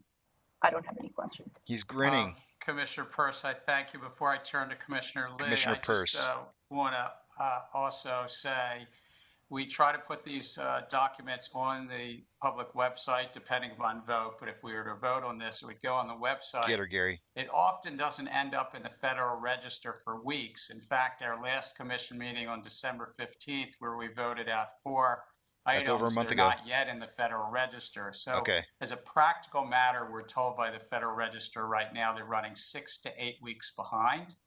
That's not always the case, but given that process, that our 30-day clock on something like this starts once it gets in the Federal Register. But what we do is we put these documents on our website. So as Commissioner Peirce said, I would encourage everybody to read it, not just if you're in the government securities field, because absolutely there's some changes here. He just literally called out everybody. He just said, like, you know, you guys, you all knew you had the time. You guys come here all the time. You visit, you know, I encourage everybody to look at this information. It's always there for you to look at. And those people out there who do this for a living, you've had your time. You didn't come at us with anything. You didn't come at us with anything that told us why we don't need to collect this information. Guys, I know some of you hate Gary Gensler. I know you do. And I'm not necessarily saying that I love Gary Gensler myself. But damn it, I mean, he's sitting here, he's calling them out for their BS right now. He's calling them out for their BS, and he's identifying the fact that they have had more than ample time, considering that they know where to get this information, that they know what's coming. They are not idiots in the banking world. They are not idiots. They knew this was coming, and this was their response. 650 pages. Oh, 650 pages.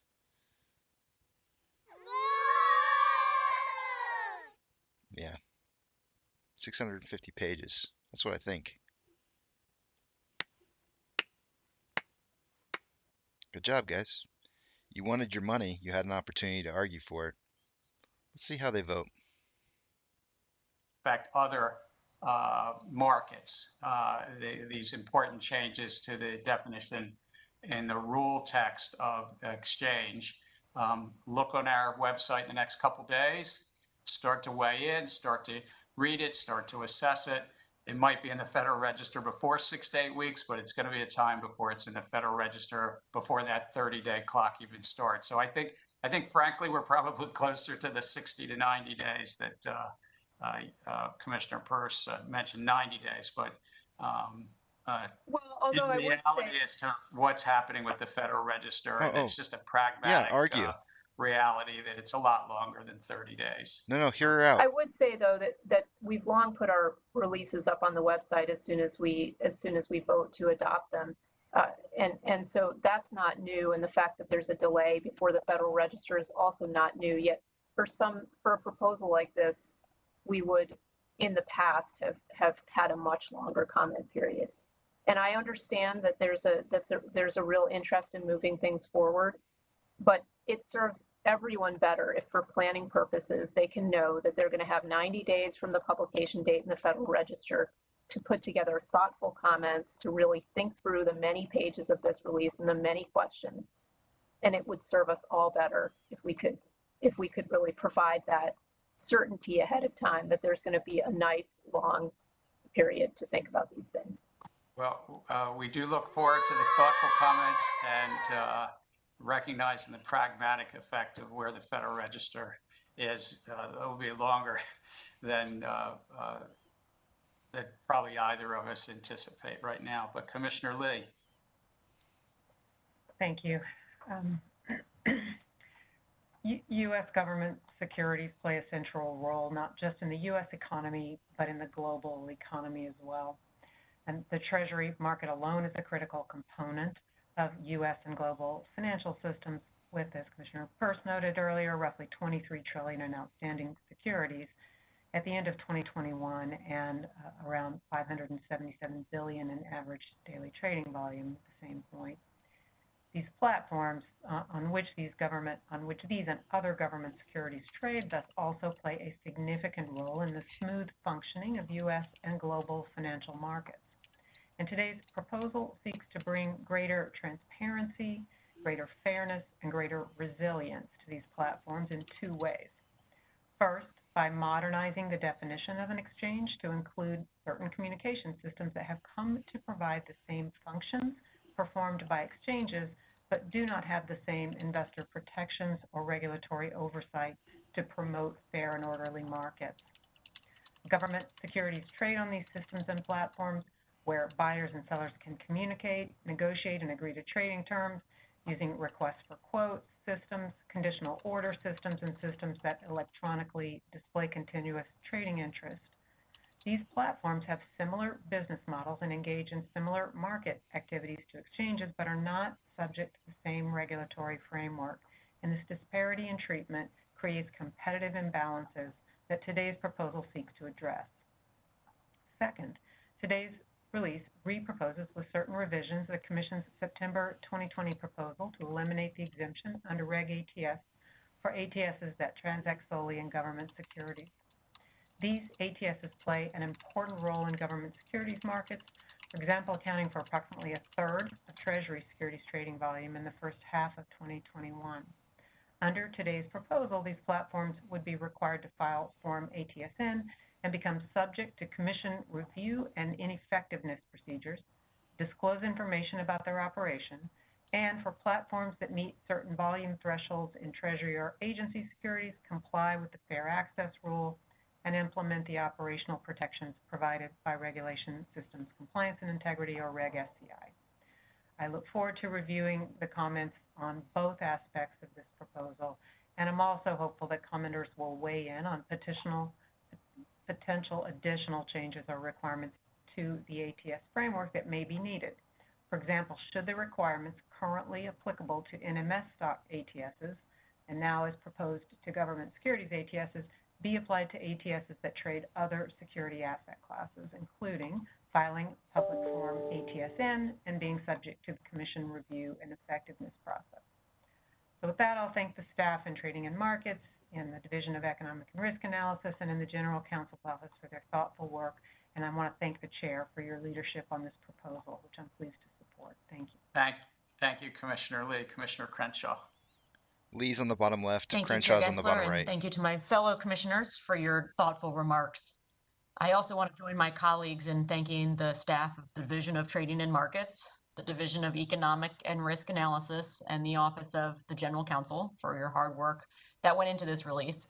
And I also want to briefly thank Cy Rao and the Chair's office and the other councils for their assistance in getting this proposal to this open meeting today.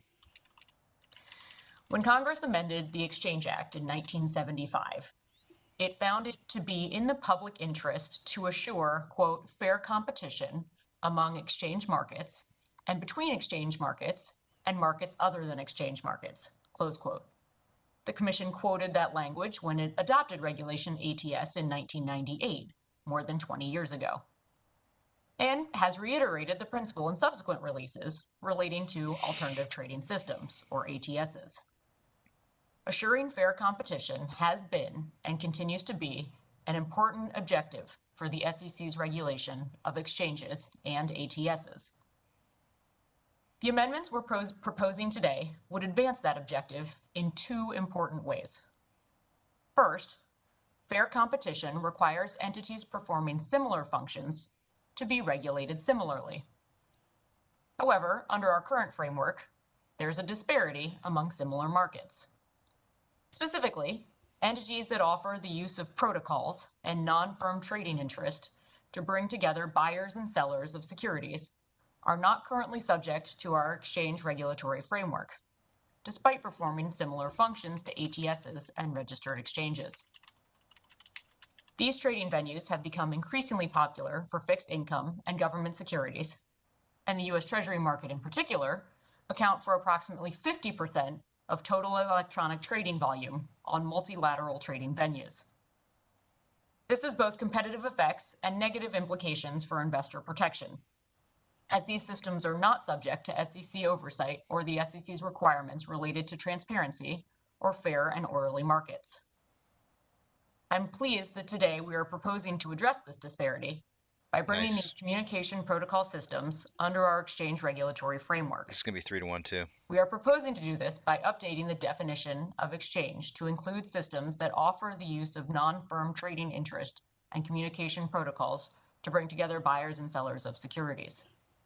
This should help ensure that there's a level playing field for entities performing similar functions, as well as providing important investor protections, including requiring these entities to establish written safeguards and procedures to protect confidential subscriber trading information, meet the operational transparency requirements of Form ATSN for entities that trade national market system stocks or government securities or repos, and comply with fair and orderly market provisions under the Fair Access Rule. Furthermore, as far back as 1998, the Commission was concerned that system providers might label trading interest that is firm in practice as non-firm, in order to avoid registering as an exchange or complying with Regulation ATS. This amendment would remove that potential loophole and ensure that the distinction between firm orders and non-firm trading interest is not used to evade our rules. I look forward to hearing from commenters on the scope of these amendments and whether or not they may be over or under inclusive. However, as our former colleague, Commissioner Roisman, put it, the failure to regulate these significant intermediaries is, quote, obviously a gap. Guys, I didn't know this. You know, I'm going to be very honest with you. I don't know everything. This is a great learning channel. I hope most of you would agree that this is a great learning channel. The key takeaways. What is ATS? What is ATS? Alternative trading systems are venues for matching large buy and sell transactions.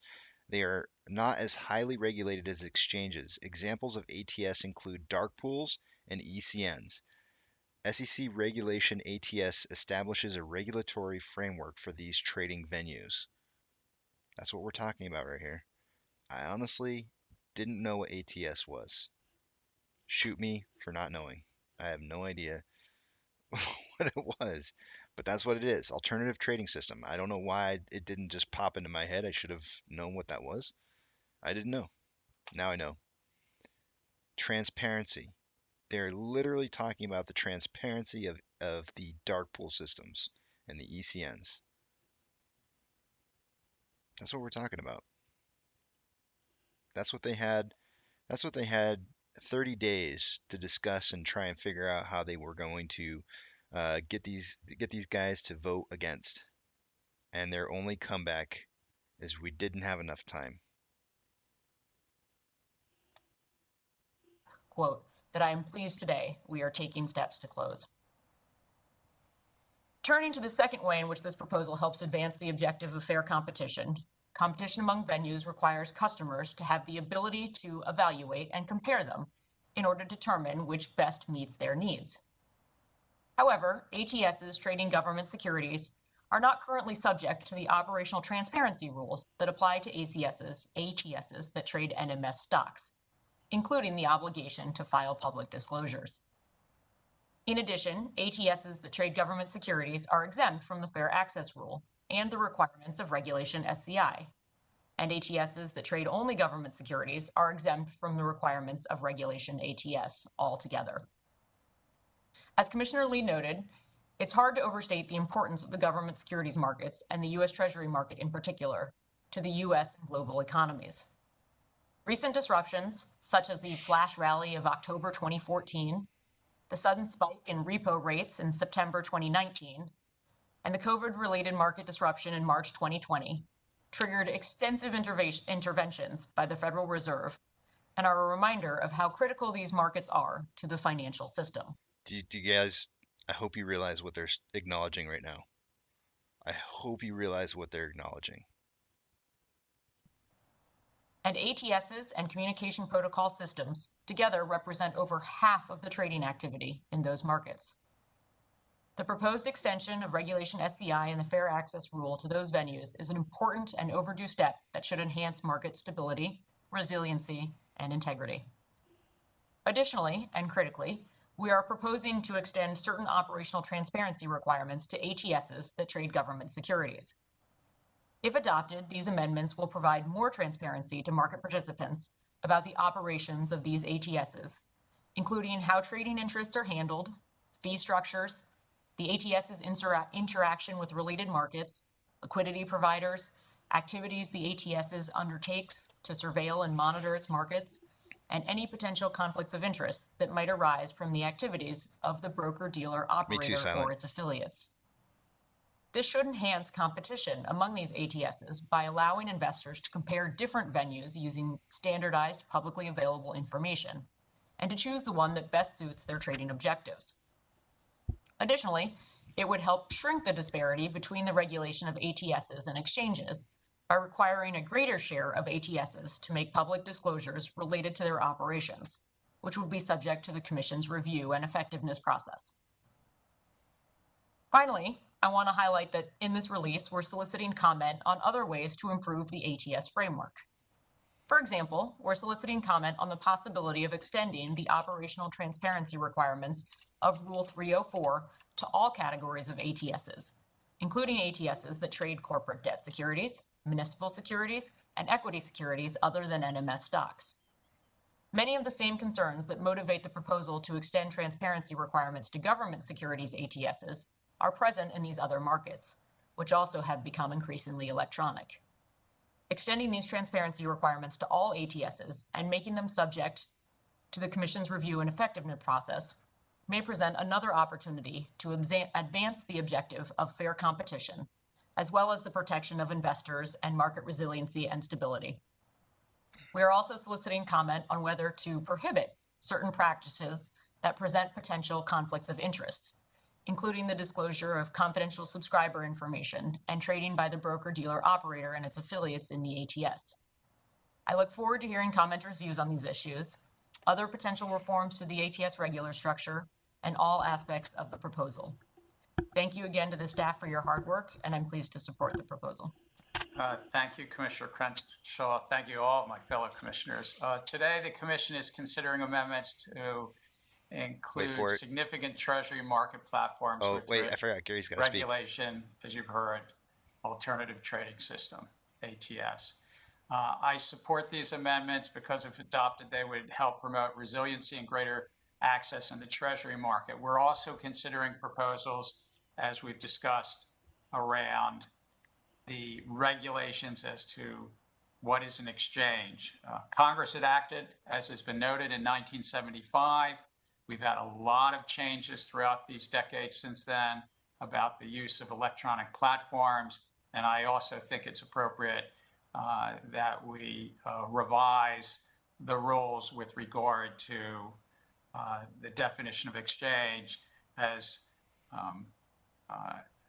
Director Jessica Wachter mentioned earlier in her economic analysis as well. In 2020, the Commission put out a request for comment on a proposal to enhance transparency and oversight on these Treasury platforms, alternative trading systems that trade in government securities. Today's release includes the core elements of that 2020 proposal, including registration of certain interdealer brokers, so-called IDBs, in the Treasury markets. It would bring the Treasury trading platforms with significant volume under another regulation, systems compliance and integrity, which is important in terms of the critical infrastructure of our markets and the resiliency of our markets against disruptions, including cyber events. It also would require these platforms to comply with what others have said, fair access, or the fair access rule, which provides for fair access for platforms, would prohibit platforms from making unfair denials or limitations of access. Beyond that, though, today's amendments builds on the 2020 proposals and feedback from the public, as Tyler had gone through. We heard much from the public on a request for comment about the secondary markets of treasuries is now facilitated not just on these so-called IDBs, but as well on request for quote platforms. And as Director Wachter said, nearly 40% of the volume is on those platforms as well, between dealers and customers. Several commenters requested we consider bringing both the request for quote platforms along with the so-called interdealer broker platforms into the proposal. Additionally, that all alternative trading systems subject to the fair access rule would need to have reasonable written standards for granting, limiting, and denying access of services. So relatedly, I do support the element of this proposal that modernizes the rules related to the definition of an exchange to cover platforms for all kinds of asset classes that bring together buyers and sellers. As others have noted, our U.S. Treasury market, now nearly $23 trillion in size and growing, is the important base of our entire capital markets, particularly the rest of the fixed income markets. And so I think with these proposals today to bring greater resiliency and, yes, regulation to the key platforms in this space is an important initiative that will promote transparency and competition as well as resiliency in this important market that's so relevant to every American because we're the issuer ultimately. We are the issuers as taxpayers of U.S. Treasury debt. Together, I believe that these steps would promote resiliency, greater access in the Treasury market, which, as I said, forms this incredible base to our capital markets. I'm pleased to support the proposal and subject to Commission approval. Look forward to the public's feedback. As we talked earlier, please look at our website. Right now, the Federal Register is running literally about 6 to 8 weeks behind. So please do look at our website near term. We look forward to your comments. I want to now just turn and appreciate not only my fellow commissioners' time and collaboration on the proposal, in particular, again, former Commissioner Roisman, who was working on this all the way up until the middle of last week and helping with advice and counsel on some of this, had really spearheaded many of these efforts for many years. I'd also like to thank the staffs of our fellow regulatory agencies who consulted on these issues, but particularly the Department of Treasury and the Board of Governors of the Federal Reserve and the Federal Reserve Bank of New York, the Federal Reserve Bank of Chicago, and the Commodity Futures Trading Commission, all of whom we reached out and got good thoughts and counsel.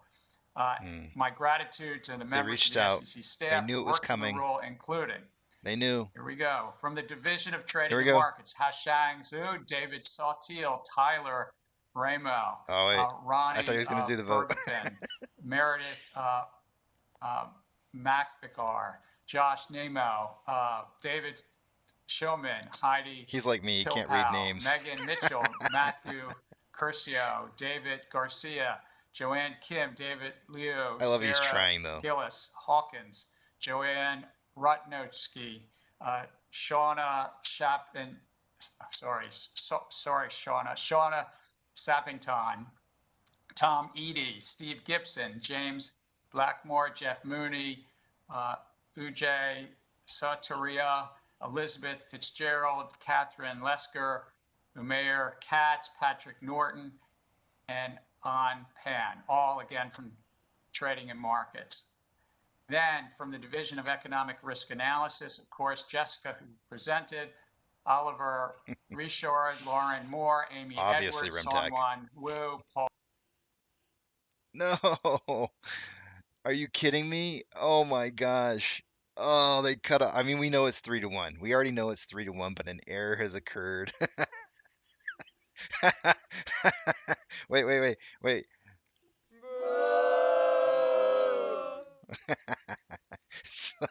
Somebody in the IT department pulled the plug. They're like, oh, we don't want you guys to hear this stuff.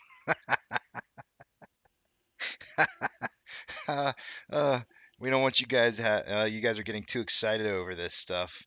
We got to pull the plug on this, guys. You can't. Stonky Kong doesn't get to do his grand drum roll hooray cheering. An error has occurred. Let me refresh the screen. Let's just see if that's really the case.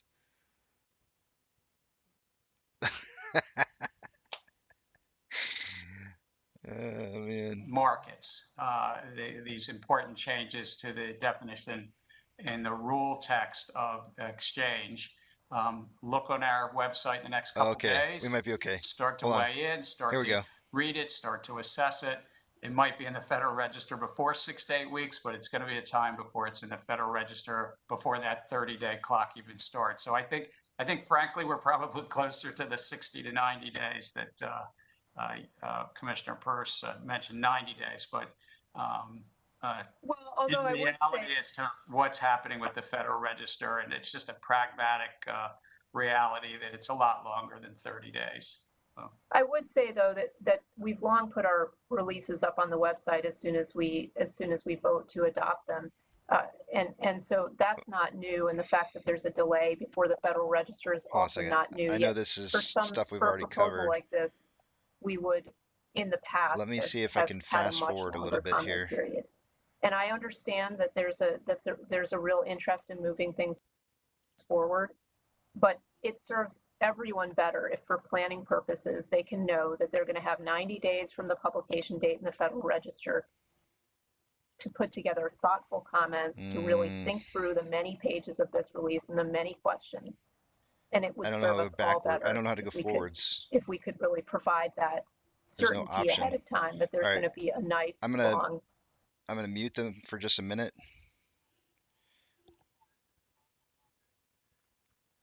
I'm talking all loud because I feel like I'm talking over the headphones. I got to hit the restroom, guys. I got to go hit the restroom. They talk for so long. Let me just run in the background. It's got to go through like 3 people talking before it even gets back. I don't have any idea how to get this to fast. There doesn't seem to be any kind of options on here to be able to fast forward this thing. I don't know what this feature does, and it doesn't say. I see a play button. There's just literally nothing on this page here.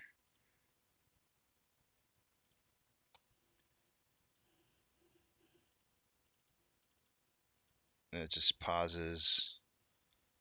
Let's try this. Nope, that's a forward. Yeah, there's absolutely like no way for me to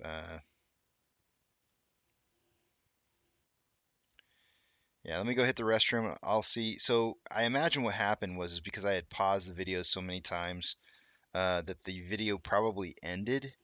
And that's why I got the error that came up on the screen there. So let me go hit the restroom real quick. I'll be right back, and what we'll do is we'll watch the end of it. I'll just kind of listen in the background and wait for them to get to where we left off at, and then we'll just kind of watch the vote. But we already know it's 3-1, guys.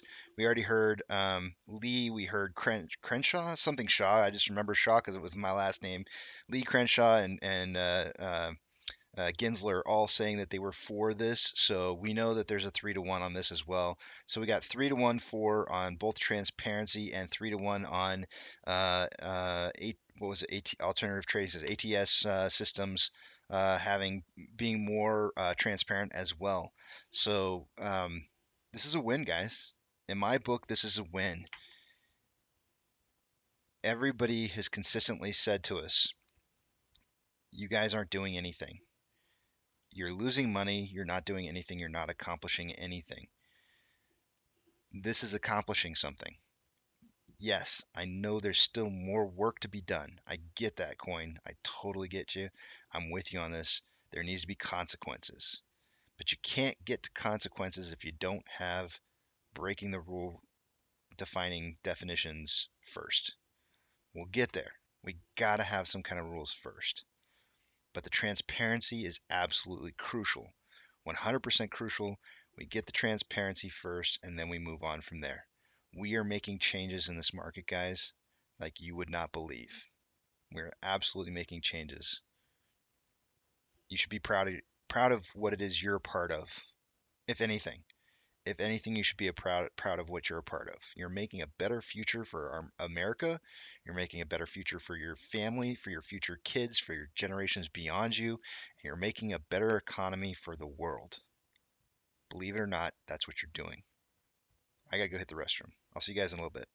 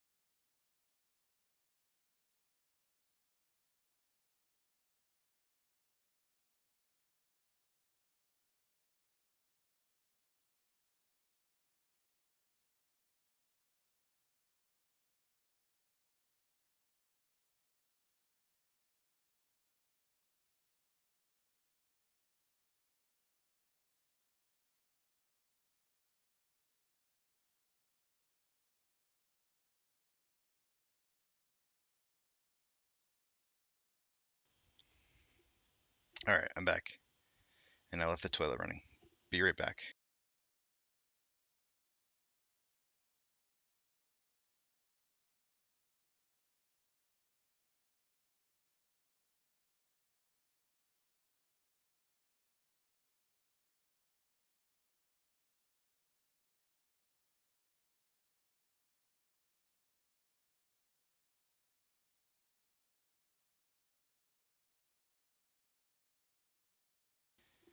I fix things around this house about as fast as the SEC fixes our markets. Okay, so here's the deal, Joe. Like I said, like I finished it off, what we're doing here is not just affecting us. When I had my interview with Duncan a long time ago, Duncan is not in America, one of my first moderators of this channel.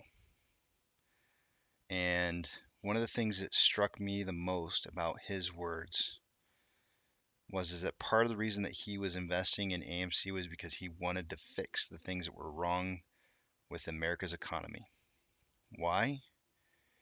Because America's economy impacts other economies. If you want to fix all that crap, you got to start at the source. That's some pretty amazing insight on Duncan's part. Maybe you guys aren't looking at it from that perspective. Maybe you should.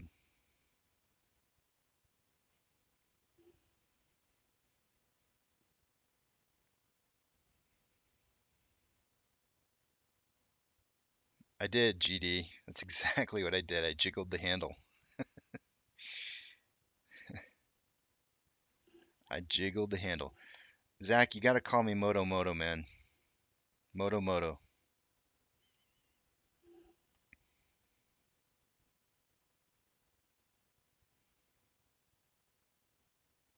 Soon you could pay somebody to fix it. You know what, GD? I literally could fix it in probably about a minute and a half, and for some reason I just don't go in there and fix it. I don't know why. And it's just laziness. I just need to go in. It literally would take me probably 2 minutes to fix that thing. I'm gonna do it on my break, if I can remember.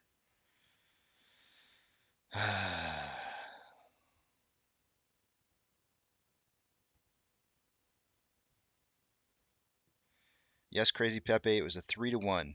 They approved both of the two items that they were looking at, the transparency and both just the regular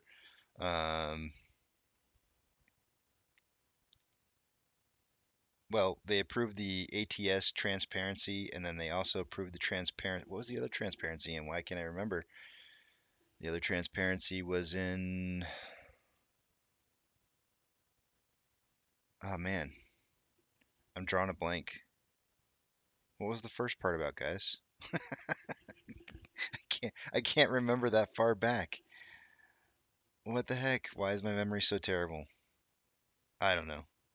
Two transparencies. They agreed 3-1 on both of them. We're just waiting for them to finish talking, so we can see that part. They're still talking over here. I'll turn it back on here in just a second when they vote for the final one. I'm pretty sure the stream ended and I got an error because I was watching it. I had paused it a couple times.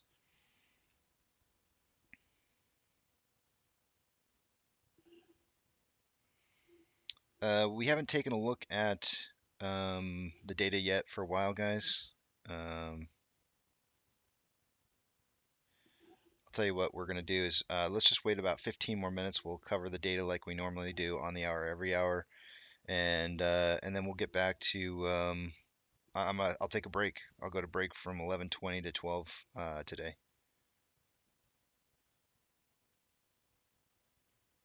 Lots of excitement this morning. You might want to take a peek at price and volume. 4% up, 4% up, and 18.49 in volume. Seems kind of low. Kind of expecting to have somewhere between 70 to 90 million shares traded for the day today.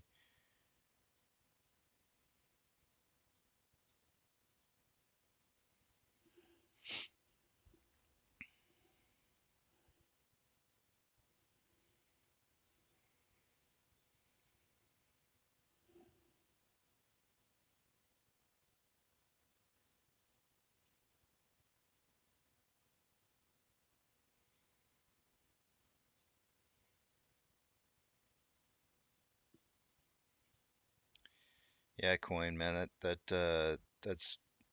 I didn't read the top part. Let me read the other part.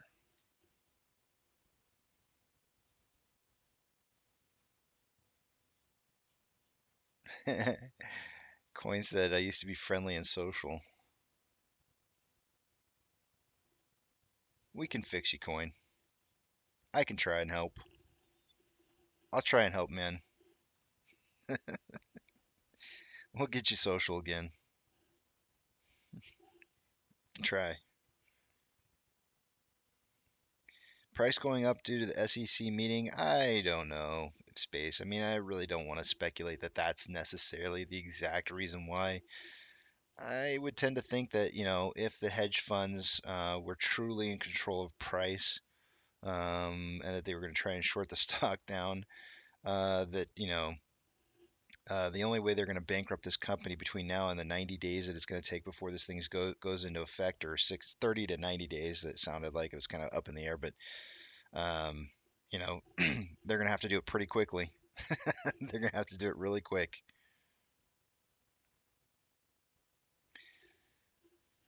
Let's look at that Bollinger Bands. We'll see what volatility looks like. Definitely high volatility for sure. Several minutes touching the top side of the Bollinger Bands there, so we'll see a correction back down to the simple moving average. These candlesticks are here about 350,000. Some of these top ones are about 350,000 shares a minute, so volume is definitely picking up, especially compared to where it was earlier.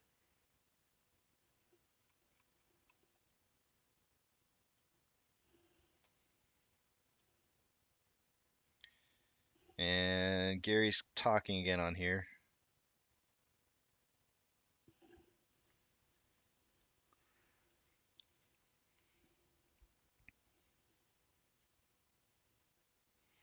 I think I'm going to put them back on again here, guys, because I don't know exactly where we left off at, but it seemed like it was pretty close to the end of his speech where he was giving his thanks to a lot of different people's names when it ended. So let me turn it back on and let's see where we're at here. Oh, it's not.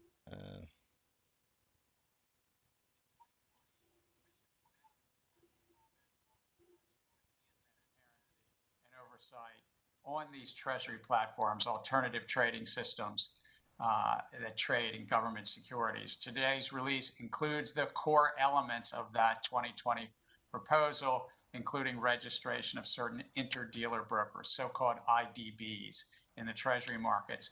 It would bring the treasury trading platforms with significant volume under another regulation, systems compliance and integrity, which is important in terms of the critical infrastructure of our markets and the resiliency of our markets against disruptions, including cyber events.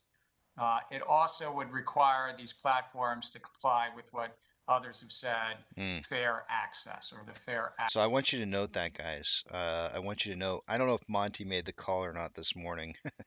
He was going to call Chicago and find Chicago's SEC and find out if it was true about the Twitter post they put out about halting the markets, but due to cyber attacks.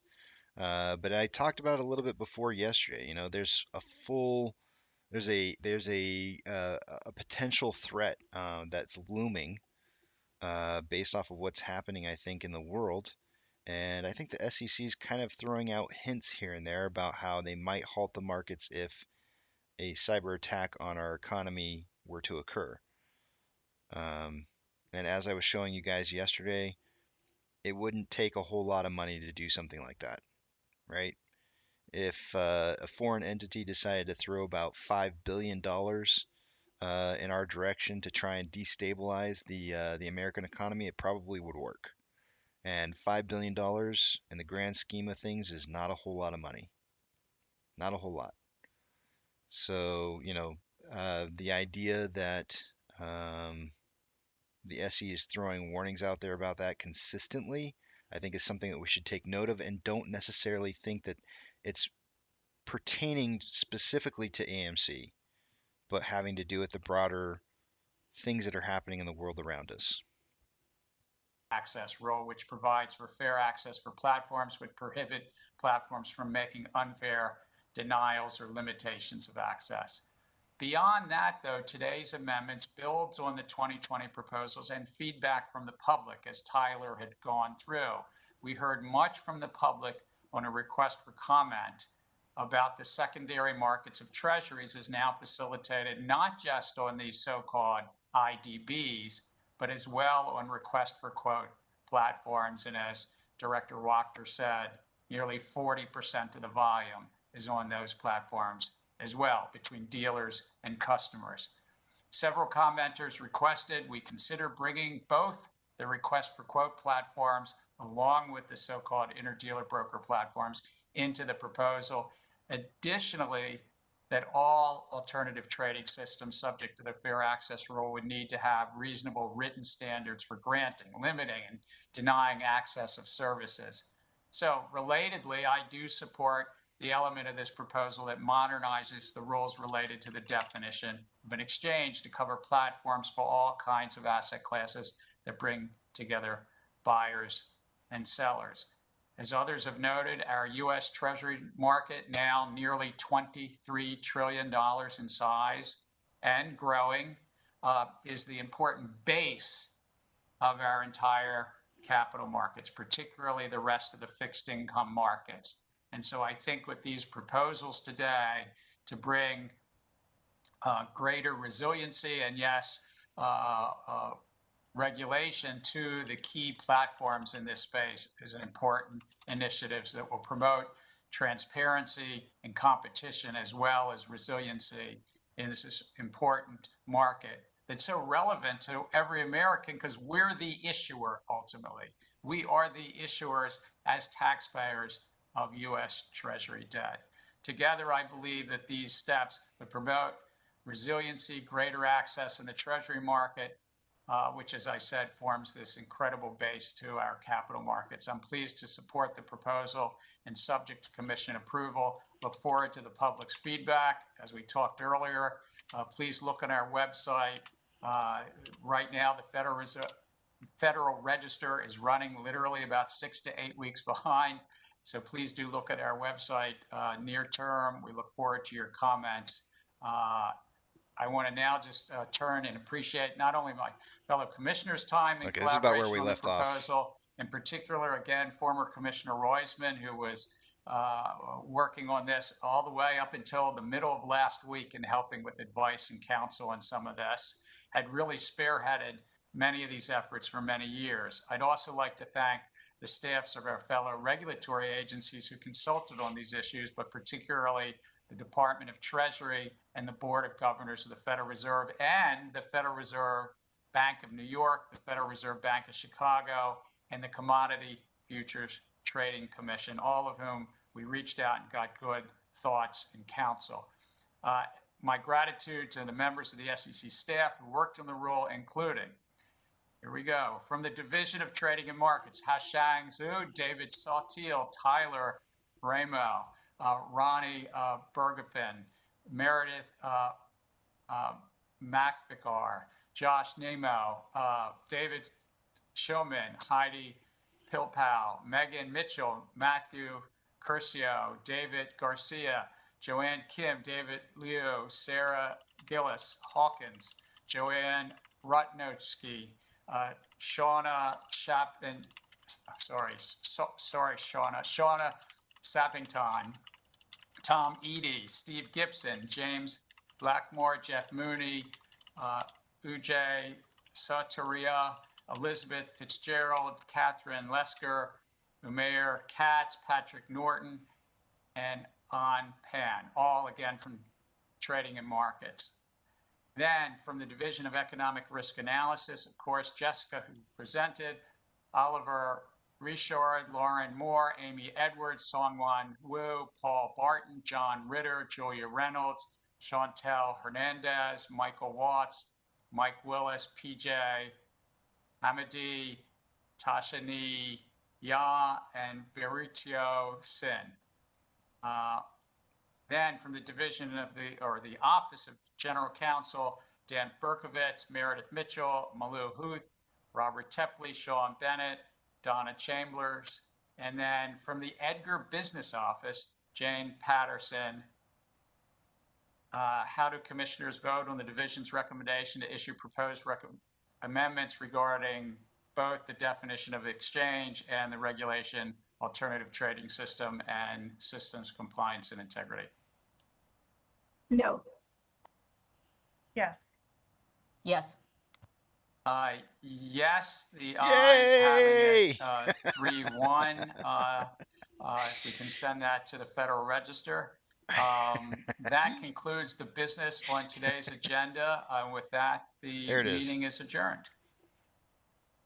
I wanted to play the kids, to Hester Pierce. That's her name, by the way. I think I just saw that name.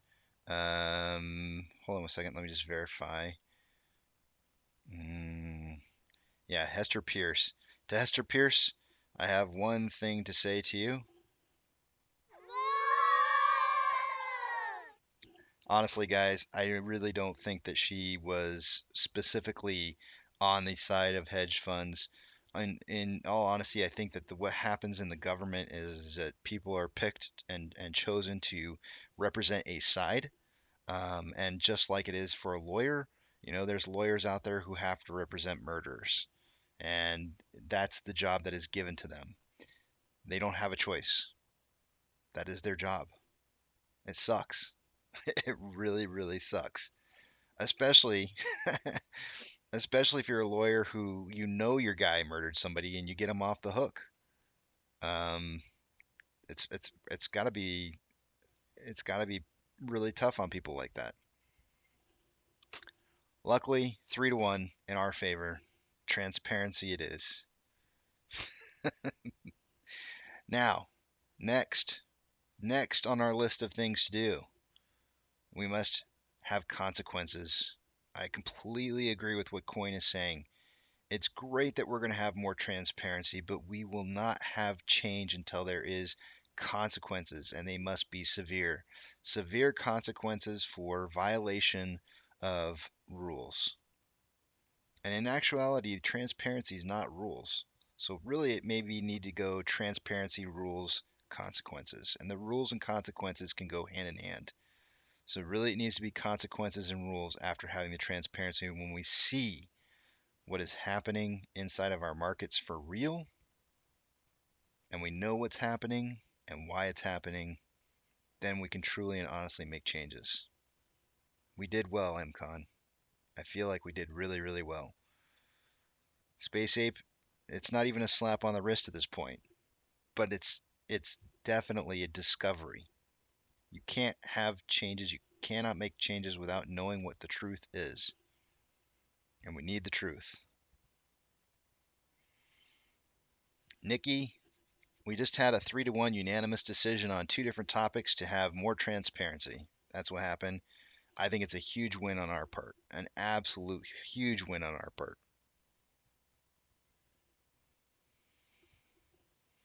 Oh, I remember what the first one was now.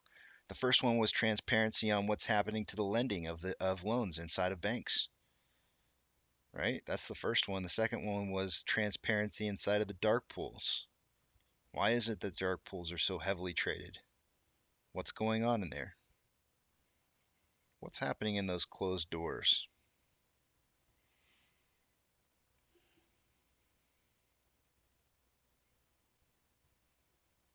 I feel so good about what happened today, guys. I feel good.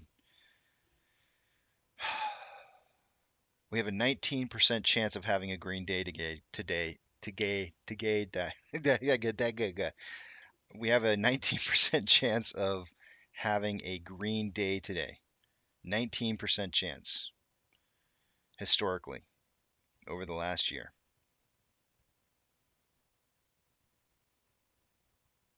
If we have a green day today, we have a 13% chance of having a green day tomorrow.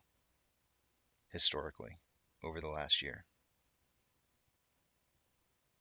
If we have a green day today and a green day tomorrow, we will be historically beating the odds. And in my opinion, that would be a reversal or a change in direction that the price has been heading.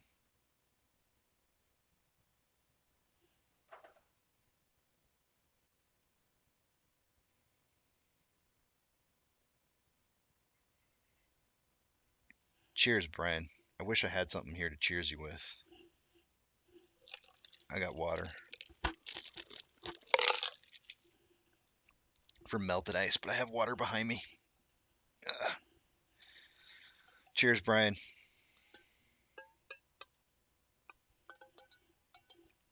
Oh, that is good.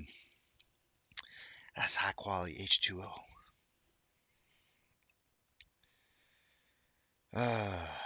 Coin's going to run for president, sounds like, and Keto is going to be the VP.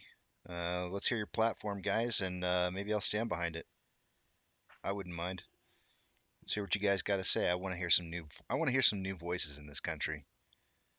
I want to hear some new voices. It's about time. We need some fresh blood, some fresh people we've never heard of from before. Somebody who doesn't have a history. Somebody that wants to come in and really drain the swamp.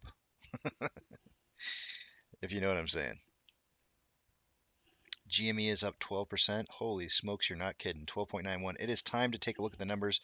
GME is absolutely driving upwards. GME is driving up. Sean, I don't know if I want to go there. Monty says, so the SEC called me back and they have confirmed that they did send out the tweet about suspending a security. I asked why, and they said that they will have someone call me back and give me a reason. You heard it here first, folks. Monty taking the extra step, going the extra mile, making the phone call. Thank you, Monty, for your hard work. Let's not ignore that.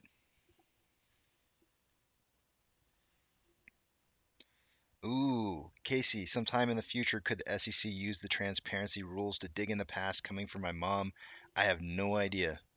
But my guess is that the records that from the past will probably not be there, if you know what I mean.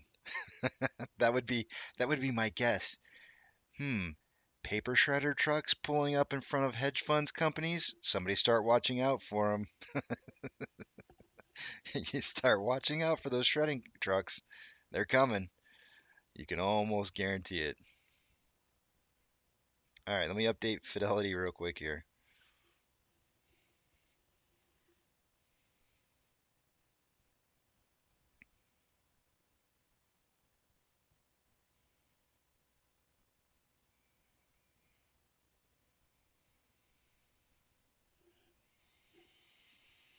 Alrighty, I've updated. Let me take you guys over to the other page and let's take a look at what's going on. It's been a hot few minutes since we took a look at everything. It was 9 o'clock. It's been like 2 hours since we've looked at everything, so the numbers are going to be off here just a tad bit, and we're going to see some changes. But we are going to do the quick run through instead of the long run through because we already did take a look at things once. But let's do it. And by the time hopefully we get back over there, we're going to see some amazing prices moving upwards. And you guys are just going to be absolutely happy, hopefully. We'll see.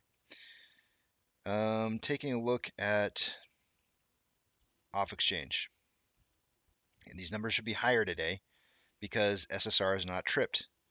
Why? Because they need a shield. They need something to shield price discovery. And here you have it. Off exchange currently showing from 2 hours ago, it's now at 53.99, almost 54%, definitely higher than what we've seen in the last 30 days. CBOE EDGX is at 14.06, almost 2% higher than what it usually is for those ETFs. Taking a look at Ortex. Ortex is going to try and start showing us some return of shares, I bet you. Yep. 327,000 shares having 2 hours ago is 40.6 thousand shares. No, wait. Yeah, I think it was 40,000 shares 2 hours ago. Hold on 1 second, guys. I accidentally somehow managed to delete some things. 1 second.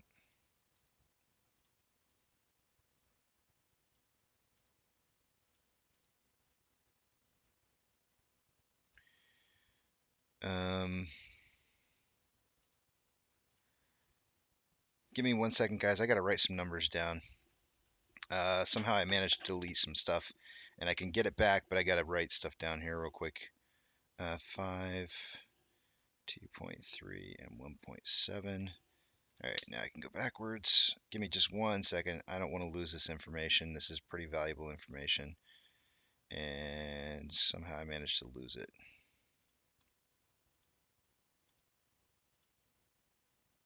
All right.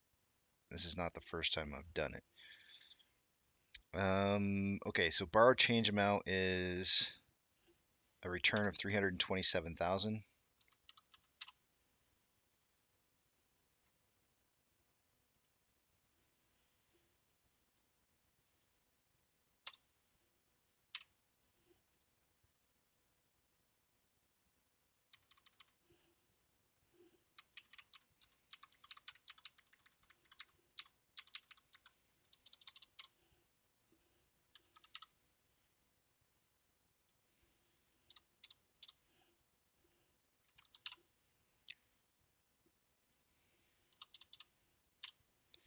Okay.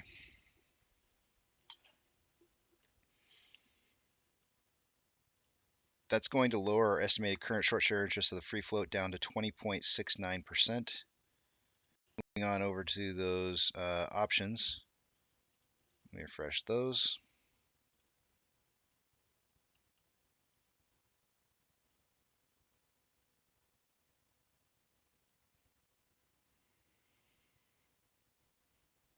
Highest amount of volume for options for the calls 2 hours ago was $17. It is now $18. At 17, there was 2.3 thousand contracts that were open. At 18, there's 17.7. On the put side of things, 2 hours ago, the highest level of volume was around the $16 strike price, and there was 1.7 thousand contracts. There is now 10.8, which are now out of the money.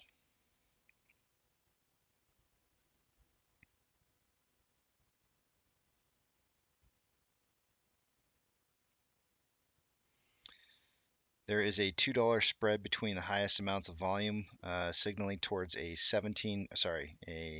what price was that? $17 closing price for the day today. Moving over to Fidelity, we currently have AMC and GME not in the top 10 list on volume, which means volume is pretty high around the market as a whole. AMC is at 16th position with 66% bias and 34% sales, which is strong. GME is down here at 24th with 70% buys and 30% sales.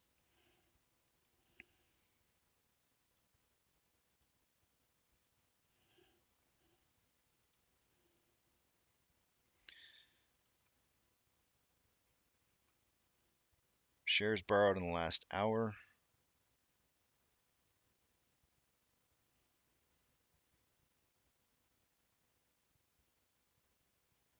Looks like just 100,000. Last 2 hours, I'm sorry. Shares borrowed in the last 2 hours is just 100,000. We're now at 5.1 million shares having been borrowed for the day today. Yesterday was 7.75. Anything higher than 4.5 is high, in my opinion. 16.2 thousand contracts in the money on the calls. 58.8 thousand contracts out of the money on the puts. Still have a very large amount of out of the money call options at 139,000 contracts. SSR trips today at 1442. Taking a look at the rest of the market, the Nasdaq is up 2.26, Dow Jones is up 0.91, and the S&P 500 is up 1.45. The market is currently advancing over declining with 5,132 advancers to 2,271 decliners. The market is definitely advancing. The VIX is down 8.63. IWM is up 1.61. Tesla is up 3.95. Amazon is up 1.26. Cinemark up 2.03. Doge up 5.73. Bitcoin up 3.78. GME up 13.28. And AMC is up 7.88%. Refreshing our inflow versus outflow. We currently have $8 million more worth of inflow than we have in outflow. with a 24.6 million share trading point. Let's see where we're at in terms of pace for the day.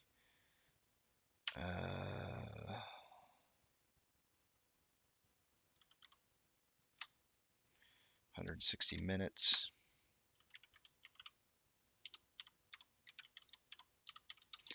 Looks like we're on pace for about 60.1 million shares traded for the day today. Volume definitely decreased earlier in the morning, but it's starting to pick up now. My prediction of volume today was 70 to 90 million. I still feel confident, even though we're not on pace for it. I actually kind of feel confident about the numbers that I have, which is very unusual because let me just make sure these numbers are accurate. They should be actually, those numbers are very accurate because I can just tell because we're almost halfway through the trading day today. Another 45 minutes would put us probably at around 30. So yeah, this is an accurate number. That's the pace that we're on. Taking a look at the daily interval, we currently have more buying pressure than selling pressure according to the Vortex indicator. RSI still low at 27.55, showing that we are oversold.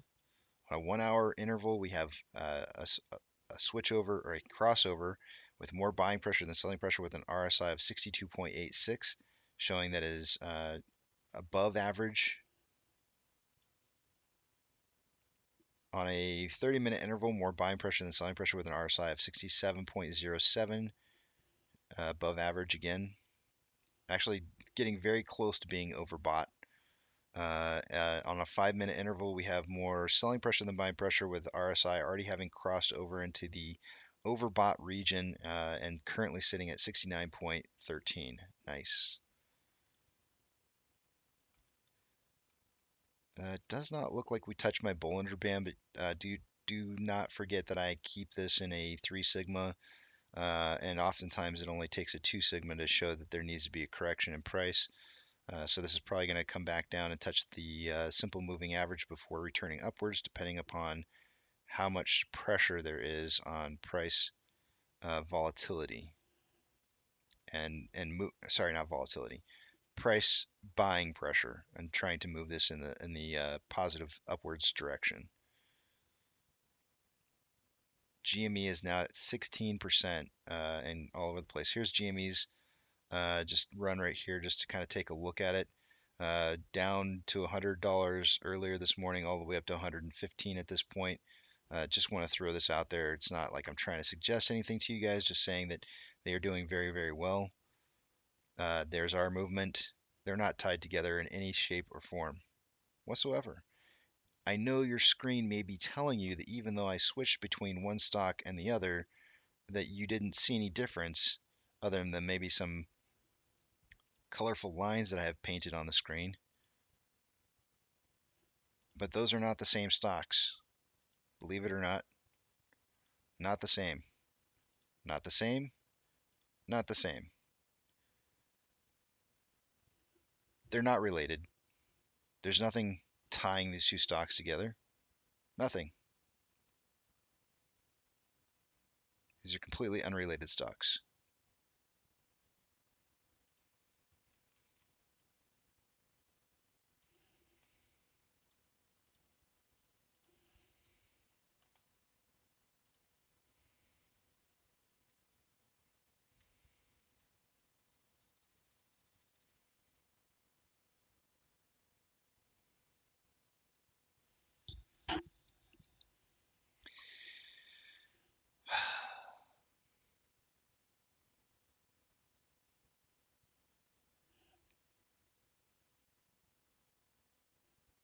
I don't have anything to say.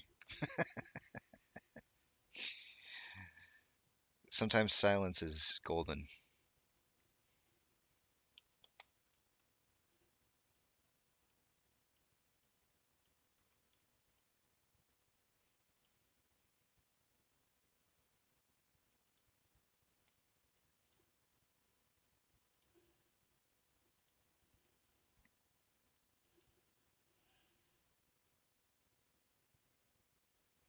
I know, Joe.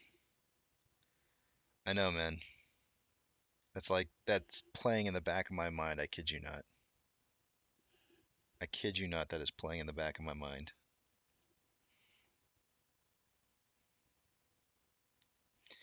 Elon Musk, McDonald's exchange over Dogecoin sparks creation of new cryptocurrency, and it's up over 50,000% within hours. Bitcoin whale moves, some Bitcoin, normals news. Yeah, whatever.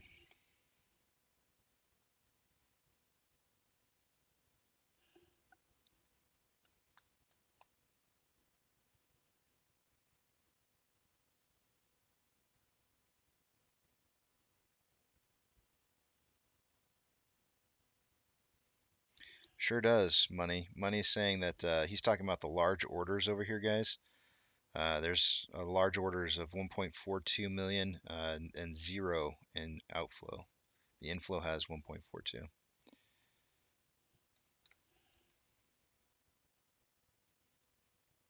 Oh, WM.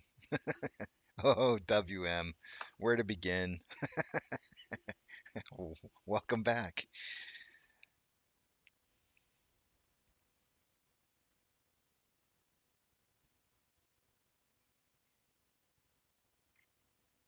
This can't be a coincidence. Just look at it. That presser sent a message to whoever needed to hear it. I don't know. I don't know. Coin, I honestly felt like today was going to be a green day since 2 weeks ago when I presented to you guys the information about the leaps that needed to be purchased for failure to delivers, or that there would be failure to delivers that would be stacking up that needed to be purchased due to leaps that had to be pushed out to another year. So, you know, I tend to think this has to do more with the ETFs than anything. And I felt like I saw this coming 2 weeks ago. So I don't know, man. Well, not quite 2 weeks. It's about a week and a half. I think it was a week and a half ago. A week and a half ago. I posted this up on Twitter a while back, suggesting that the 26th would be the day. It was really similar, close to the time that Adam Aaron had posted on Twitter about the 26th being the moonfall. We don't make up the names, kind of thing. Um, but I guess I'll just pull up the picture again for you guys. Here. When does it say I posted it? It says January the 12th. When was that? Oh, that was 2 weeks ago. Exactly. Oh, wait, that's not the right one. Wrong one. The one I posted was 15th. So almost 2 weeks ago. And where is it? Oh, this one. This picture right here. Right? So this is the CBOE 2011 expirations calendar. The expirations occurred on the 15th, and then you can see price shooting up on AMC back in January on the 19th. Then in May, the 21st was the expirations for the leaps, and then you saw price rising on the 24th. And I suggested to you guys, based off of another indicator that I was pointing out here in these black pictures, that you had a double spike leading into a downwards trend of price moving into the upward swing. You saw the same exact thing before May right here as well, and here we are once again, and that we were that close away from seeing something very similar to what we saw back in last January, where the leaps this time expired on the 21st, and I was suggesting that on the 26th would likely be the date where we would start seeing the upwards trend moving us in the correct direction that we like to see. So I don't think that today's announcement has anything to do with it, honestly. I just don't.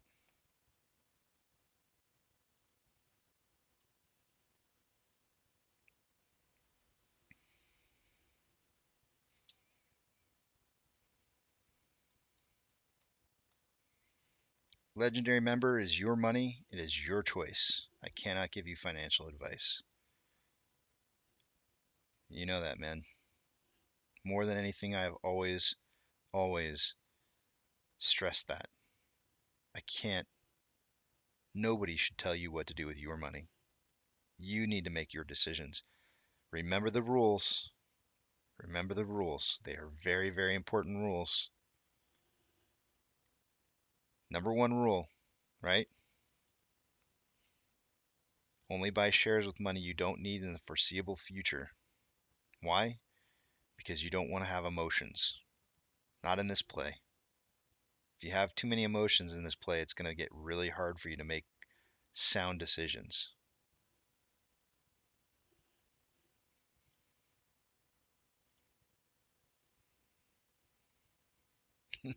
No, Zach, you're wrong.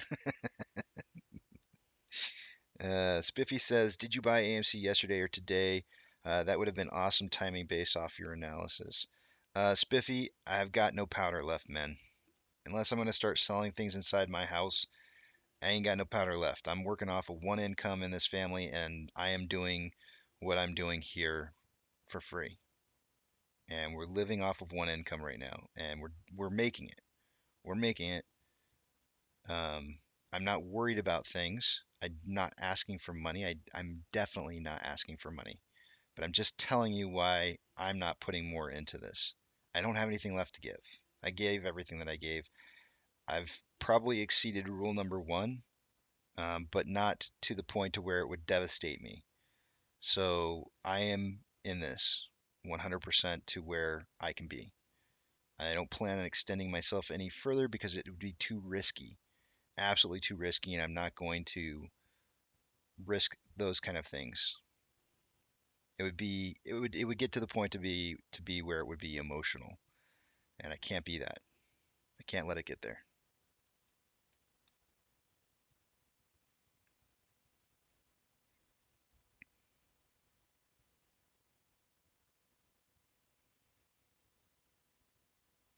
Absolutely, Joe. When this is all said and done, I'm just going to say this to you guys. When this is all said and done, if you want to thank anybody, you thank my wife. Because she's the one responsible for me being here. So if you guys want to thank anybody, you thank her, not me. I'm just saying. She's supporting me through this, so.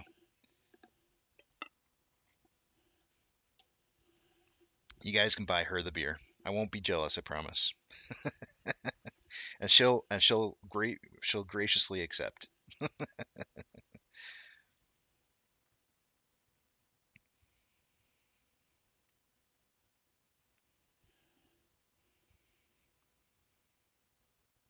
Oh, who said that? Who said FOMO kicking in? Space Ape, you haven't seen nothing yet. This is not FOMO. This is not FOMO. You wait. You just wait. When you hear the music, I'll play it. You'll know. You'll know the moment when it happens.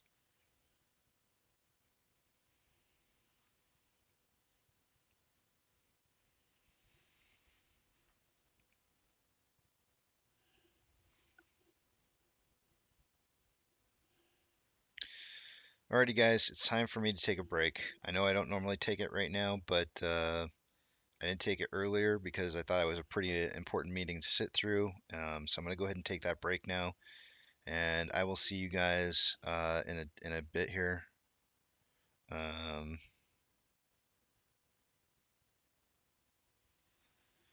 Absolutely, what NC Proud Dad just said, behind every great man is a woman.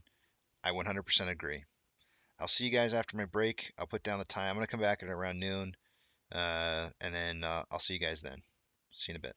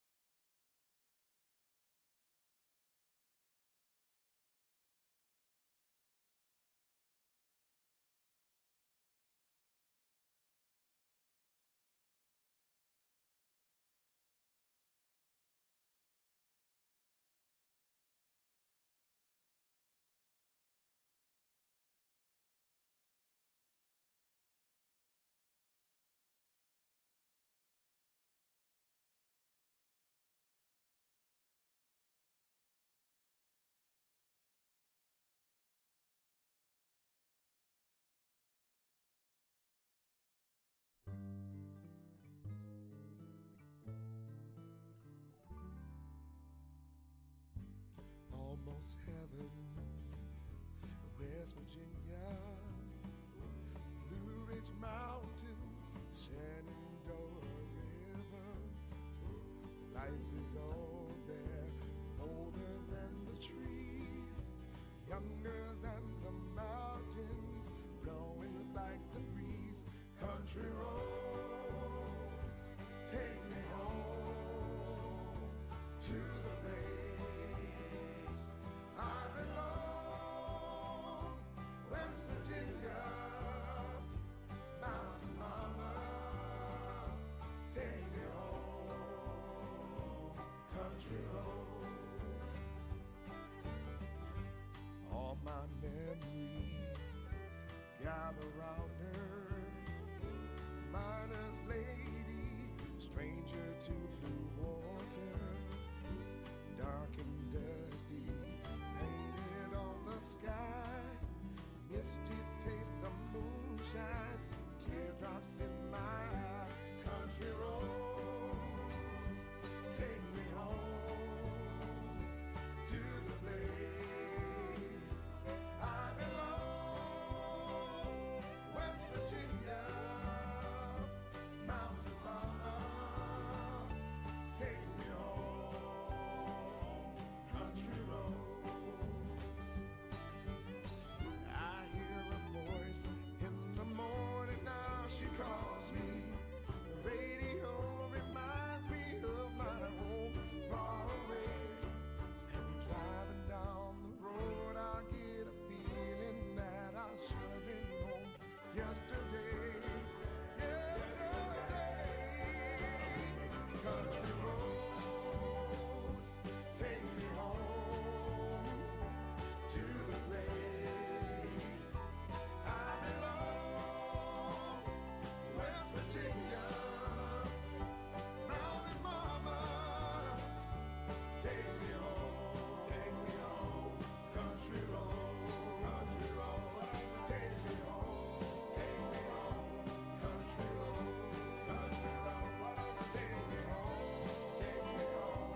Country road, country road, take me home, take me home. Country road, take me home. Country road.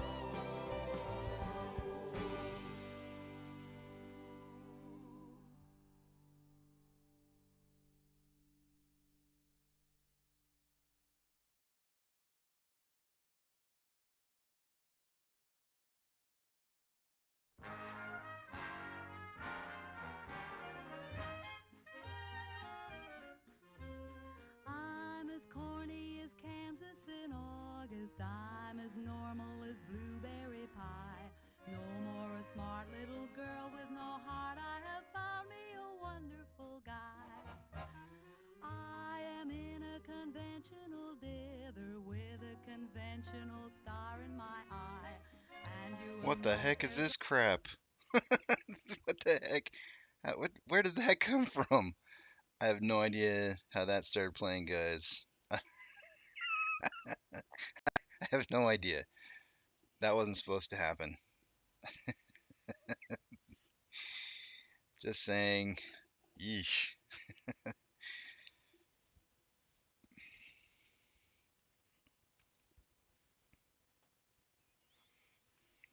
Got it, CM. We'll take a look.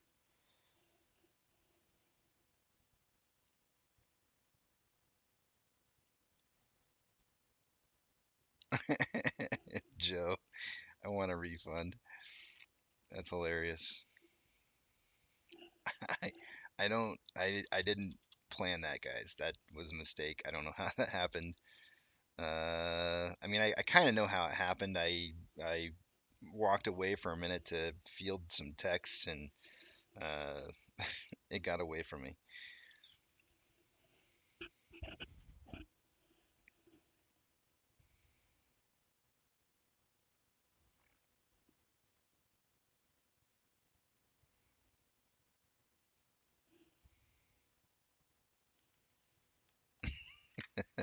Who wants to DJ?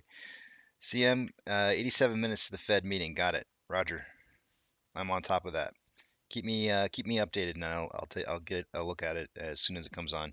Oh, I don't have my glasses on here, guys. Let me put my glasses on. All right. Let's take a look at our numbers and see what's going on here.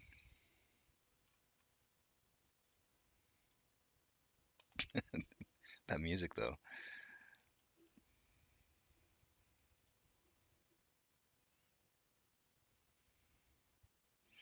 Taking you guys to the other screen. Let's see what the heck is going on with our numbers.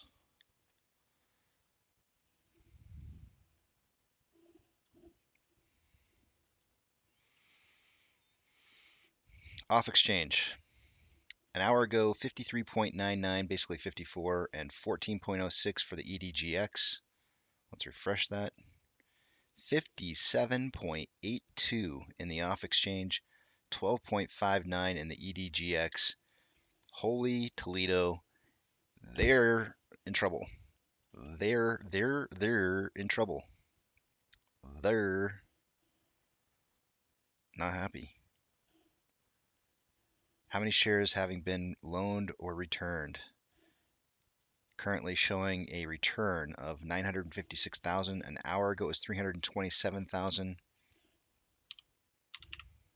That's going to lower the estimated current short share interest of the free float just slightly to 20.57%.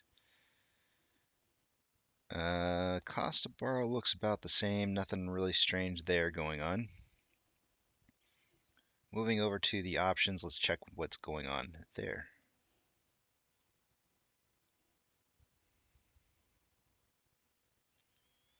Ooh, man. Now, see, this is what I was telling you guys. What comes first? Does the gamma come first? Or does something cause the gamma to happen? And I'm telling you right now, guys, that something is causing any type of gamma that we may have leading up to this to happen. It is not the other way around. This dog does not wag its tail. Sorry. The tail does not wag this dog. The dog wags its tail. Check this out. Highest amount of open volume today alone at an $18 strike price was 17.7 thousand contracts an hour ago. Now 39.9 thousand contracts at 18. The money will roll in on its own. We do not have to play the options until we see the movement. We don't have to. We don't have to play the casino to make this horse run. You don't have to. The horse can already be winning the race for you to step in and collect your money. We do not have to start the race. We can bet in the middle of the race. Absolutely. It's happening right now. You're seeing it firsthand. I'm not even guessing that I don't even know if these shares will, or if these contracts will be in the money by the end of this week, but I'm showing you evidence, clear evidence, that this can happen. A gamma squeeze can happen in the middle of the week. They do not have to be open interest from months and months and months ago. None of it. Doesn't have to. It can happen in an instant. Let the market bet and make the gambling bets. Don't lose your money to the market. On the put side of things, at a $16 strike price, an hour ago there was 10.8 thousand contracts. There's now 16.4. More than a 2-to-1 ratio in volume, still signaling for a closing price of 17 for the day today. Taking you over to the other page, orders by Fidelity customers. AMC currently in, for the first time for the day today, making it out of the top 10 list on orders, coming in at 7th, or 8th, with a 64% buy to 36% sell ratio. Not too shabby. Could be better. Not bad. It's kind of meh.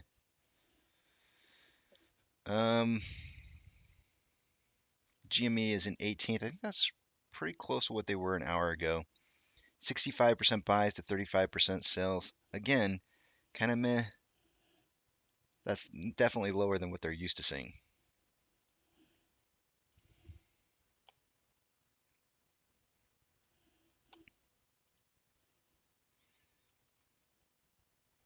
Shares borrowed in the last hour.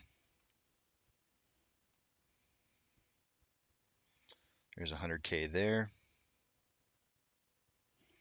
Just 100,000. So currently we are at 5.2 million shares having been borrowed for the day today. 16.2 thousand contracts are in the money on the calls. 58.8 thousand contracts are out of the money on the puts. When we started this week out, guys, I think we were like 60,000 out of the money. And look at it now. Over double the amount that we had when we first started the week out. It might have even been 40. It might have been 40,000 contracts. And look at us now. It's like if I had to guess, I have to go back to Monday and look. If I had to guess, we probably have about 100,000 additional contracts opened up since Monday. That's a lot. It doesn't take much. It doesn't take much. Man, I can't wait to see short exempt volume.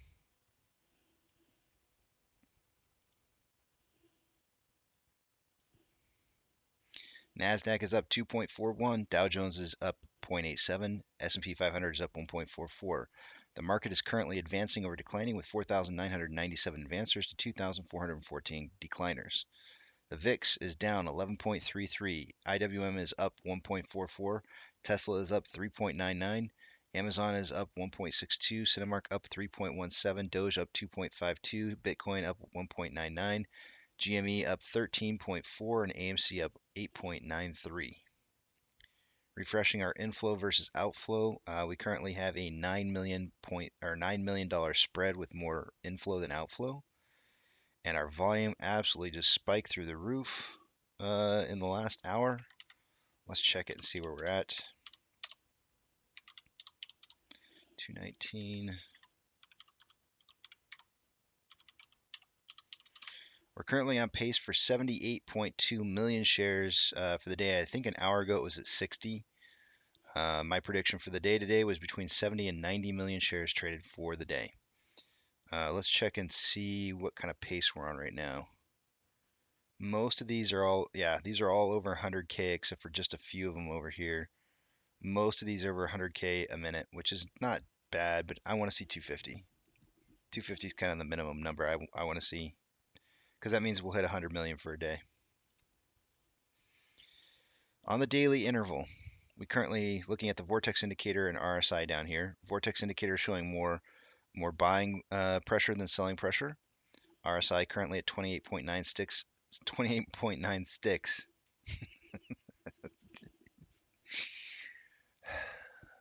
This guy.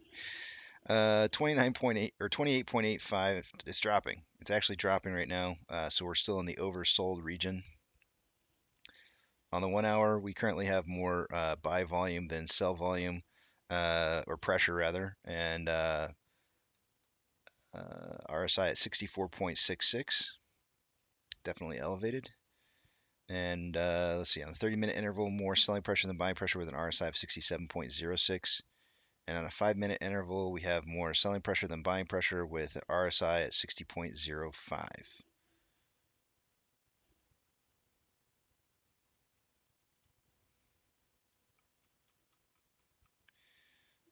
On this last run up here, it looks like we basically kind of came back down and tested the simple moving average and continued through it. So there was a continuation on movement of price downwards. Didn't have enough resistance to try and move this back upwards. We actually are kind of in an interesting period of time where I didn't have a whole lot of Fibonacci retracements set up, only because we haven't seen this price range before. I'm going to go ahead and set up some right after I delete some of this crap in here.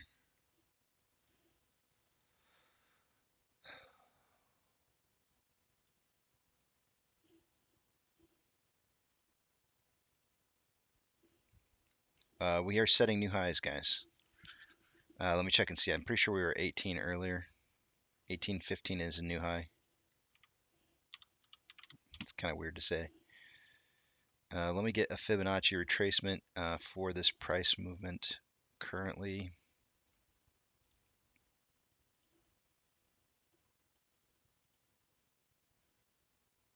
No, I don't want that one.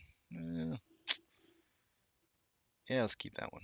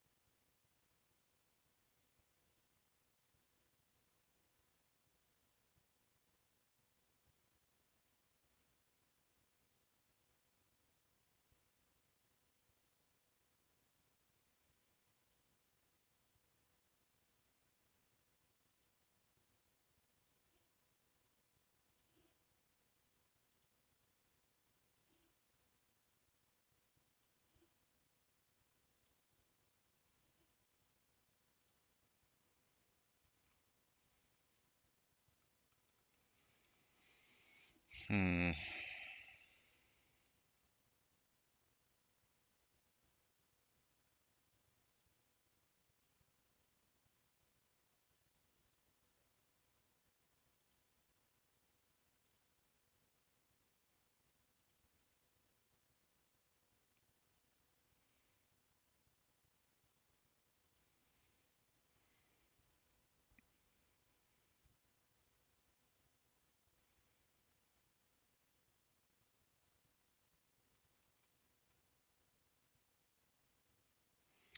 So it appears that we may be on an ascending parallel channel. If that is the case, then this would be a bearish breakdown at some point. This will get to a point to where it'll probably hit like one of these, possibly hit one of these lines or levels of resistance.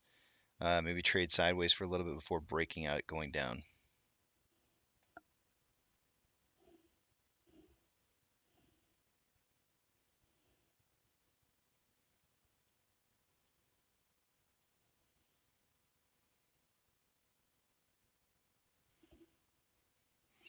Yeah, I mean, I kind of thought, head and shoulder Joe, but it's not really. Not in my opinion.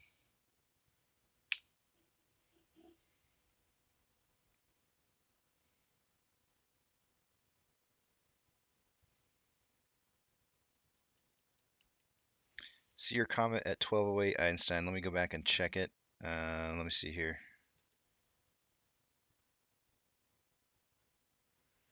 Thank you for the link, Sean. I appreciate that. I'm gonna go ahead and open it.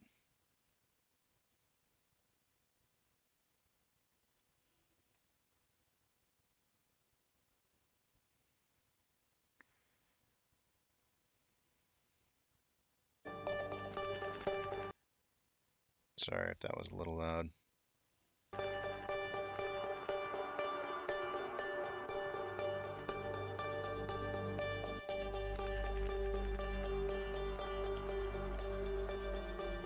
So this meeting is not supposed to take place until a little bit later.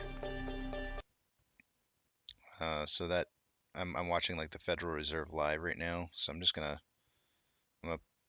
put a pause to that and we'll come back to it.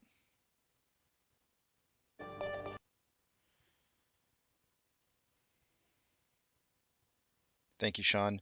And let me go back and see what Einstein had said. 1 hour. Great. Thank you. Einstein had said 12:08. State Department saying every indication Russia will use military force in Ukraine between now and mid-February. Interestingly enough, guys, the big price spike movement upwards for AMC, in my opinion, is going to be in the second week of February. That's very coincidental.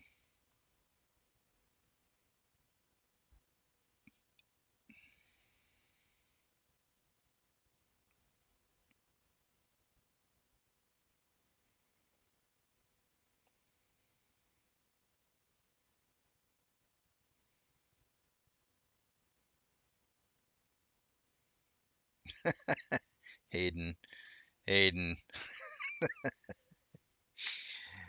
Oh man, cracking me up.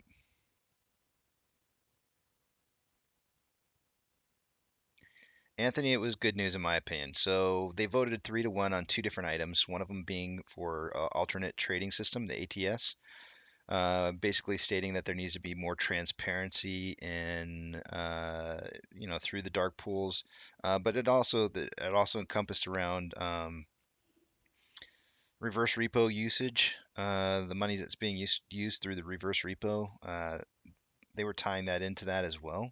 I'm not certainly. I would probably have to go back and re-listen to what it is they were saying to fully capture or grasp what it was that they were saying. But the first portion of what they were talking about had to do with the lending of shares by our brokers and more transparency of the lending, or rather the not lending of our shares multiple times, or shares multiple times through brokers, and having more transparency in what's happening there.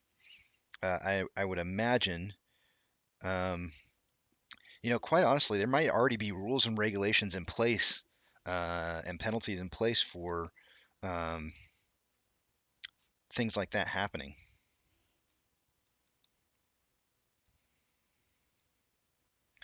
ABC says, Casey, everything is green. You think it's a trap that will be executed after the Fed speaks.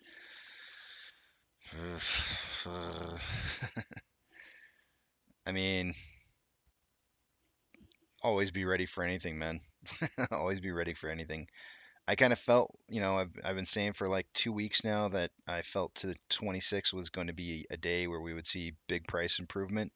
I felt like yesterday was going to be green as well. I thought it was going to be kind of like be the precursor to seeing price movement. I thought it was going to be maybe even just a couple cents higher closing on Tuesday than it was on Monday, and we ended up being down like 3-something%. So completely got that wrong. I also thought there was going to be higher volume yesterday, and that was wrong as well. But I still, I'm still maintaining that I think that, I was, as of 2 weeks ago, I was saying I thought there would be some green movement yesterday, today, and Thursday. And then, I don't know, potentially what's the word I'm looking for? A correction on Friday. So one that would trip SSR, potentially, maybe. I don't know, we'd have to look at it and see when we got there. But anyways, um, I feel like today was kind of, we've been building up to this moment.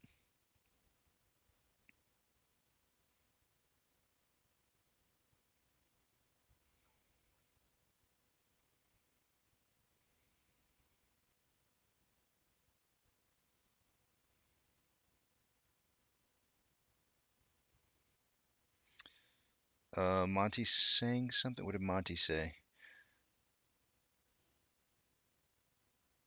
Oh, you were talking to Joe. Okay.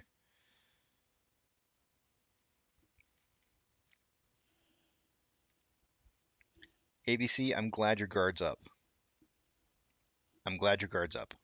Don't ever let your guard down, right? Like, always be willing to accept that something could happen at any moment that's going to be different than what you're seeing, right? But it does feel good, right? It gets that blood pumping a little bit when we see green days like this, and it's a breath of fresh air. But they can rip that breath of fresh air right out from underneath you, so you never know when that's going to come. So, like when it comes to swimming, I used to play water polo when I was younger. The water gets churned up a whole bunch when a lot of people are swimming around doing all kinds of crazy stuff in the water. And, you get a breath when you get a breath. Take a breath. You don't know when you're getting your next one. Take a breath. Enjoy it. Suck it in. Cinch up that belt. Get ready for something else that's different. Who knows? Don't know what's going to happen. But you always take the breath when you can. You don't skip out on any breaths, because if you skip out on breaths, you're going to be in trouble. No, it was water polo, not Marco Polo. Believe it or not, it was actually water polo. Oh, I got you. Okay. Apparently, I didn't know that one. Billy Madison reference, huh? You know, the water polo players always get a bunch of crap. They really do. They get a bunch of crap for being water polo players. And then I watched the Olympics like, I don't know, I want to say it was like 8 years ago or something. I don't remember when it was exactly, but where was it held at? In Japan or something? I forget. Anyways, it was funny that there was an interview between, I want to say it was the women's soccer team or something like that. I don't remember who it was, but the girls that were the ladies, the women that were being interviewed in there, they asked them. They said, you know, who are the best looking guys out of all the American athletes that are out there for the Summer Olympics? And it was unanimous. 100% of them said water polo players. I was like, yes, they really love the water polo player guys. But let me tell you, I do not fit the common build for, as you can probably tell, I don't fit the common build for water polo players. Those guys, man, most of them are 6 foot plus and pure muscle.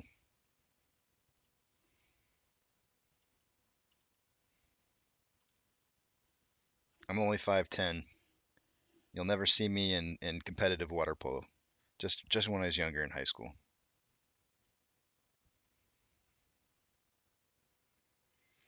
Anthony says, hey Casey, did you comment on the news on GME Tab about Robinhood being prepared for unlikely market events? I'm telling you guys, Monty checked in with Chicago SEC, and they told him that the whole reason that they put the market halts in there was for no reason at all, just to inform people. I feel like it's a warning, guys. I think they're trying to let us know that something's coming. I don't know. We'll see. We'll take it as it comes.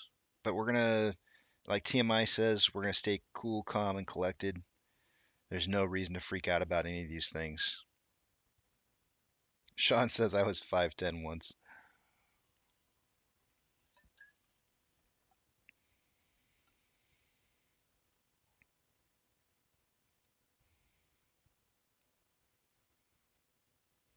It looks like it to me, Remtac.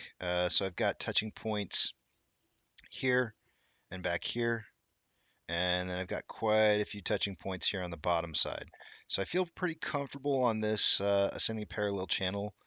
I mean, if we went down like a 5-minute interval, you might look at this and go like, yeah, but couldn't you call this like a flag and pennant situation? I absolutely could see this as a flag and pennant situation, but as it stands, the whole of the data for today seems to be on an ascending parallel channel. So I'm gonna hold this for now. I'm gonna keep this ascending parallel channel and see what happens. But absolutely, I was kind of looking at that myself. I think I even said something like or something like that. I don't know. I said something and then made the channel anyways.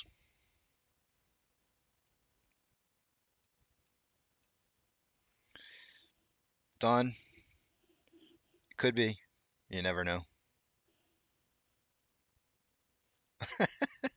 My mom said I'll never be 5'10". Ain't that the truth, Sean? Ain't that the truth?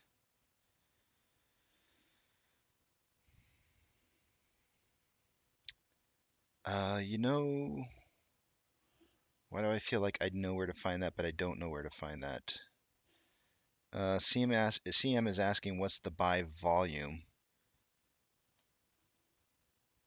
I see the order flow distribution. Where would I find buy volume at? Let me think about that for a second. I may not have that information through Webull. Let me think about where I would find it. The buy to sell ratio in money, I can give you that. Does that work, CM, or did you need something else? I mean, the pure volume is 46.85. I mean, I guess that's it's right up here.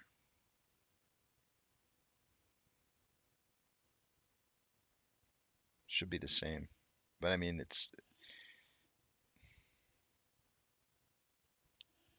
I don't know. Tell me if you're talking about something else, CM.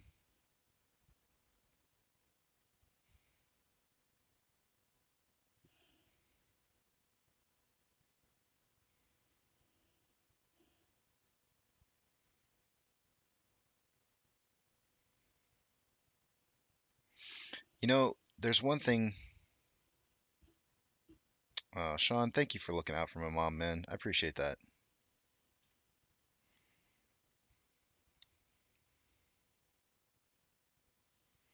There was something I was gonna say. Oh yeah. Um, can you imagine? Can you imagine what would happen if all the GME apes who collected money this last year saw that what was happening going on right now decided to come back for more? Can you imagine what would happen? What would happen? Like what if they left? Because I'm almost guaranteeing you that if they're looking at the numbers right now, they're probably sitting there going like, round two. The question is how many are there? And how much do they have to provide? I know, Rose. See, this is why I was saying, Rose. This is completely why I was saying that we don't have to play options. We don't. The market's going to take care of that for us. It really will. The way the market works, it runs those kind of things the way that it's supposed to work. It'll play the options for us. We don't need to do that. We don't have to involve ourselves in forcing a gamma squeeze. The institutions will do that for us. But so long as we keep pushing our money into the options, they'll use it to milk it. They'll use it to milk it. Absolutely, they will.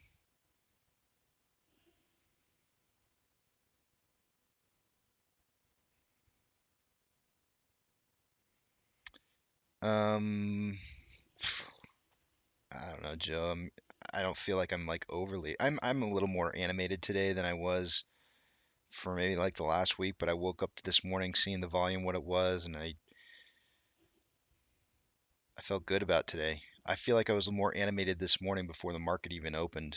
I came in with a good attitude. I really felt like yesterday was supposed to be a green day and it wasn't, but I felt like, if we didn't see it yesterday, we should see it today. And with only having, and I've got it in the title, ask me what 19% means. I think I've only had one person even ask what 19% means. It doesn't matter for this entire past year. For the entire last year, if you correlate all the data together, we only have a 19% chance of having a green day on Wednesdays, period. That's it. That's all we have. Let me take that back. We have a 19% chance if it's red the day before.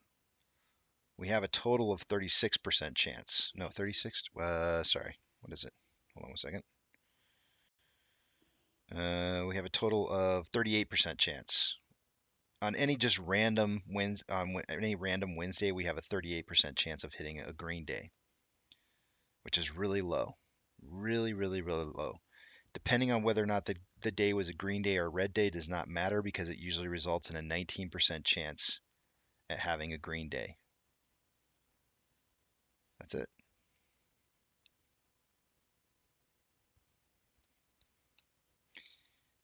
So if we have a green day today, I'm not going to make any assumptions. If we have a green day today and tomorrow's a green day, that would defy the odds by a 13% chance of having two green days in a row like this on Wednesdays and Thursdays. To me, that means a reversal, a trend pattern reversal in price. But we have to see it first. We can wish all we want in one hand and fill the other with poo and see which fills faster. We got to see it first, and we need the evidence to prove that there's a reversal first.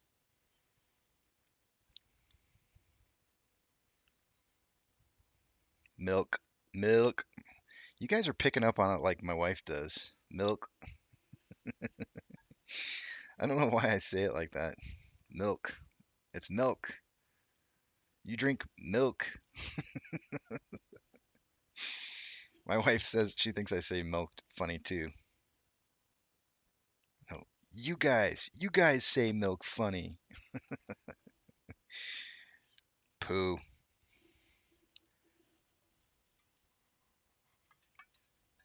MCon, I didn't contact you earlier. Hold on a second. I'm going to do it now because I'm just going to forget it otherwise. Let me find you real quick here. I'm going to contact you because I know I'm going to forget. I'm just going to forget one way or the other, and I don't want to.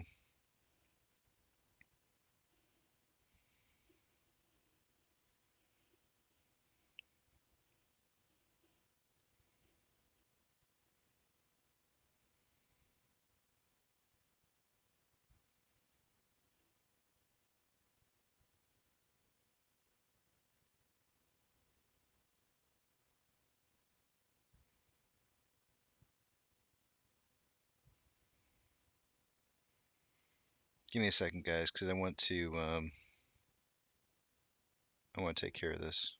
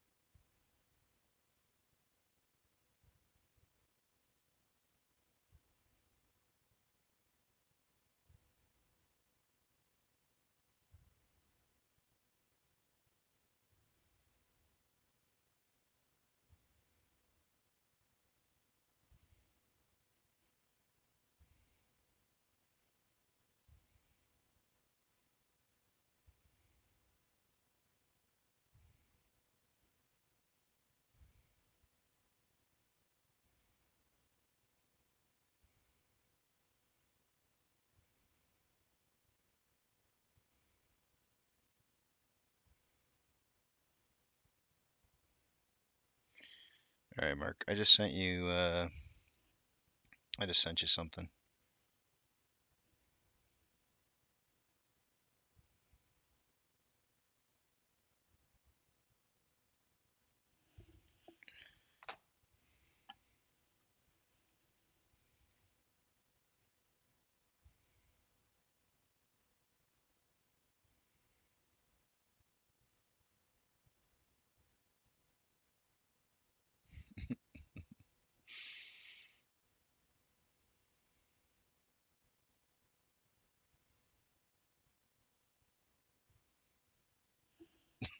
What? Okay, I'm going to use Google Translator for that.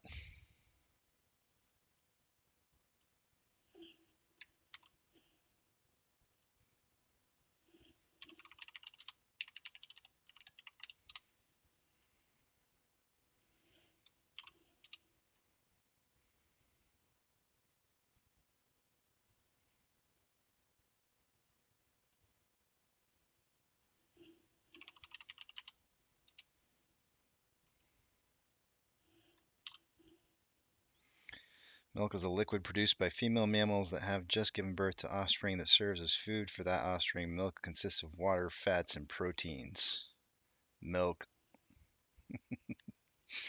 I kid you not, back when I used to, this is going to be another water polo reference, but back when I used to play water polo, we used to have in Hell Week practices where we would start at like, I don't know, some godly insane time in the morning, 5 o'clock in the morning, right up until like maybe, I don't know, I think it was like 11 a.m. we'd get off. And then we'd show back up at 1 p.m. and we'd work out from 1 p.m. until like 3 or 4 p.m., maybe even 5 p.m. Insane amounts of hours during Hell Week, and I was tearing through the milk, absolutely tearing through the milk. I have no idea how my parents kept up with the milk consumption from my side. I wouldn't doubt if I drank close to maybe 3/4 of a gallon a day. I wouldn't doubt it.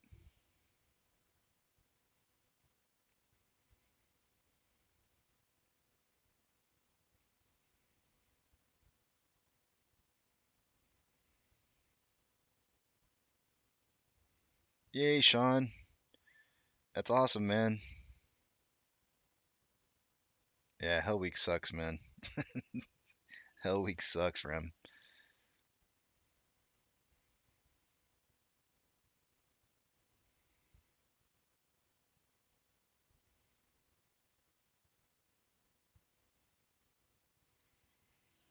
Oh, really?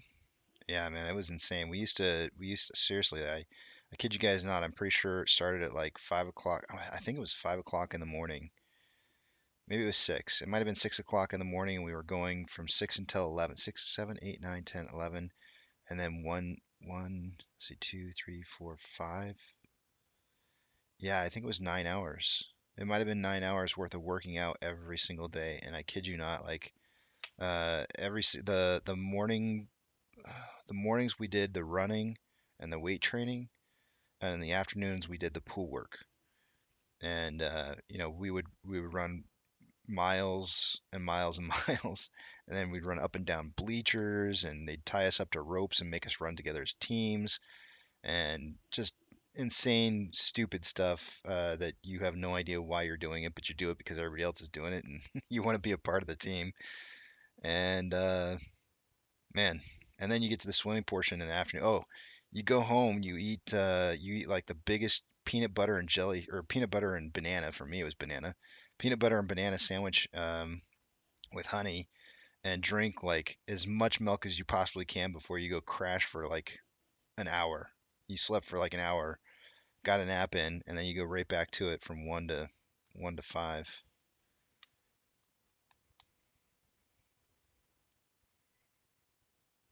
You know, Remtac, now that you say 1 to 3, I'm starting to think that that's what it was. 5 to 11 and 1 to 3 sounds right. That might have been the schedule. 5 to 11 and 1 to 3. I think that's exactly what it was. But the pool time that we had, most of the pool time that we had was in the afternoon. And ours was in the dead of summer too. But lucky for me, we were in San Diego, so not a big deal. Dead of summer in San Diego is not like the same as it is everywhere else. You can handle it in the summer.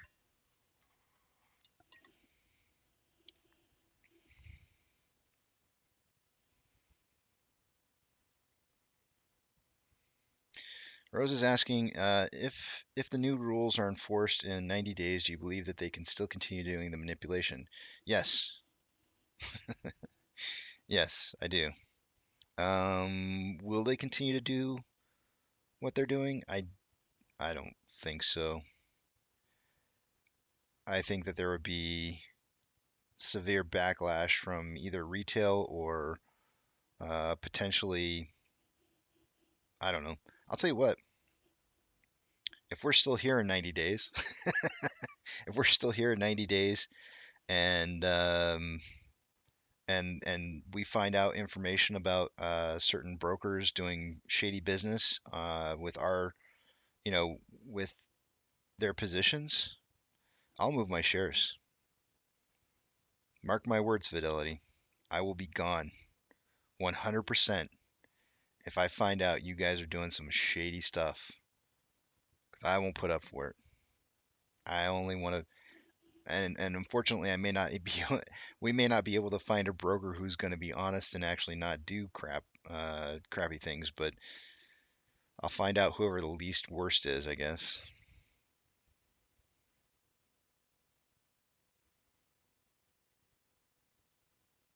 No, I'm not saying it's over before 90 days. That's not what I'm getting at. I'm just saying, if we're still here in 90 days and this is still going on, and we find out information about, transparency helps us to see that some of our brokers are doing some things that we don't like, I'm going to take my business elsewhere because they can shove it.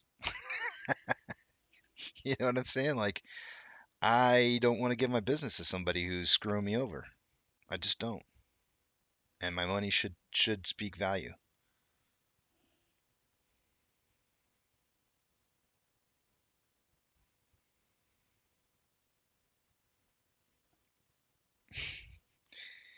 I can't promise you anything, guys. I can't promise you anything.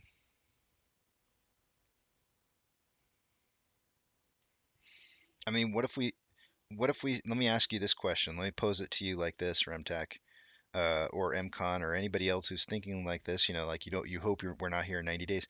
What if we see nothing but green days from here on out for the next 90 days? How would you feel then?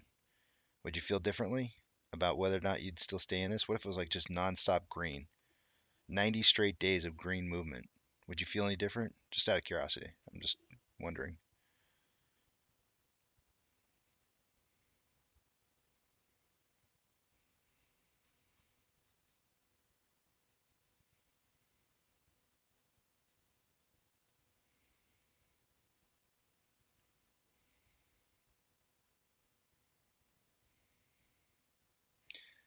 Remtax said that would scare me. Yeah, I can't say I don't disagree.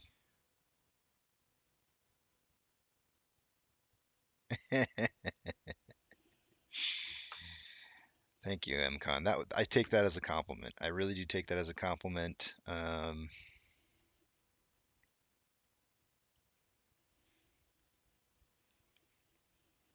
I don't know. I really don't know though.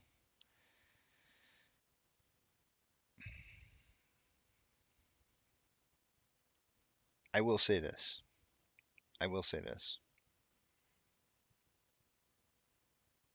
If, and this is a very big if, but if I were to tell you that everything that we have seen from January of last year to January of this year is pre-squeeze data, right? The same amount of data that it took, say, for example, GME to accumulate to getting to their point of squeezing in January last year. Like, let's say, for example, the pre-squeeze data for January for GME lasted for an example, I don't know, 2 months beforehand, right? If it took us a year to do what it took GME to do in 2 months' time, how long do you think that if GME's 21-day price amazing movement took 21 days, how long do you think it's going to take ours? Think about that. And if it were to start today, if you counted today as the starting day of that, and you just said, okay, what if we just match GME? That's 21 days. That's 21 days from right this moment in time, right? And that's including weekends. It's including weekends. But that's 21 days starting right now. Our volume is much bigger. It is much, much bigger. There's a lot more to be unraveled. It's going to take time, guys. This is not going to be something that happens overnight. And so I guess what I'm trying to get at here is, or try to impress upon you, is that this is not going to be a fast thing. I don't think so. Volkswagen took 6 days. 6 days. GME took 21.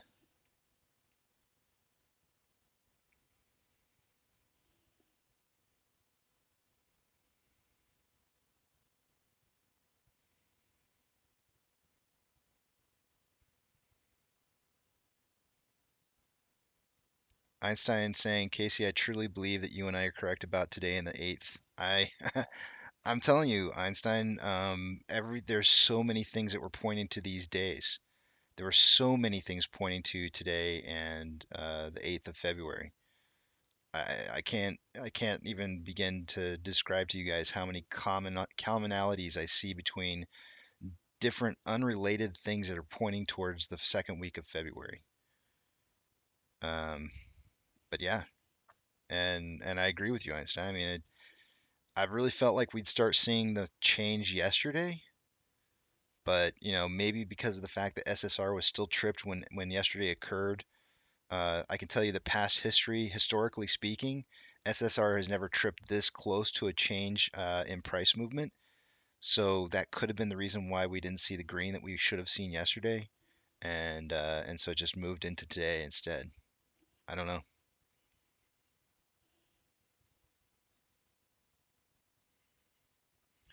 And CM, I love your imagery on that. Imagine attempting to hold a football stadium-sized cork underwater. That's what AMC is going through.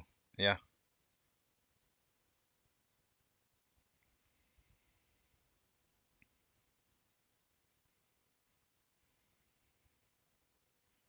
Yeah, this is not going to be fast, guys. It's not. This is going to be a process by which it takes a large period of time. But I guarantee you, I guarantee you guys that they will try to make you think that this is over several times along the way. They will try to make this look like it's done, like it's a done deal.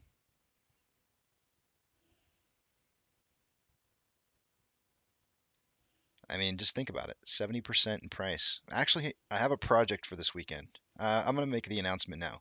I'm hoping, I haven't even told the other person about this yet. No, I did. I did ask them if they would do it with me, and they said yes. I have a project that I'm doing this weekend. I'm going to do it on Sunday, maybe post it Sunday. I don't know. You might see a video come out on Sunday. It's going to be a informational training video. And what we're going to do is AP and I are going to do a video where we watch GME play out as it happened. But just kind of speed it up a little bit, so it's not boring and you're not sitting there for 21 days watching a video. And we're going to show you in advance the feelings that you're going to have when this happens. And I want when you watch the video, and I'm going to try and keep it really short because I know people's attention span is small. Mine is. I see 12-minute video and I go, like, really 12 minutes? I understand. So I'm going to try and keep it really, really short, but I'm going to let you guys live through the moment. And I want you guys, I can't tell you, and I'm going to tell you this after I post it, you need to watch the video. You need to watch the video because you need to live through the moment of GME and understand what kind of feelings you're going to have as it comes in the near future. Because those feelings are going to hit you. And you're going to need to know how to deal with those feelings. So you might as well start practicing now. Because I'll tell you what, seeing the price drop 50% from 130 bucks down to, sorry, 140 bucks down to, or what was it? No, $120 down to 60 bucks. That's rough. Especially when you see it happen in like a 2-hour span of time. Then watching it rip all the way back up to 140 bucks. Getting all excited again because it's ripping back up, and then within that same 2 hours ripping back down again to $60, and then closing for the weekend. Imagine that. Imagine the market closing on you in a weekend, right? And you have to sit through the weekend as you just watch the price of your stock go up to 100 and some odd bucks, come back down to 60 twice, and then the market closes. What you gonna do on Monday? What are you gonna do?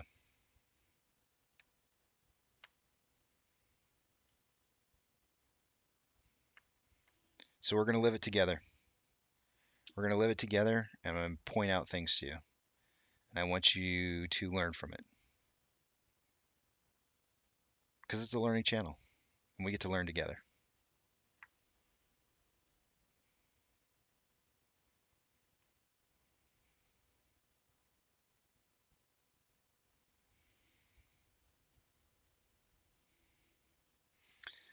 Joe's asking if I've ever seen the video of the Volkswagen squeeze. I think I have, Joe.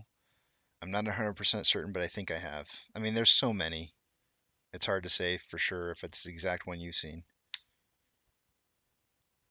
I've seen a video, so I don't know if it was yours or not.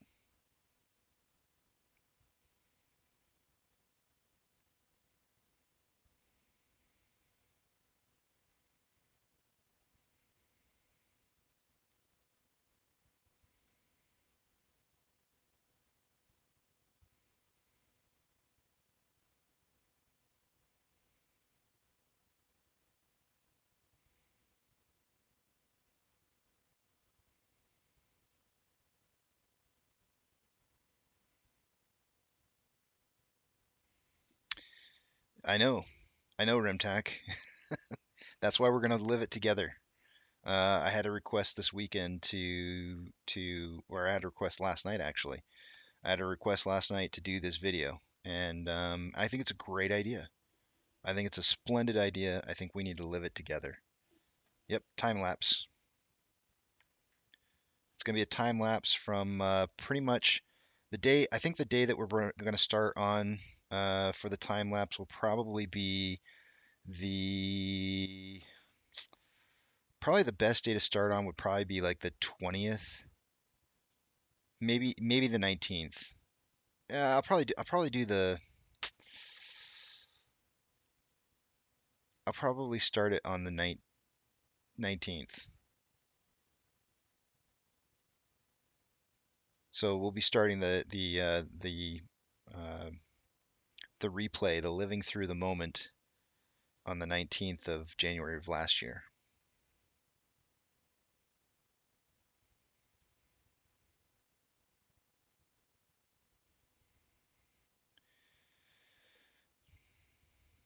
Yes, yes, Einstein, it does.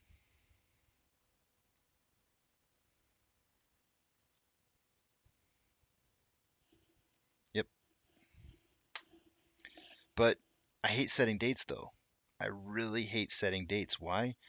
Because I don't know. I know so many people have a problem with that. I don't have a problem when they don't come through. I really don't. I don't care. I move on to the next date. But a lot of people have problems with dates, so I hate throwing them out there. I really do. Just because I feel like I need to be respectful of like other people's feelings.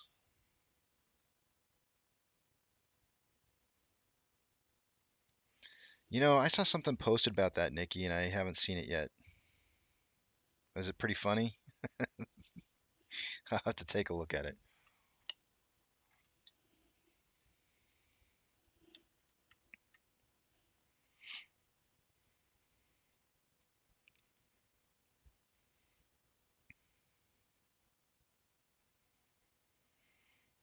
What would be interesting to do when we're living through the moment in the video, I think one of the interesting things to do would be to set up a mock position as though you actually have a position held. And so I might come up with like what I believe to be the average shareholder value. You know, I'm just going to use, I guess since I can account for 2.37 billion and I just divide that by how many people we have and then say that's the average amount. Let's see, what number will I use? 578 shares. I don't know, maybe we'll just round it off to an even 600. Maybe we'll just do 500 shares. 500 shares of GME back on January 19th of last year. And what it would look like. What it would look like as you live through the moment and watch the price changing. I don't know if we can do that or not. Hopefully we can see if we can.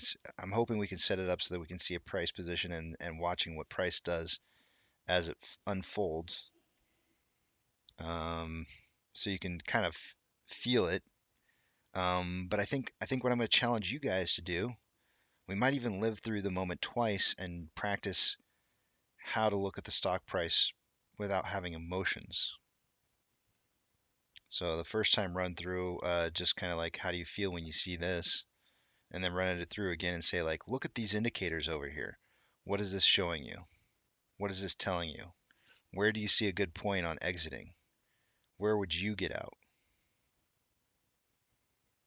Why would you do it?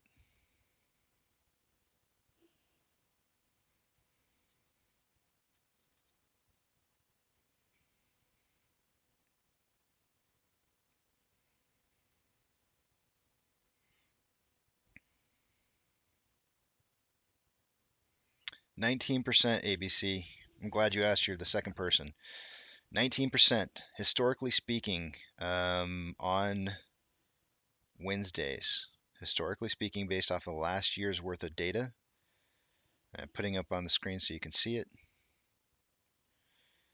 We have a 38% chance.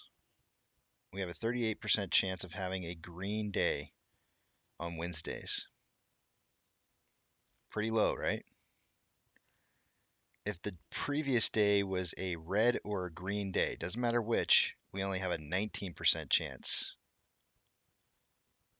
So since yesterday was a red day, we have a 19% chance that it's going to be a green day.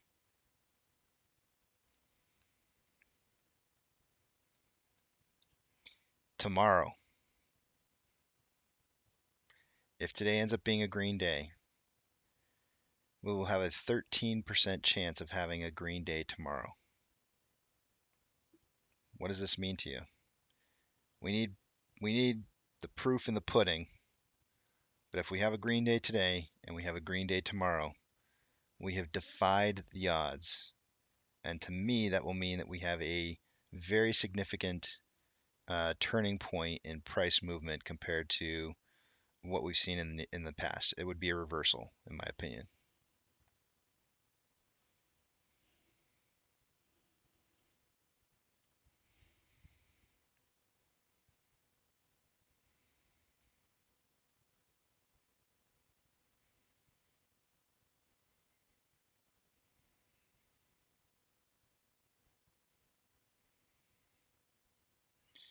Oh shoot, I missed Powell. I'm pretty sure I missed him. Dang it.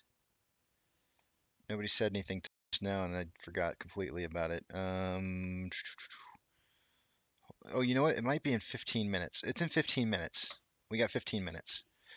So it is time to do the look at everything here. So let's look at all of our data real quickly before we get there.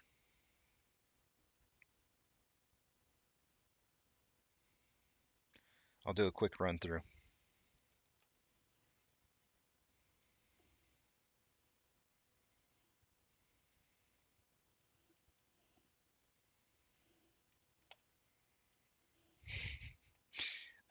I'm like sitting here like moving screens around and everything. My mind starts to wander, and all I could think was, I feel like a cheerleader sometimes. I feel like a cheerleader. All right, here I'm not. The thing is that I'm not as cheerful as like Trey or something. I don't get like all emotional and yeah, go, it's still running. I don't do that kind of stuff, but I still feel like a cheerleader. Off exchange, currently or reporting an hour ago, 5782, really high number. Let's see where it's at now.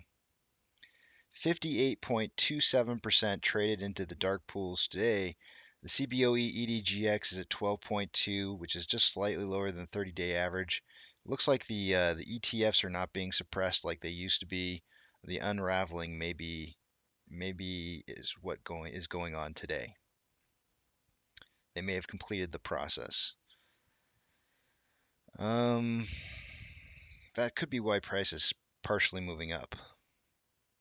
Which I'm pretty sure that Einstein would probably agree I think he actually already said it, but you know, the ETFs have failure delivers that are being collected for. According to the borrowed change amount today on the stock, we are currently reporting a return of 679,000 shares. An hour ago it was 956, so it's come down a little bit. So that's going to raise the estimated current short interest of the free float to 20.62. Moving over to the options.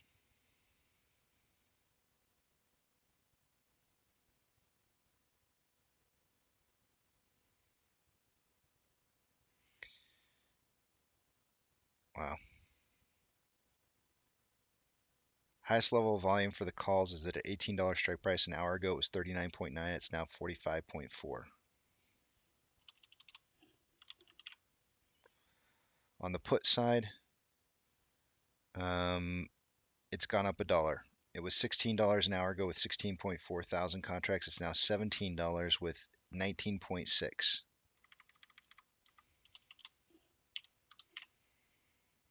If price rips, guys, in the aftermarket hours today, oh lordy, I feel bad for the puts. Signaling for like a 17.5 close today, guys. That's what it's signaling for. Orders by Fidelity customers. 7th for AMC with 63% buys to 37% sales.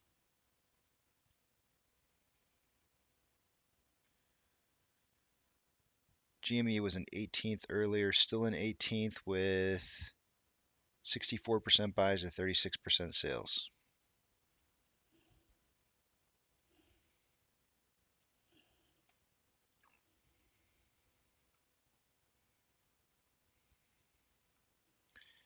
Shares borrowed in the last hour. It doesn't appear like there's any. Fees still 0.6. We have 16.2 thousand contracts in the money on the calls and 58.8 thousand contracts out of the money on the puts. SSR is off today. It triggers at 14.42.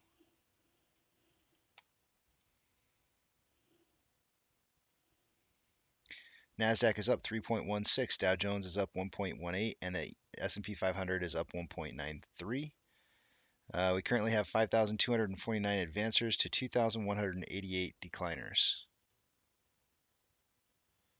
The VIX is down 9.53. IWM is up 2 points.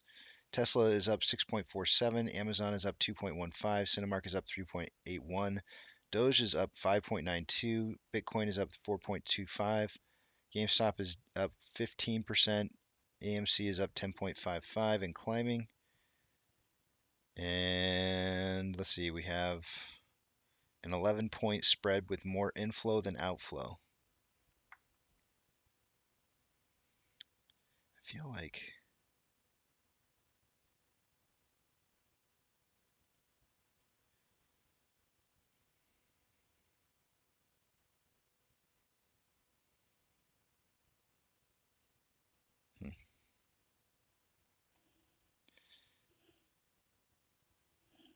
shares traded, 51.5 million shares. Let's check and see what kind of pace we're on here.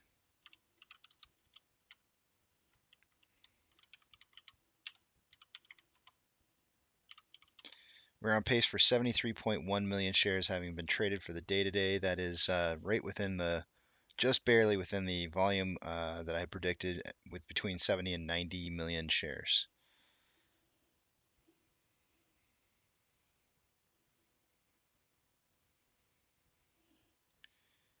On the daily interval, we currently have more buying pressure than selling pressure with an RSI of 29.54.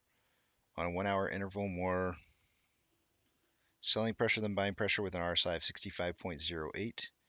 On a 30-minute interval, more buying pressure than selling pressure with an RSI of 66.92. Having been outside tolerances, meaning it's been signaling towards overbought. On a 5-minute interval, we have more selling pressure than buying pressure with a crossover in the last 5 minutes and RSI of 58.87.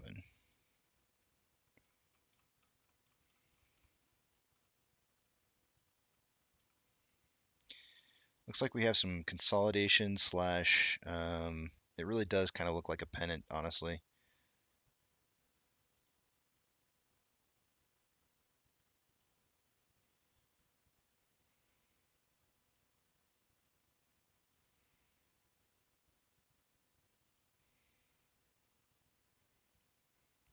Looks like it tried to break out of the descending parallel channel. We'll see if it does.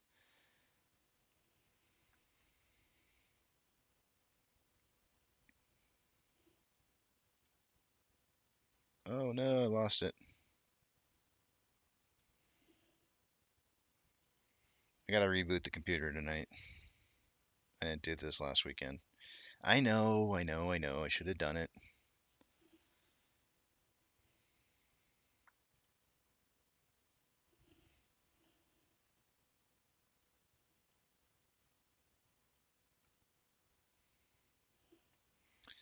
All right, let's get the feds on here.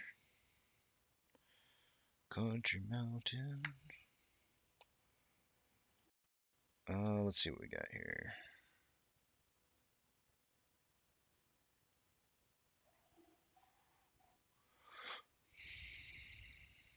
That's not it.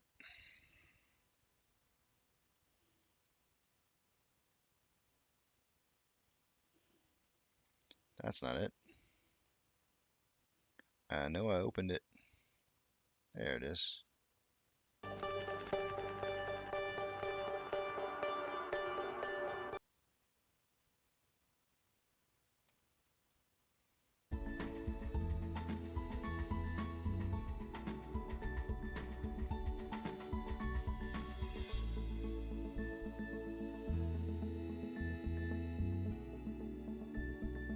I feel like that's so much more pleasant music than it used to have.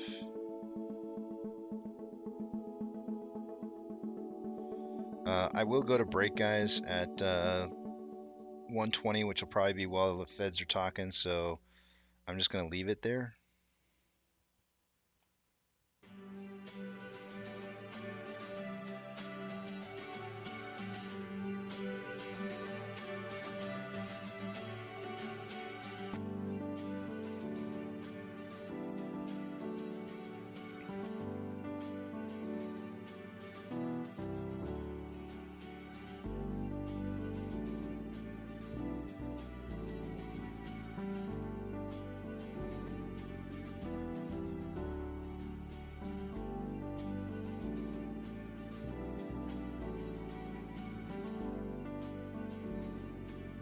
Like, they got different music or something. I just felt like Beavis and Butthead for a second there. They got like new music. It's not as sucky as it used to be. But it still kind of sucks. Yeah, it's like your grandma music.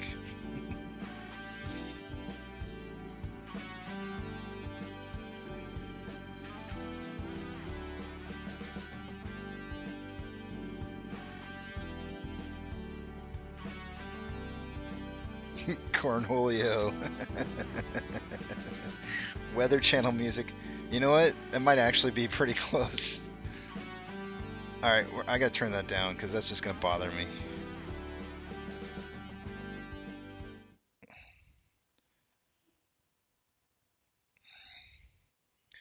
I'm sorry guys, but it plays in my ears and I just can't talk over it. It's just it's TP for my bungholio.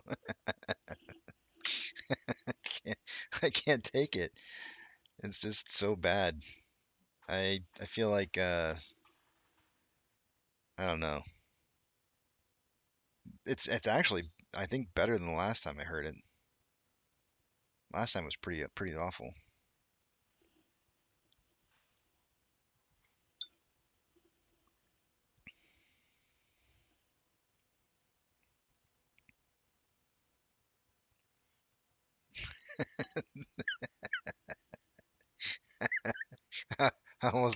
You got the COVID laugh, Rem. You got the COVID laugh out of me. Oh man, that was a wheezy laugh. Whew. Uh, they have lots of sluts in Las Vegas.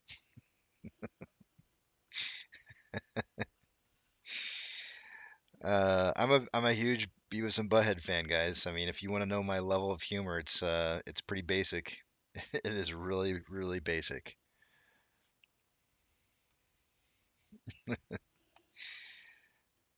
I'm pretty sure, you know, when it schluts.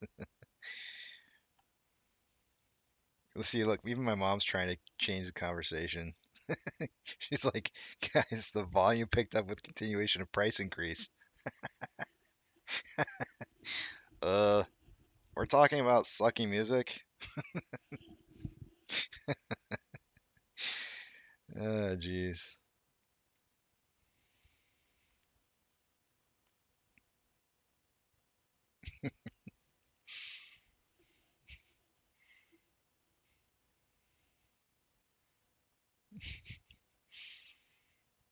She's trying to reel me in.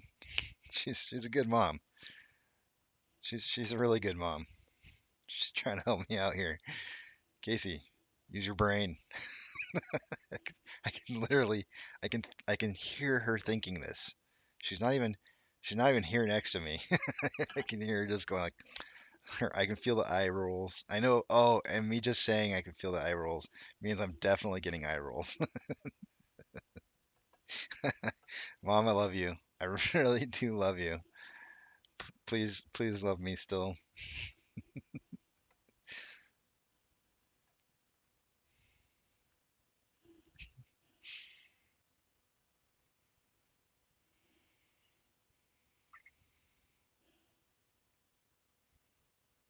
Forget the shiny things. Oh man.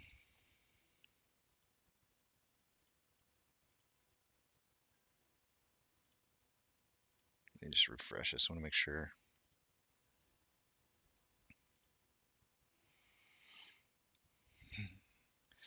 Jenna.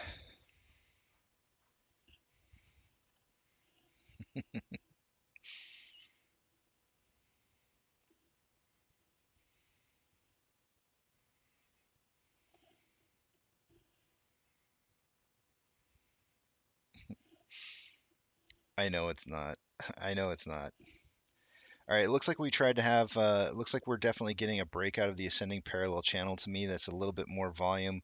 The increase kind of like during this period of time leading into the breakout here. And then you can obviously see the larger size candlesticks that are coming outside the bottom side of this um, ascending parallel channel. I did draw a pennant here, and the thing is about pennants is that they should last roughly about as long as the flagpole. So this flagpole started at 10:50 and went all the way up to 12:50, so 2 hours. So 12:50, 13, 14:50 is when the breakout should occur, which is literally right out here. So if this thing can remain inside of the wedge to where I'm going to draw this box, it could maintain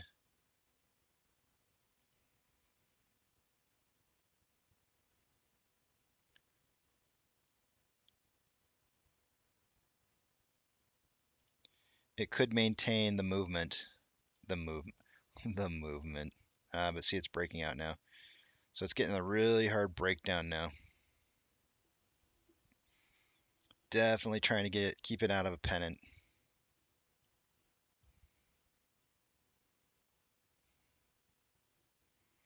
They still have fight left in them.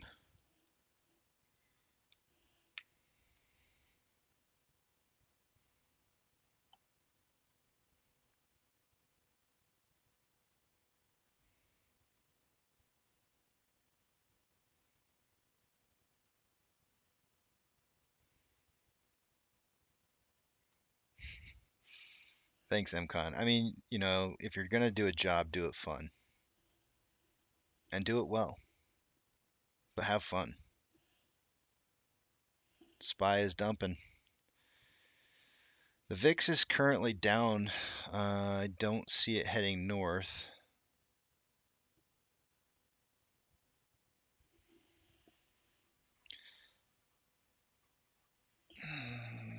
I don't think so.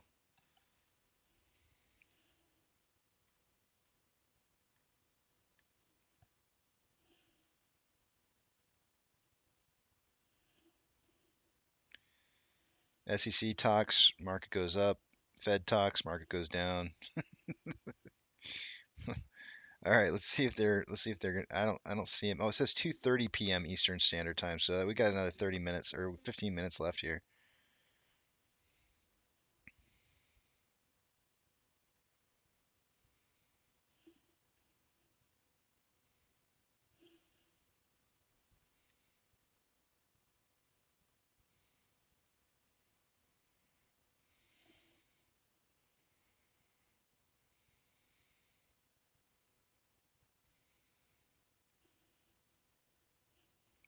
You know, what do they say?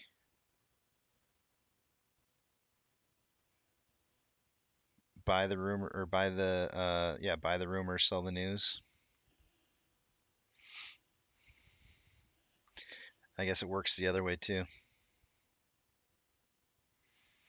Let's see. Let me see what you guys are writing here.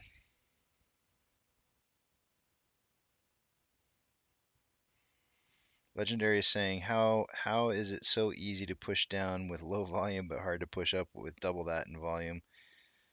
And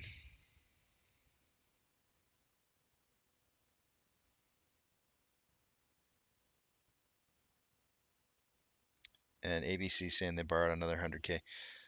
So Legendary, you're asking how is it so easy to push down with low volume? So whenever you have low volume, there's no resistance to price movement, and it's actually easy to push both up and down when you have low volume. When you have high volume, there's two things that can happen. So when price is moving down, when you have high volume, when it's skyrocketing down, when you have high volume, it's one of two things.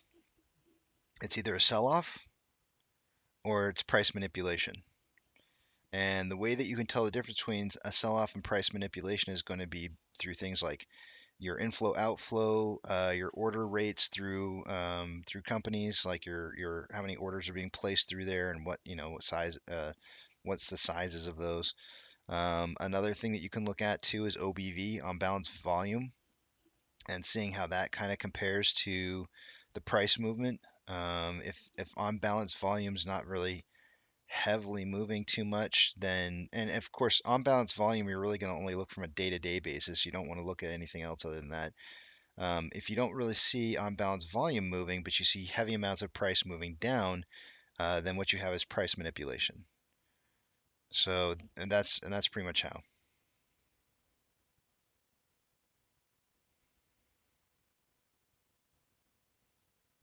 Yeah, dark pools can be used to hide price discovery, and they're being heavily used today. Sean's absolutely right. The amount being used through the dark pools currently is um, well over the amount that we see on an average 30-day period of time. In fact, let me look at it again real quick here. The last measurement we just had was 58.27. In the last 30 days, our number through the dark pools has been 53.84. So that's like a full almost 5% higher going through the off exchange today. And that's really, I mean, that's high. If you think about it, a whole 5%. What, tack on 5% in price discovery to what we've had so far today, and what would happen? You know what I'm saying? Like it could be pretty substantial.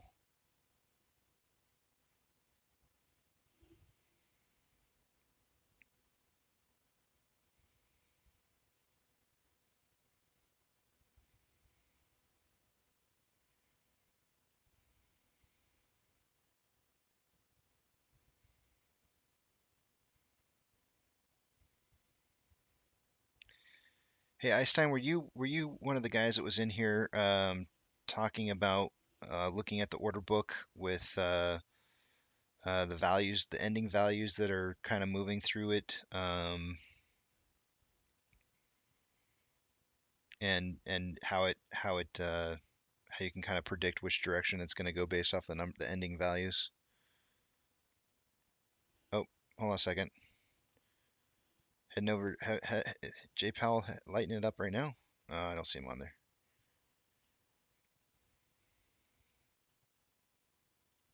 He's not on yet.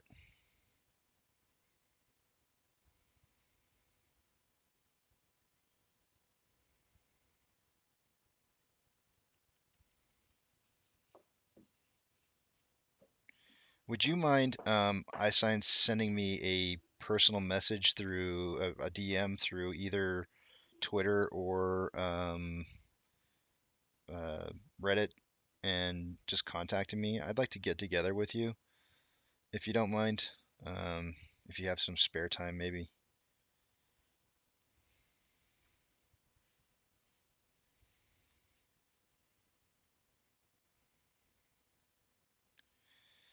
Dennis, we're waiting for that. That's actually going to be in about 8 minutes, and I'm going to play it live. I'm waiting for them to show up on the press the FOMC press conference. Thank you, Einstein.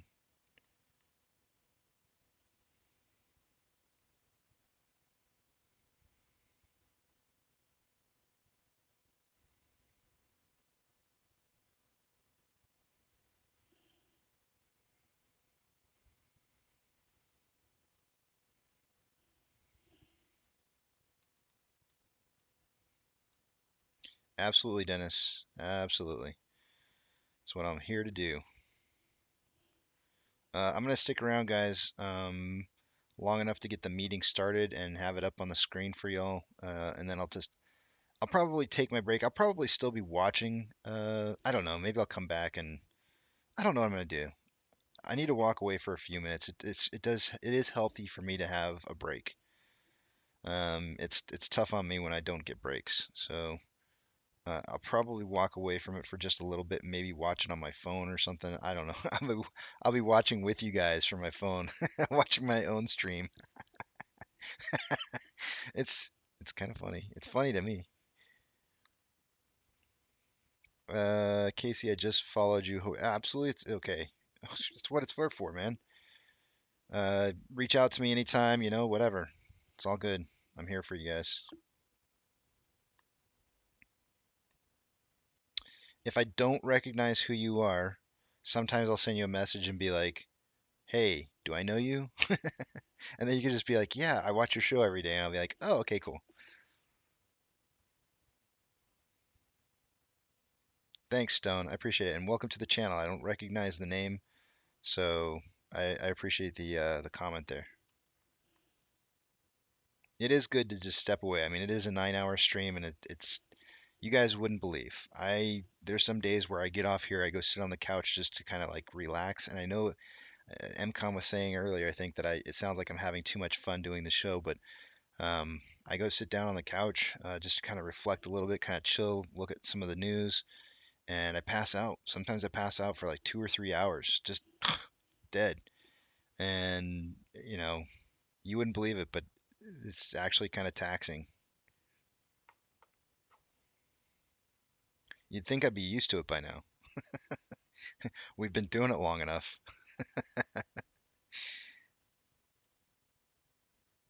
Ah, okay, okay, Stone. Cool. I've talked about Virginia quite a bit, but apparently they spoke already. What? I got it pulled up right here. I'm waiting for it.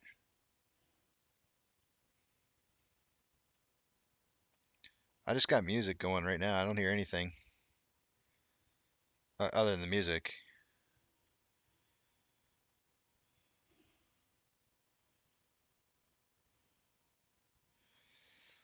Sometimes I think what they do, Dennis, is they post out the information first before they actually. I'm talking louder now because the stupid music's on from my ears. There we go. Not gonna yell at you guys. Oftentimes what I think they do is I think they kind of put out their press release first before they actually read it to everybody on TV or Webit or whatever this is. So I would highly imagine that's probably the case.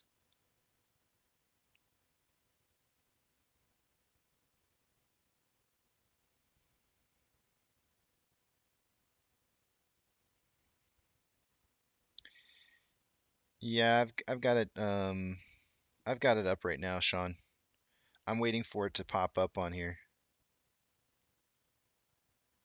So far it's just playing music. Oh, you got the release in there? Okay, cool. So for those of you guys who want it, Sean pulling through with the amazing data. Thank you, Sean, so much for that.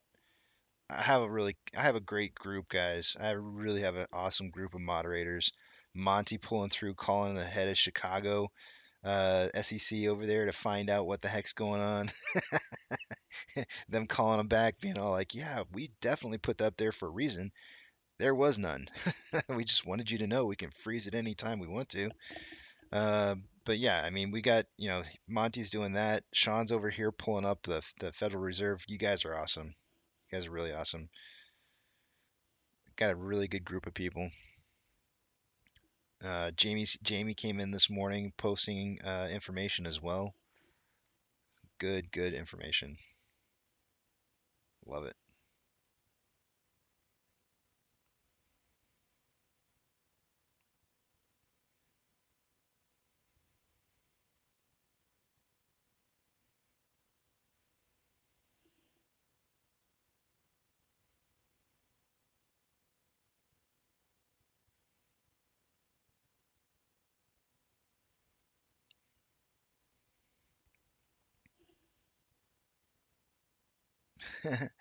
They're not employees, buddy. Let me tell you, every single person on here does this labor of work because they want to. Because they want to.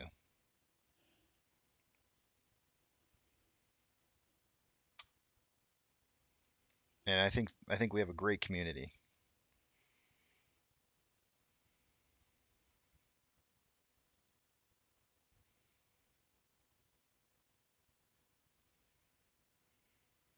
Oh, there you had it first from Sean talking about the committee expects it will soon be appropriate to raise the target range for the federal funds rate, the committee decided to continue to reduce the monthly pace of its net asset purchases. Co-conspirators. Why not? No, we're co-workers. Like I say at ABC, we're co-workers. They're not my employees. We are all co-workers.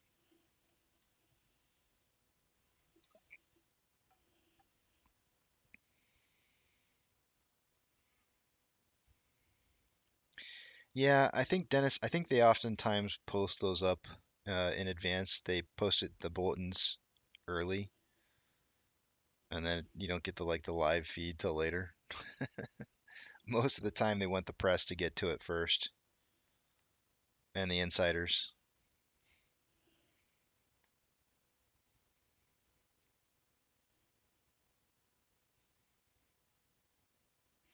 Looks like we got a little bit of AMC news going on over here.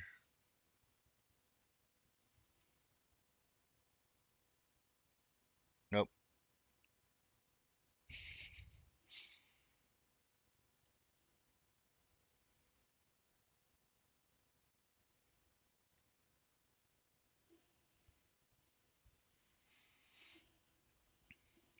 So that was an article for Bitcoin right there saying that crypto computers are going to crack the code for Bitcoin here.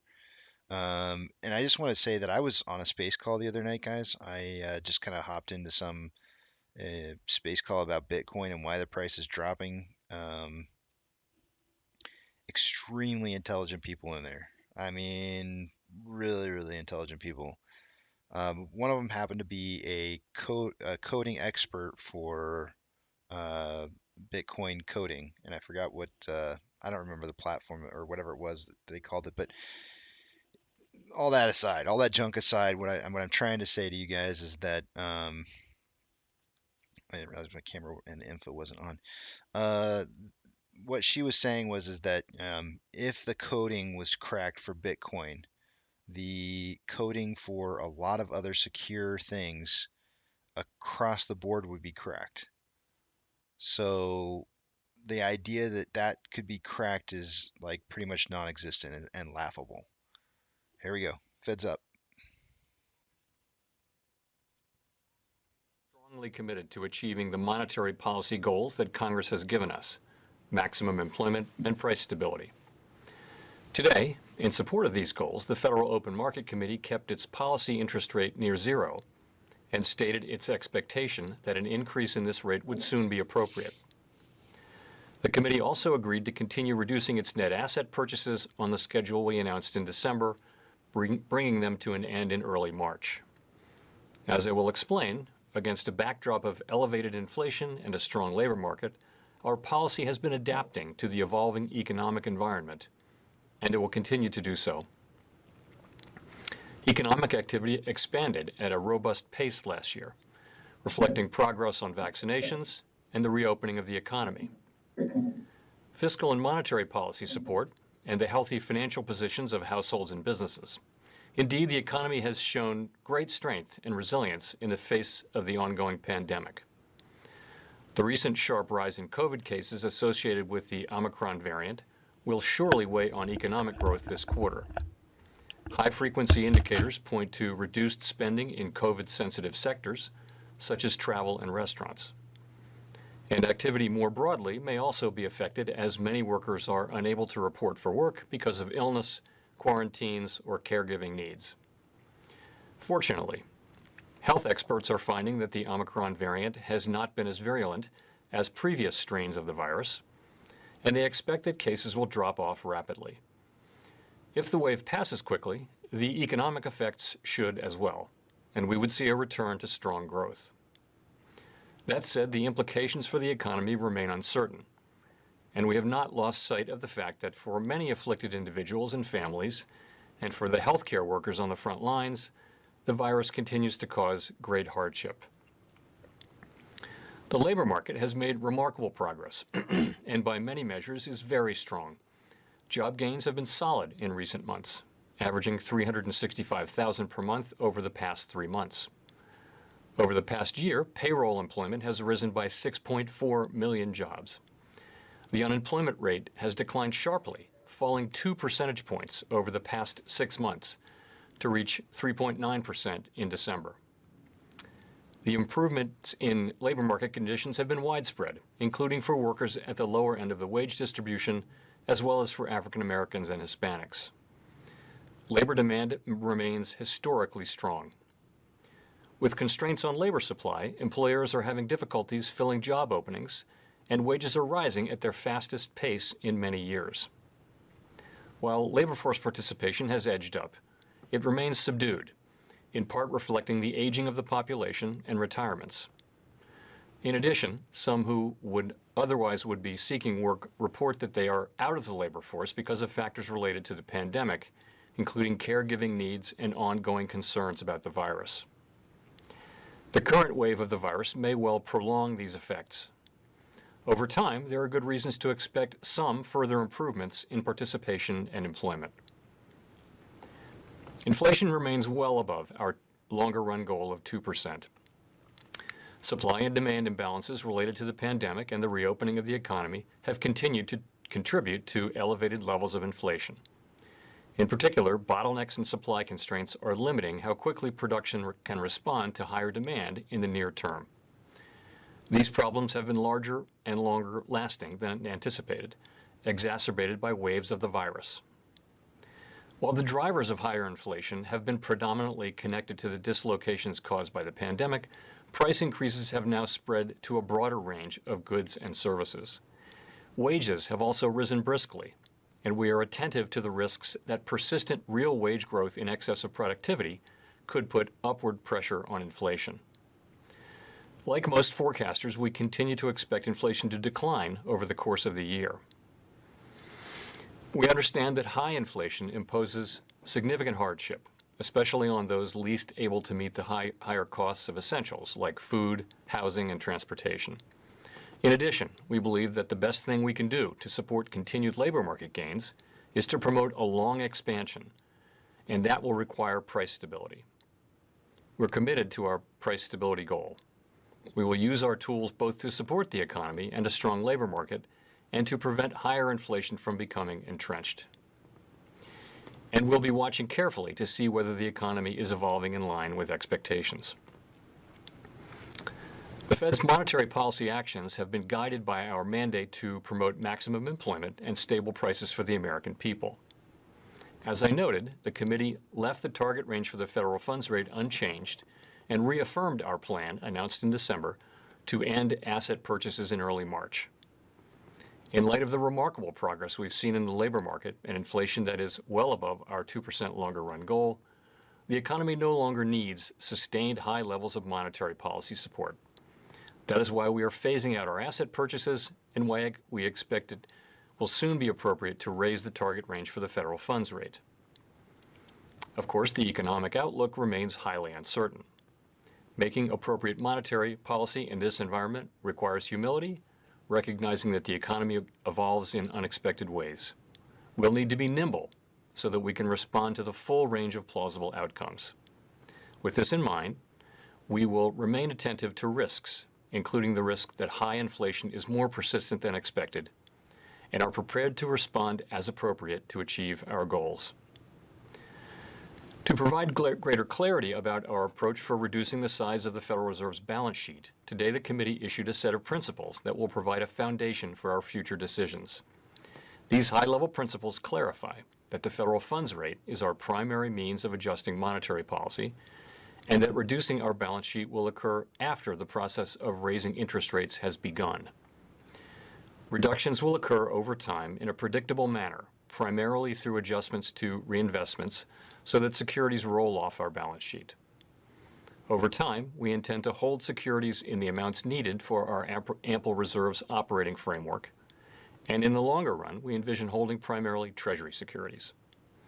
Our decisions to reduce our balance sheet will be guided by our maximum employment and price stability goals.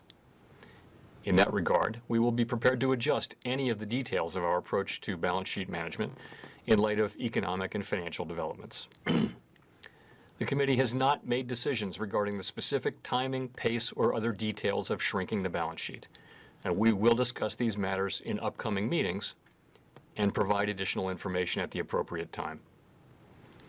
To conclude, we understand that our actions affect communities, families, and businesses across the country. Everything we do is in service to our public mission. We at the Federal Reserve will do everything we can to achieve our maximum employment and price stability goals. Thank you. I look forward to your questions. Thank you. For the first question, we'll go to Chris Rugaber at the Associated Press. Thanks, Michelle, and thank you, Chair Powell. So it's expected that the Fed will hike rates perhaps every other meeting, but certainly in the past, the Fed has hiked at every meeting. So I just wanted to ask, are rate hikes at consecutive meetings on the table this year? Is every meeting a live meeting? And on that note, would the Fed consider front-loading some of its rate hikes, even if it doesn't raise every meeting?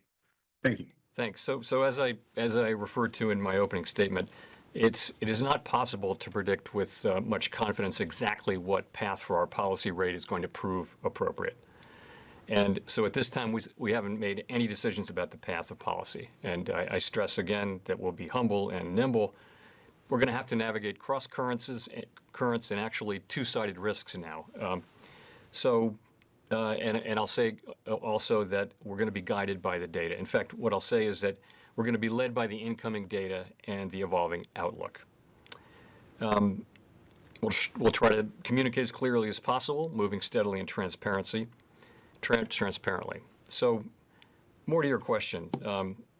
We know that the economy is in a very different place than it was when we began raising rates in 2015. Specifically, the economy is now much stronger. The labor market is far stronger. Inflation is running well above our 2% target, much higher than it was at that time. And these differences are likely to have important implications for the appropriate pace of policy adjustments. Beyond that, we haven't made any decisions. Thank you. Let's go to Victoria Guida at Politico. Hi, Chair Powell. I wanted to ask, you were talking about the health of the labor market, and I'm curious whether you would characterize where we're at right now as maximum employment, and also along those same lines, obviously rate hikes on the table this year. Do you think that the Fed can raise rates, bring inflation under control without hurting jobs and wages? Sorry, just getting both parts of your question written down. So I would say, and this view is widely held on the committee, that both sides of the mandate are calling for us to move steadily away from the very highly accommodative policies we put in place during the challenging economic conditions that the economy faced earlier in the pandemic. And I would say that most FOMC participants agree that labor market conditions are consistent with maximum employment in the sense of the highest level of employment that is consistent with price stability. And that is my personal view. And again, very broad support on the committee for the judgment that it will soon be appropriate to raise the target range for the federal funds rate. The other thing is maximum employment will evolve over time and through the course of the business cycle. In the particular situation we're in now, it may well increase. The level of maximum employment that's consistent with stable prices may increase, and we hope that it will as more people come back into the labor market, as participation gradually rises. And the policy path that we're broadly contemplating would be supportive of that outcome as well. So the thing about the labor market right now is that there are many millions of more job openings than there are unemployed people. So you ask whether we can raise rates and move to less accommodative and even tight financial conditions without hurting the labor market. I think there's quite a bit of room to raise interest rates without threatening the labor market. This is, by so many measures, a historically tight labor market. Record levels of job openings, of quits. Wages are moving up at the highest pace they have in decades. If you look at surveys of workers, they find jobs plentiful. Look at surveys of companies, they find workers scarce. And all of those readings are at levels really that we haven't seen in a long time, and in some cases ever. So this is a very, very strong labor market, and my strong sense is that we can move rates up without having to severely undermine it. I also would point out that there are other forces at work this year which should also help bring down inflation. We hope, including improvement on the supply side, which will ultimately come. The timing and pace of that are uncertain. And also, fiscal policy is going to be less supportive of growth this year, not of the level of economic activity, but the fiscal impulse to growth will be significantly lower. So there are multiple forces which should be working over the course of the year for inflation to come down.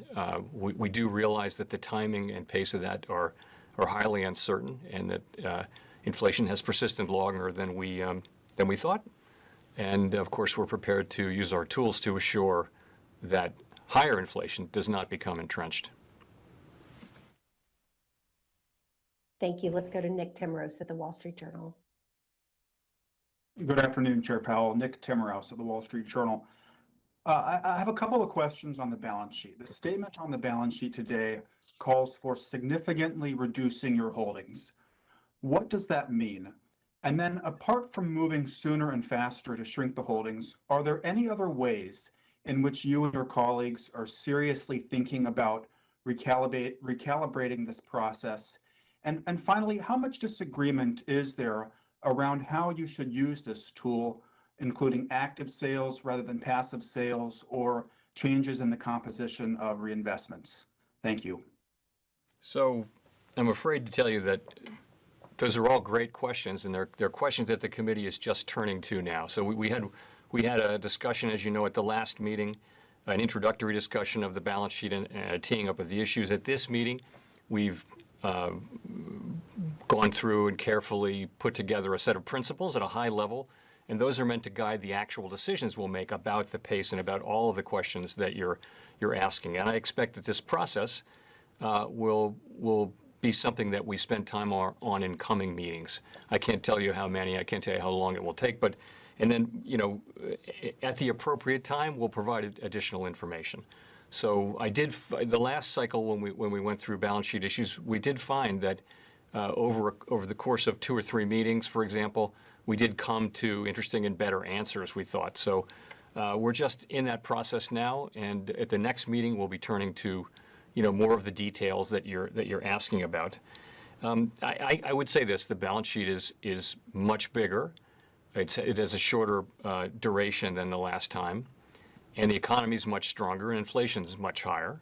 So, and I think that leads you to, and I've said this, being willing to move sooner than we did in the last time, and also perhaps faster. But beyond that, it's really not appropriate for me to speculate exactly what that would be. But I would point you to principle number 1, which is the committee views changes in the target rate for the federal funds rate as its primary means of adjusting the stance of monetary policy. So we do want the federal funds rate, we want to operationalize that, and we want the balance sheet to be declining in a predictable manner, and we want it to be declining primarily by adjusting reinvestments. So if I could follow on that, raising rates and reducing the balance sheet both restrain the economy, both tighten monetary policy. How should we think about the relationship between the two? For example, how much passive runoff is equal to every 1/4 percentage point increase in your benchmark rate? So again, we think of the balance sheet as moving in a predictable manner, sort of in the background, and that the active tool meeting to meeting is not both of them, it's the federal funds rate. There are rules of thumbs, I'm reluctant to land on one of them that equate this, and there's also an element of uncertainty around the balance sheet. I think we have a much better sense, frankly, of how rate increases affect financial conditions and hence economic conditions. Balance sheet is still a relatively new thing for the markets and for us, so we're less certain about that. So again, I think the pattern we'll follow is to arrive at a timing and a pace and composition and all those things, and then announce that with advance notice, and it will start in the background, and then we'll look to have that just running in the background and have the interest rates again be the active tool of monetary policy. That's at least the plan. I can't tell you much more about any of the very good issues about size, pace, composition, those sorts of things. So we'll be turning to all of those at coming meetings. Thank you. Thanks. Now we'll go to Neil Irwin. Thank you, Chair Powell. It's Neil Irwin from Axios. Glad to be back. Sir, I was wondering if the volatility we've seen in financial markets in the last few weeks strikes you as anything alarming or that might affect the trajectory of policy. Conversely, to the degree that financial conditions have tightened some, might that be desirable in some ways in achieving your tightening goals? So, as you know, the ultimate focus that we have is on the real economy, maximum employment and price stability, and financial conditions matter to the extent that they have implications for achieving the dual mandate. And you also know that we look at broader financial conditions, not one or two things, one or two markets. And what we're always asking ourselves is, are we seeing changes that are both persistent and material enough that of a change in financial conditions that they are inconsistent with the achievement of our goals? So that's how we're looking at that. And I don't want to comment on today's financial conditions broadly, but we're not looking at any one market or so. So that's how we're thinking. In terms of what we've seen, I would say this.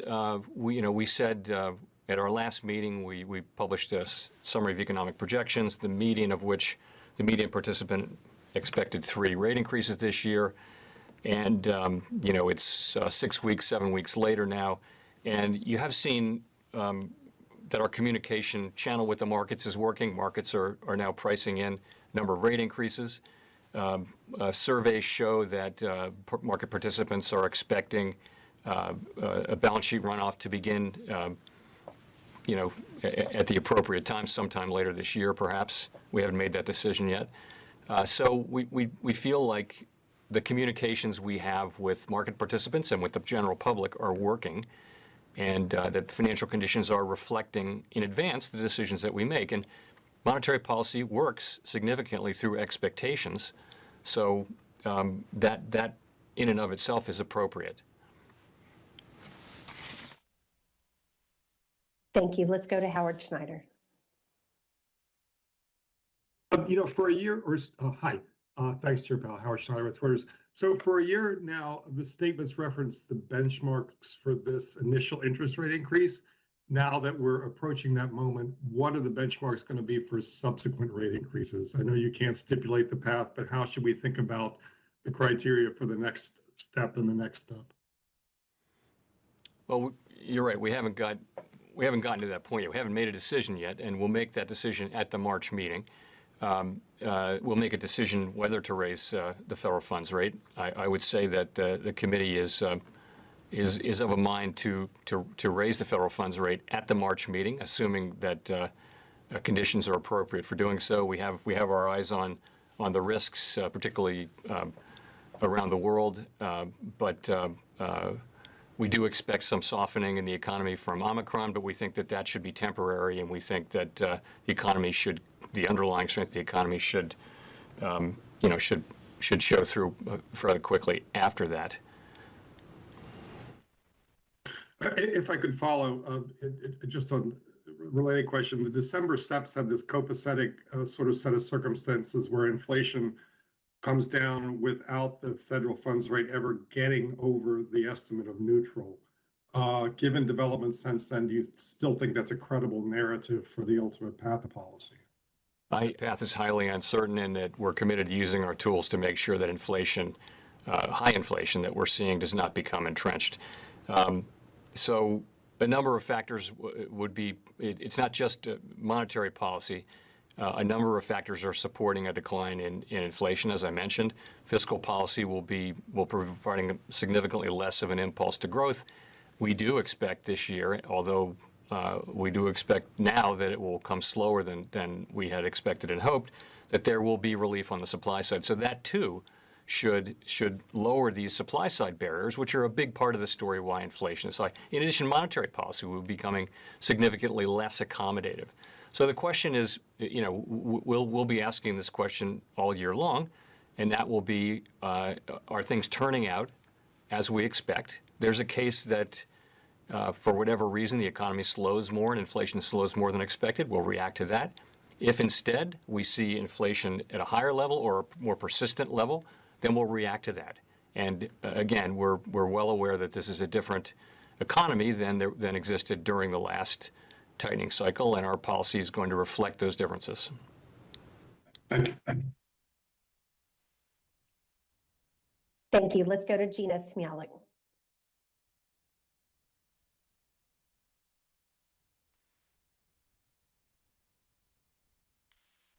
Let's go to Gina.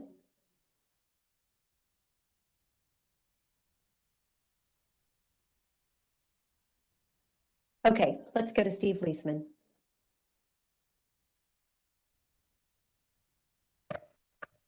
Thank you, Mr. Clinton. Thank you, Mr. Chairman. Mr. Chairman, I have one sort of technical question and one question on principle. The technical question is, if you're going to discuss balance sheet at next upcoming meetings and you won't begin balance sheet reduction until after you begin rate hikes, it seems to technically mean that you won't or can't begin balance sheet reduction until the summer. Is that correct? That's the first thing.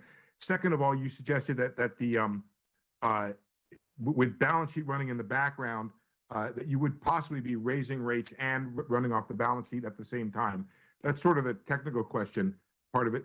The principal question I have is, you said it's going to be running in the background, but the statement on balance sheet principles says the committee is prepared to adjust any of the details of its approach based on economic and financial developments, which suggests there's something of a reaction function associated to the balance sheet, and it won't be running in the background. So could you give us any a sense of the discussion or staff presentation on what is the reaction function surrounding the balance sheet? Thanks.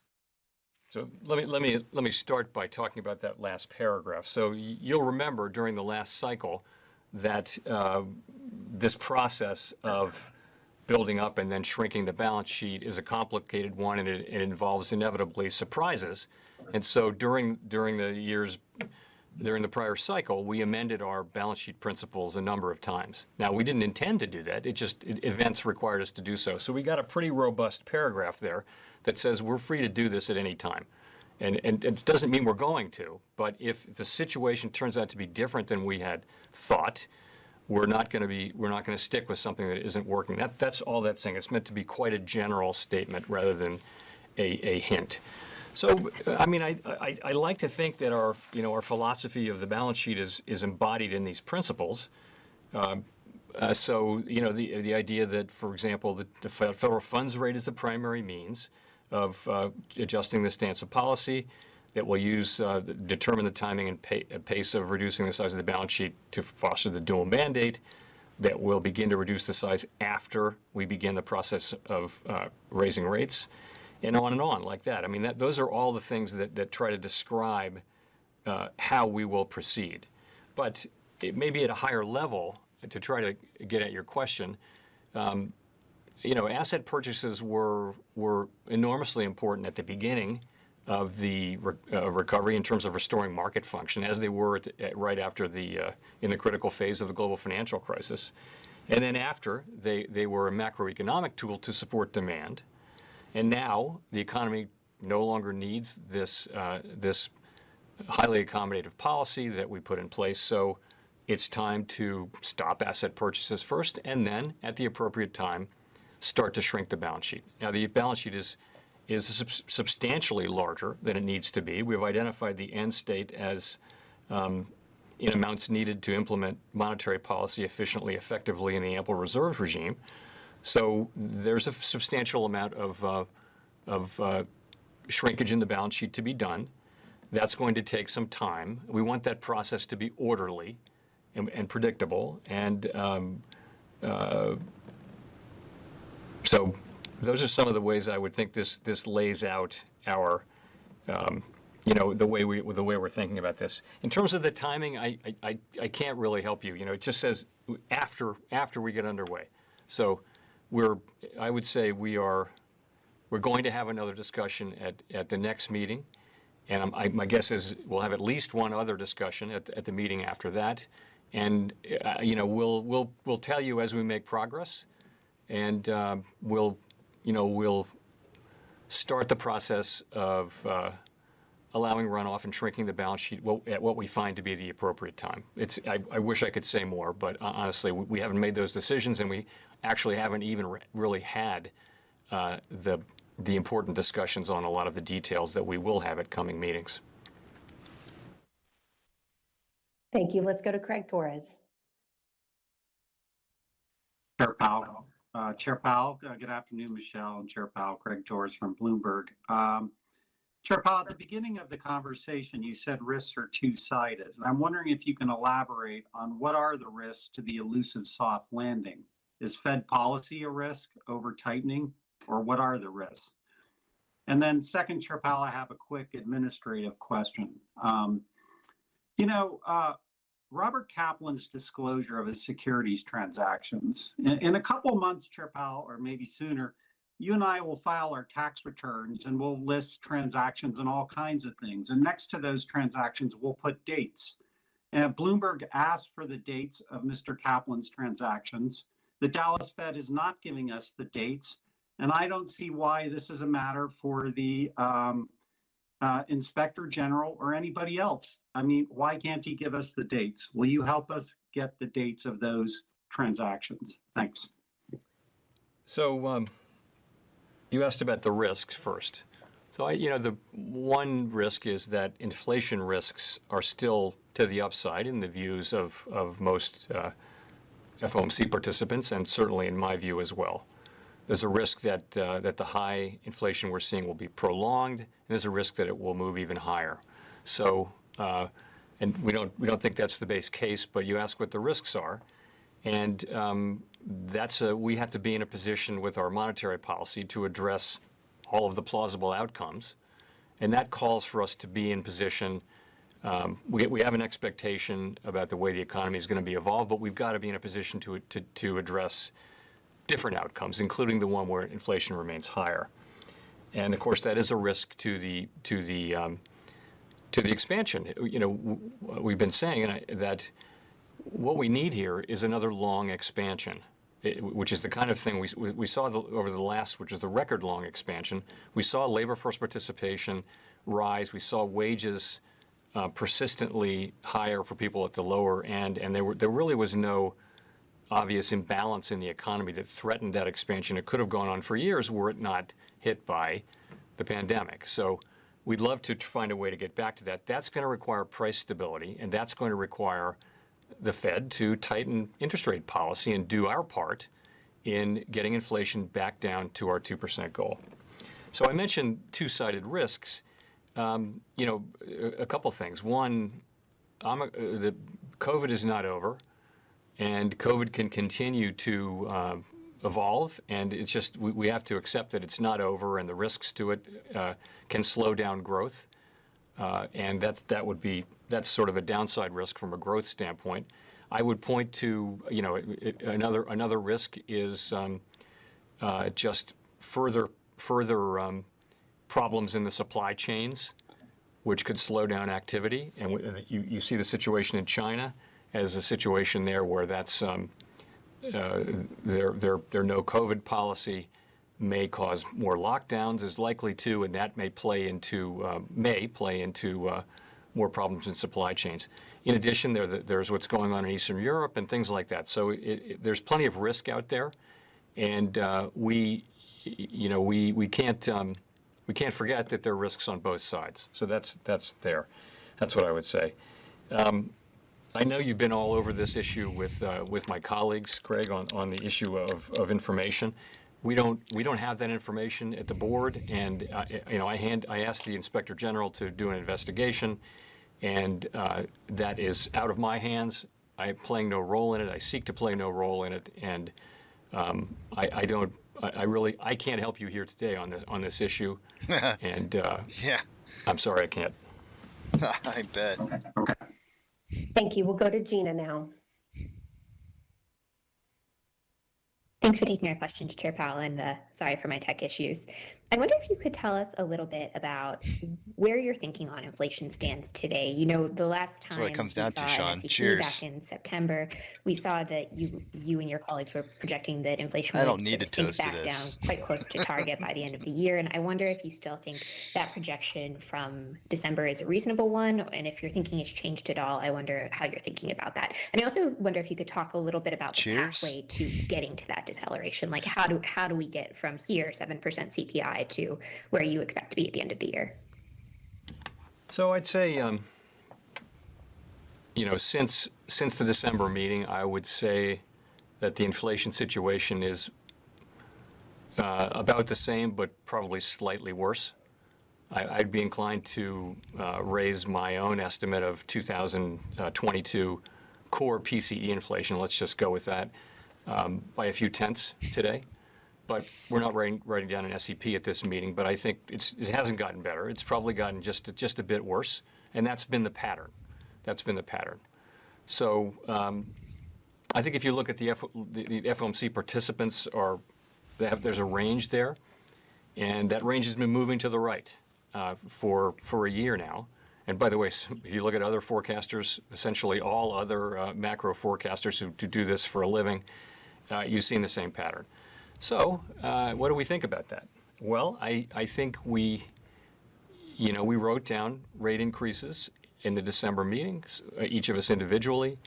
And I think to the extent the situation deteriorates further, our policy will have to address that.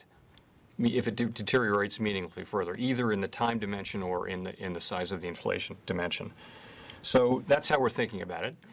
As I mentioned, though, I think it's part of this will be that the Fed, moving away from a very highly accommodative policy to a substantially less accommodative policy, and then over time to a policy that's not accommodative in time. I don't know when that will be. Those are the things that we're thinking about. That's part of it. Another part of it is that fiscal policy provided an impulse to growth over the last 2 years. That impulse will be less. In fact, will be negative this year, and so that's another thing. The other one is we will eventually get relief on the supply side, and the ports will be cleared up, and there will be semiconductors and things like that. Now, what we're learning is it's just taking much longer. So I think longer than expected, and that I think does raise the risk that high inflation will be more persistent. I do think we'll come off of the highs that we saw in the early part of this episode in the spring last year, but really the question is going to be what is inflation running at, and so we'll be watching that. And our objective is to get inflation back down to 2%. It's also to provide enough support to keep the labor market healthy. The labor market is very, very strong right now.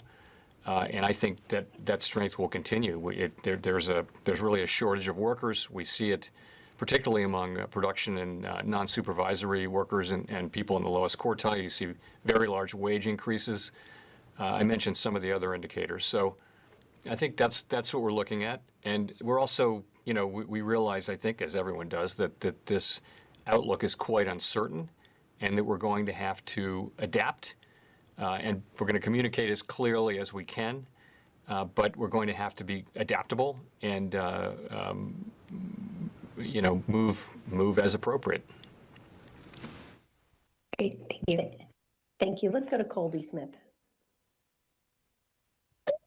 Thank you, Michelle. Chair Powell, when you talk about being humble and nimble about the path forward for monetary policy, does that also include the possibility of raising interest rates by larger increments and, say, doing a 50 basis points hike at some point if inflation does not moderate sufficiently? And should we interpret this approach as a departure from the gradual pace that we saw during the last hiking cycle? So, as I mentioned, we have not made these decisions. We really haven't. And what I can tell you now, though, is that we fully appreciate that this is a different situation. If you look back to where we were in 2015, 16, 17, 18, when we were raising rates, inflation was very close to 2%, even below 2%. Unemployment was not at our estimates of the natural rate, and growth was in the 2 to 3% range.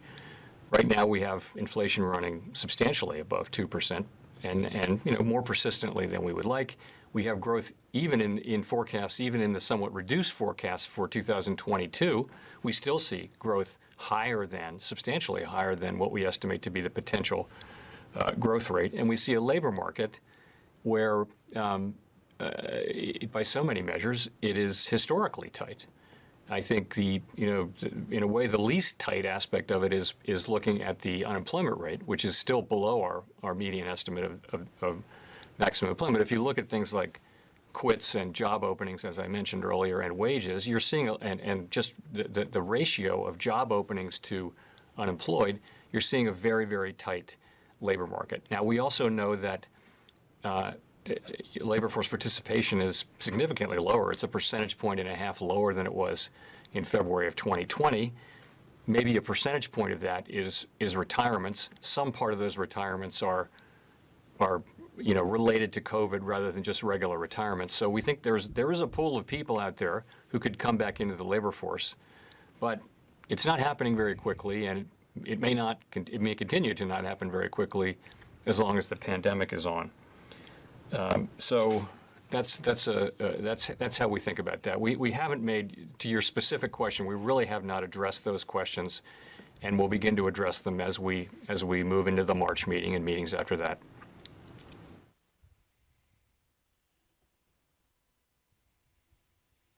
Let's go to Rachel. Thank you, Michelle, and thank you, Chair Powell, for taking our questions. I'm wondering if you can talk to us about any metrics that the Fed uses to assess how inflation affects different groups of Americans, especially lower income earners. And are you worried that the Fed underestimates or can't effectively measure the impact of inflation on some of the most vulnerable households? Thank you. So it's more a matter of, I think the problem that we're talking about here is really that people are on fixed incomes who are living paycheck to paycheck. They're spending most or all of what they're earning on food, gasoline, rent, heating, things like that, basic necessities. And so inflation right away forces people like that to make very difficult decisions. So that's really the point. I'm not aware of inflation literally falling more on different socioeconomic groups. That's not the point. The point is some people are just really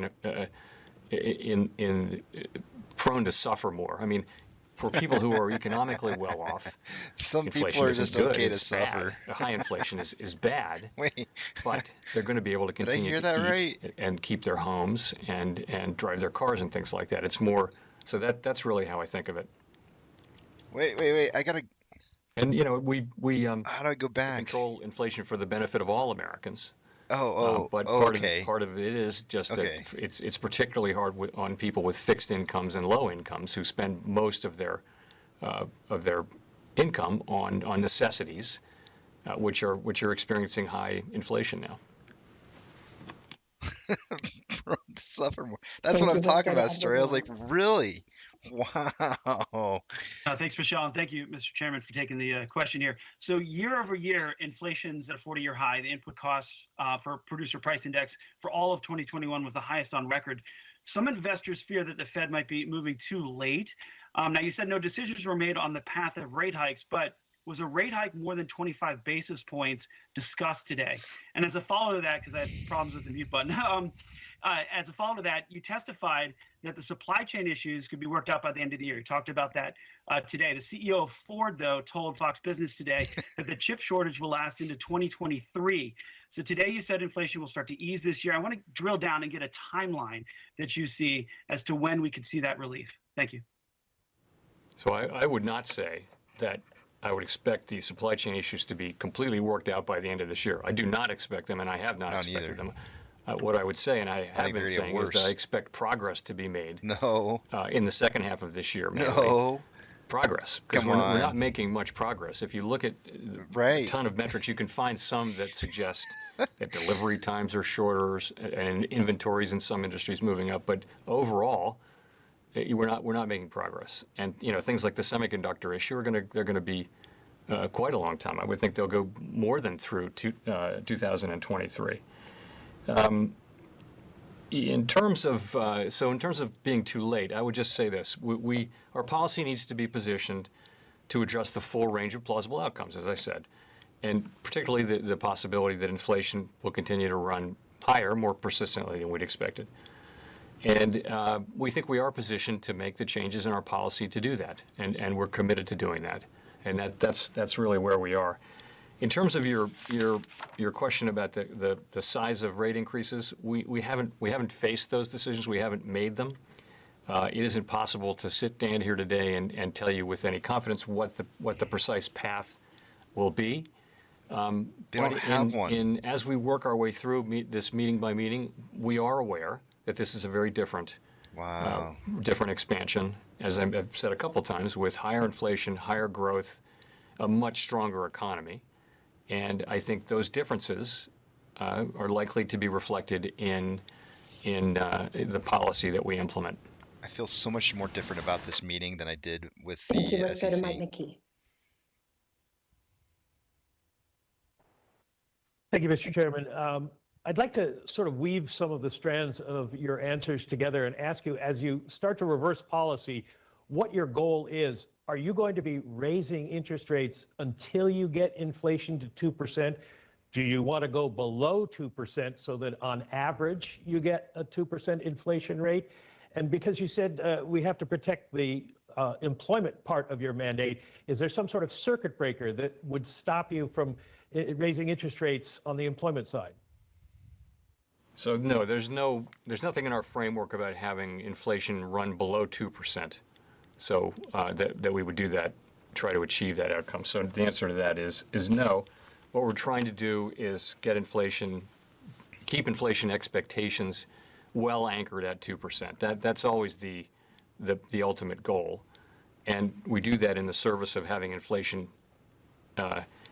We get to that goal by having inflation average 2% over time. I mean, if inflation doesn't average 2% over time, then it's not clear why inflation expectations would be anchored at 2%. So that's the way we think about that. What was the last part of your question? I was asking if you're protecting the employment side of the mandate, whether there's some sort of circuit breaker there. Nothing like that. I mean, I would say you have a tremendously strong labor market, and you have growth this year at forecast to be well above potential. I mean, people are forecasting growth. If you think potential growth is around 2, most forecasts are significantly above that for 2022, and that's even with policy becoming substantially less accommodative. So the labor market's going to be strong for some time.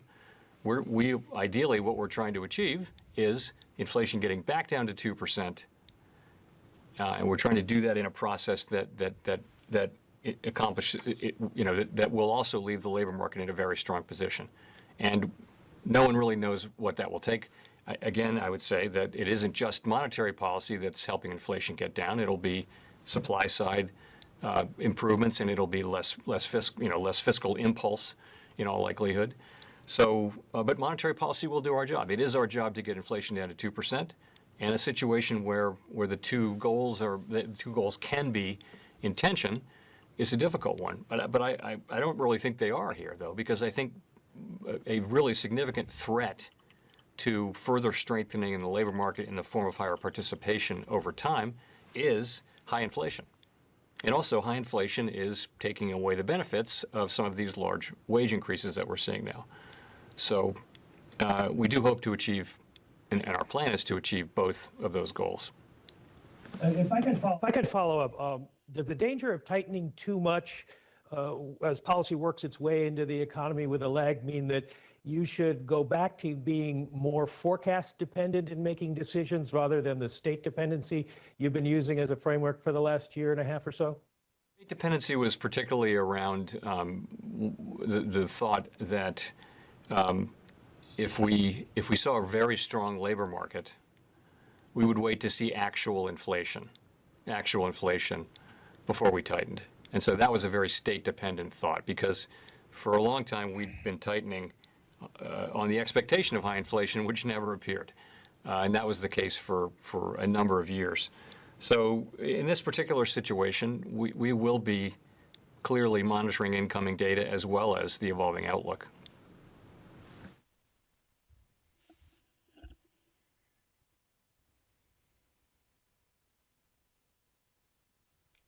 Let's go to Michael Derby.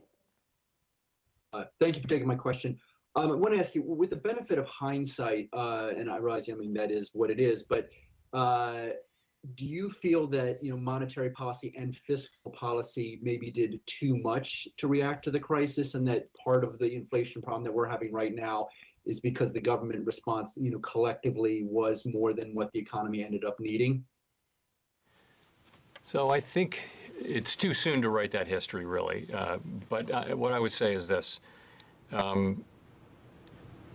If you remember what it felt like at the beginning of the pandemic, literally the global economy shutting down in large part, including our own economy, and people going to their homes for weeks on end in masks, and there are no vaccines, and it could be a really long time to get them, and then you have economic activity drops by a shocking amount in one quarter. So there was a real risk of lasting damage.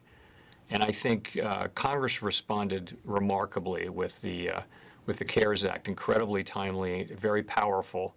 There'll always be flaws in these things, but in real time, it was a remarkable achievement. And we responded, and what we were able to do was, stave off a collapse of the financial system at the beginning and make time for what really needed to happen, which was the income replacement and then the recovery that Congress enabled with the CARES Act. So now that was a lot. And what we did was a lot. And now, what we have now is we have the strongest recovery of any country, and we have a recovery that looks completely unlike other recoveries that we've had because we've put so much support behind the recovery.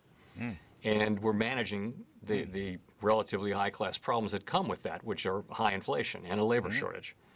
So, and these are serious problems, very serious problems that we're working as hard as we can on. No meetings, though. Was it too much? Again, I'm going to leave that to the historians. And, Yes. Look, in They'll have 25 a years, field we'll day look with it. back at this incident, which will be a 2, 3, 4, 5 year period, and we'll say, we'll have a much better basis to make a judgment about the actions that people took. But it was all founded, though, in a very strong reaction to a unique historical event. And I guess I'll have to leave it at that. I hope I'll be around to see how that looks in 25 years. 25. He's got 25 more years left. Thank you. Let's go to Gene Young. He didn't look like he got 25 years left. Thanks, Michelle. Chair Powell, some investors are expecting the yield curve This could guy doesn't know flatten or numbers. even invert I think that's the after problem. rate hikes begin. Would that worry you? And how important is that risk in the Fed's consideration for adjusting policy? So we do monitor the slope of the yield curve, but we don't control the slope of the yield curve. Many factors influence longer-term interest rates. But it is something that we watch, and you will know that from when we had this issue a few years ago. And we take it into account along with many other financial conditions as we try to assess the implications of all those conditions for the economic outlook. So that's one thing I would say. Another is currently you've got a slope, if you think about 2s to 10s, two-year Treasury to 10-year Treasury, I think that's around 75 basis points. That's well within the range of a normal yield curve slope. Oh, I heard that. So it's something we're monitoring. I think he farted. I don't think of it as some kind of an iron law, but we do look at it and try to understand the implications and what it's telling us. And it's one of many things that we monitor. Can I follow up real quick and ask if it did invert, would you tie it to U.S. fundamentals, or would it be driven by I need to go back and rewatch that. Broader set of factors? I'm going to totally go back. I think he totally just farted. In real time. Obviously, U.S. long-term sovereign debt is an important global asset, and the fact that our rates are so much higher than other risk-free sovereign rates around the world. Everything on his mind from this point out is how fast can I get to the restroom. it would really depend on the facts and circumstances at that time. Thank you. Let's go to Brian Chung for the last question. Hi, Chairman Powell, Brian Chung, Yahoo Finance. Within the context of just the broad effort to normalize rates, would you describe what you want to do as a gradual hiking? And then secondly, within the context of hiking cycles, it's often the talking point for financial stability and wanting to make sure that asset bubbles don't merge. Farts Is don't that have something that lungs. has also factored into the conversation as you start to think about hiking rates? Thanks. I would describe what we're doing along these lines. This is going to be a year in which we move steadily away from the very highly accommodative monetary policy that we put in place to deal with the economic effects of the pandemic. And that's going to involve a number of things. It's going to involve, and it does involve, finishing asset purchases. It's going to involve lifting off, and it's going to involve additional rate increases as appropriate. And we have Lift off. We're going to write down in March our next assessment of what that might be. It's going to continue to evolve as the data evolve. We need to be quite adaptable, I think, in our understanding of this. The last thing we're going to do is we're going to have a couple more meetings, I think, to talk about more meetings. Allowing Answer the balance the phone. sheet to begin to run off. Make a paycheck. And do so in a predictable manner. And that's something that we will also be doing as appropriate. And I wouldn't, I don't think it's possible to say exactly how this is going to go, and we're going to need to be, as I've mentioned, nimble about this. And the economy is quite different this time. I've said this several times now. Nimble? The economy is quite different. It's stronger. Inflation is higher. The labor market is much stronger than it was, and growth is above trend even this year, let alone last year. So all of those things are going to go into our thinking as we make monetary policy. And you asked about financials to have concerns. In connection with our policy, was that your question? Yeah, within the context of other hiking cycles, it seems like worries about asset bubbles emerging as a result of easy rates has been part of that. I didn't know if that was part of the discussion today. I would just say this. We of course, have a financial stability framework. And what it shows is a number of positive aspects of financial stability. But you mentioned really asset prices is one of the four. So asset prices are somewhat elevated, and they reflect a high risk appetite and that sort of thing. I don't really think asset prices themselves represent a significant threat to financial stability, and that's because households are in good shape financially than they have been. Businesses are in good shape financially. Defaults on business loans are low and that kind of thing. The banks are highly capitalized with high liquidity and quite resilient and strong. There are some concerns in the non-bank financial sector still around money market funds, although the SEC is has made some very positive proposals there. And we also saw some things in the Treasury market during the acute phase of the crisis, which we're looking at ways to address. But overall, the financial stability vulnerabilities are manageable. I would say. Thank you very much. Dependable. Thank you. You guys got me crying over here. It's over. It's over. Oh my. You guys had me roast. You guys, I'm just dying.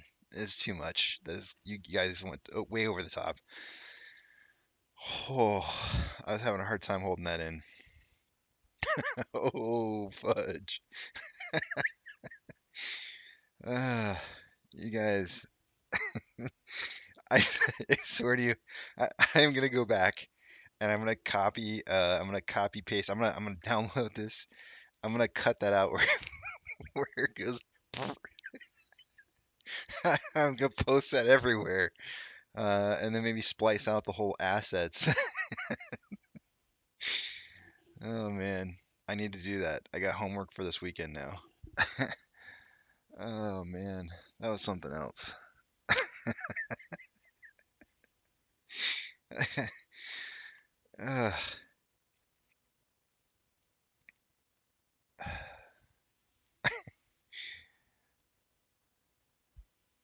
Do we really want to put ourselves through that, Sean? Is there more? Was there more?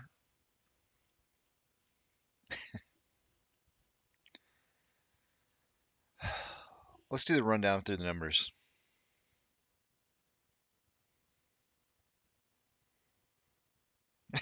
I think the one that got me the most when somebody wrote, somebody said,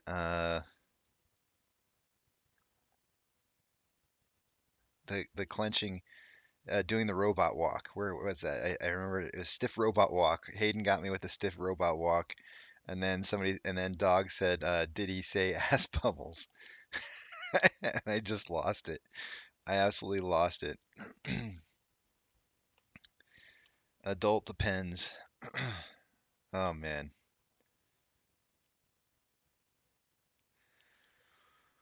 Whew. That was good. That was good stuff, guys. That was some good comedy. I couldn't have done it without you. In fact, it was all you guys. You guys, it was all you. That was a great moment. I feel great. I don't care. I really don't care that we lost whatever percentage we lost. I had more fun laughing with you guys about watching Powell shart his pants on TV. That was fun. That was really, really fun, especially after having said, some people are just more inclined to be able to do well through a recession or what. I don't even remember what his exact words were, but I don't know. I mean, Merca. This is us, guys. This is us. We got to fix things. But whatever we do to fix things, we got to make sure that we keep putting up old guys on podiums to shart their pants in the middle of what they're reading, thinking that they're going to make it another 25 years to see the outcome of what historians have to say about the moment. Good times. Okay. I got to get back to this. We got 30 minutes left here. Let me refresh Fidelity. So I got a message sent to me from Eric with some pretty damning information. I haven't actually had a chance to look into it, so I don't know if I necessarily want to read it yet. I do like to kind of verify my information, but it's some pretty negative looking information about Fidelity. And it's not just like, it's pretty bad looking.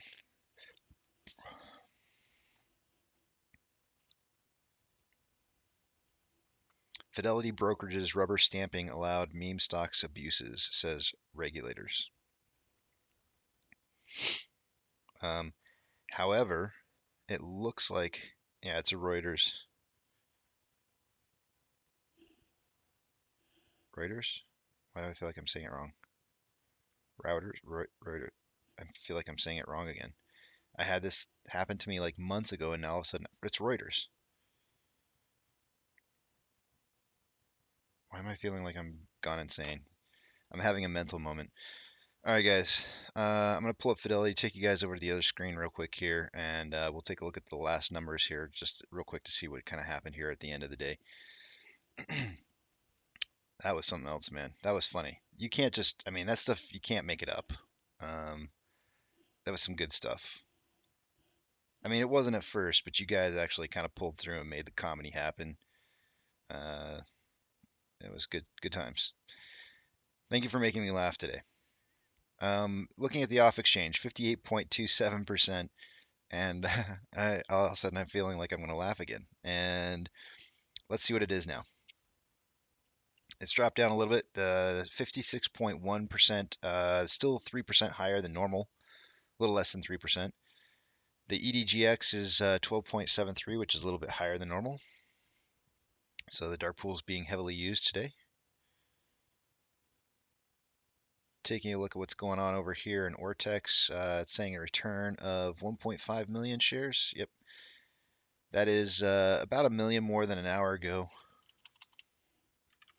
We'll see if that holds up through the night or if they pull some kind of shenanigans. That will lower the estimated current short share interest of the free float to 20.47. Moving over to the options chain.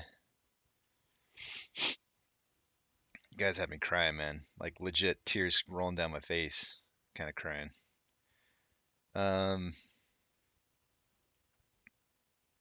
Highest amount of call volume currently $18. An hour ago, there's 45.4 thousand contracts. There's now 55.7. And then on the put side, highest amount of level of contracts currently set up for the $16 strike price. It was 17 an hour ago. At 17 an hour ago, there's 19.6. There's now 29,000 at 16.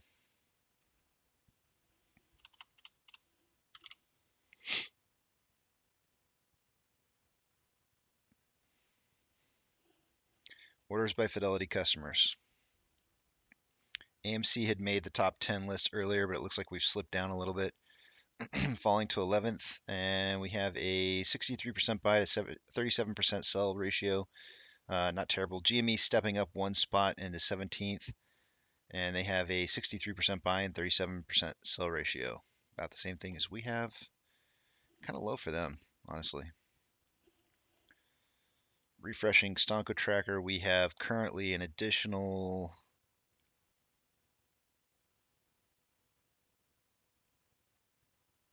150,000 shares borrowed, which is going to put us at 5.35 million shares borrowed for the day so far.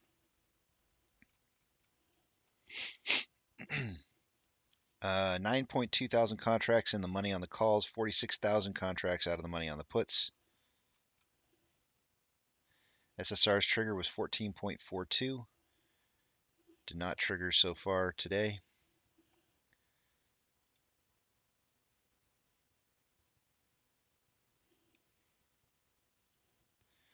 The NASDAQ is down 0.25, Dow Jones down 0.82, and the S&P 500 is down 0.64. The market is declining over advancing with 4,764 decliners to 2,687.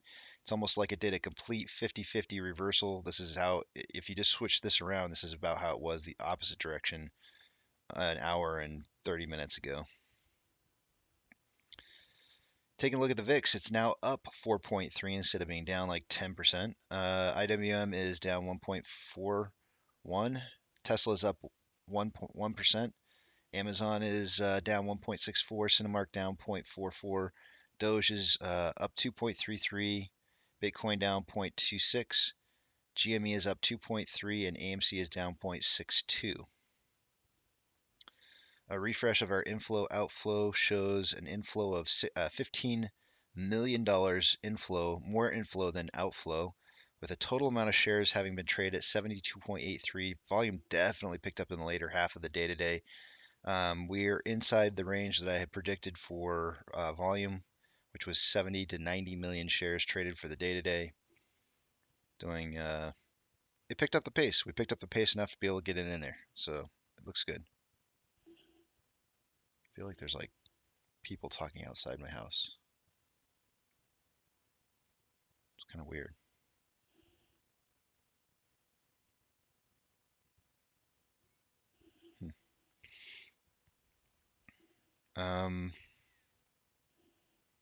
Let's see what kind of pace we're on here. Let's see what we're going to end at.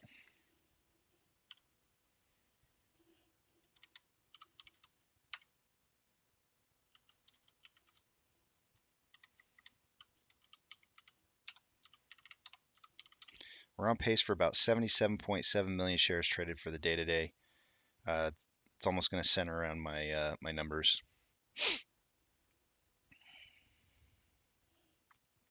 On the daily interval, we have. I'm still laughing. I'm still laughing on the inside, and the inside of me is still laughing about that. I'm probably gonna go back and rewatch that whole last portion of today just to enjoy it. We have more buying pressure than selling pressure with RSI 20.14. On a 1 hour interval, we have more selling pressure than buying pressure with an RSI of 44.74. On a 30-minute interval, actually, to be honest with you guys, I don't think I've ever I don't think I've ever seen the swing of this number on vortex indicator like this before. Usually it's very sharp movements like this here, or gradual swinging kind of motions, or just movements, but never like a hooking arc like this.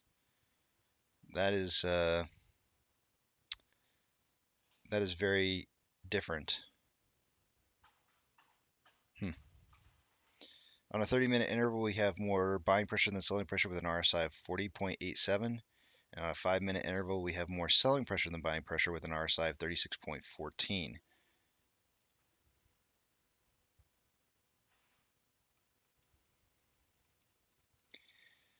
I'm not sure if I'm really happy with my Fibonacci's at this point here, but I'm going to leave them for right now.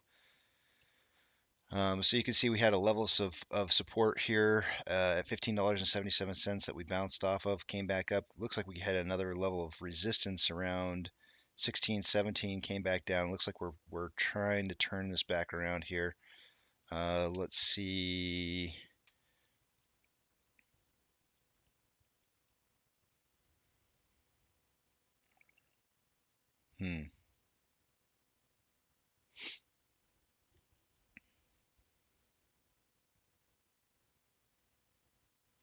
Well, we definitely fell out of the ascending parallel channel, didn't we? And it was definitely not a pennant.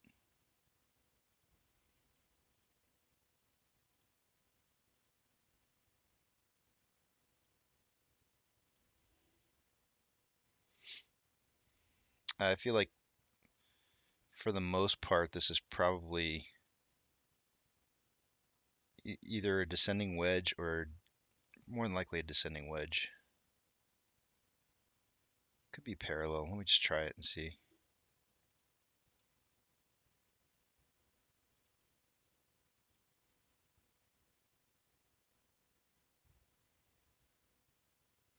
I don't like it, but I'm gonna put it up here.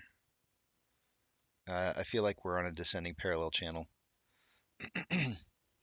which should be a bullish breakout when it does happen, which looks like it could be very close since it's consolidating right now. We could see a breakout here any second.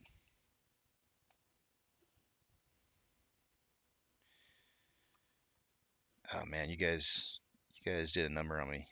My nose is all stuffed up.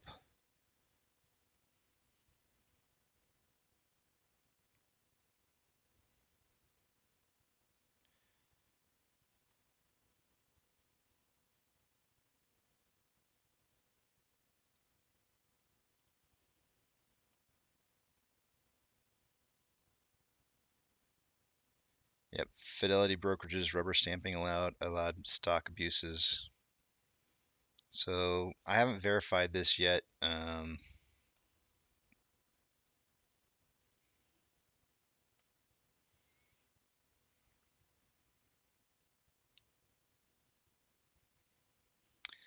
Okay, that's 2 articles now. So here's the question though. You always have to consider the idea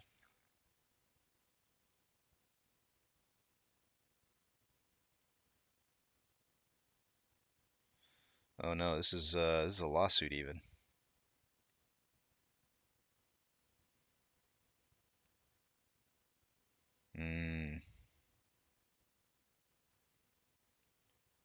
Is there a ruling on this? Let me see.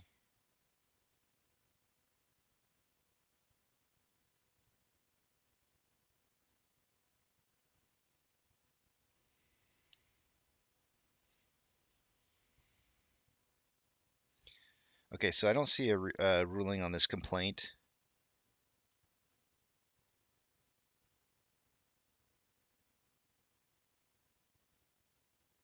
Wow, that's today.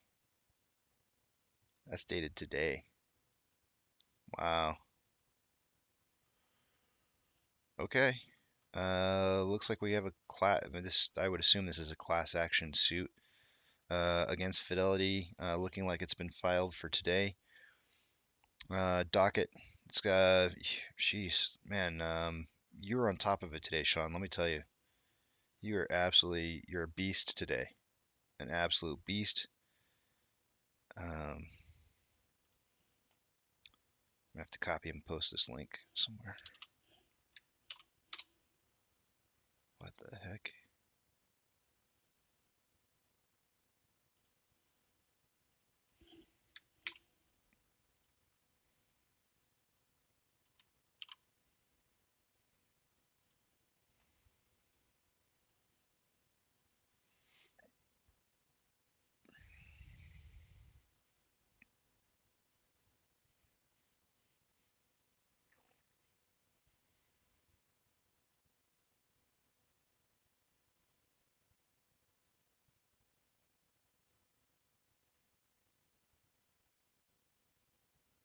Oh, thank you.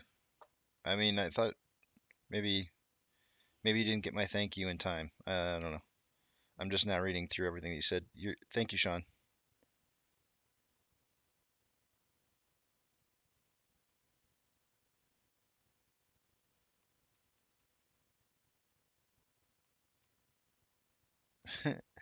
Powell is now Lord Farquaad.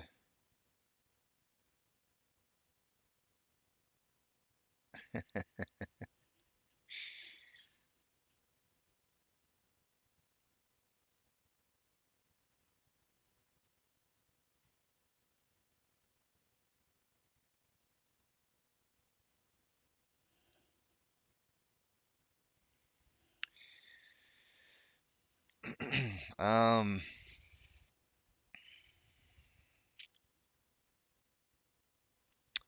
so here's my fear, and I'm willing to make the move.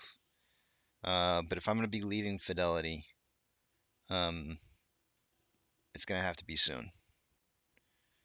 It's going to have to be soon because I'm a little worried about the timing. I'm a little bit worried about the timing on this because, yeah, I would have to make this decision before the end of this week.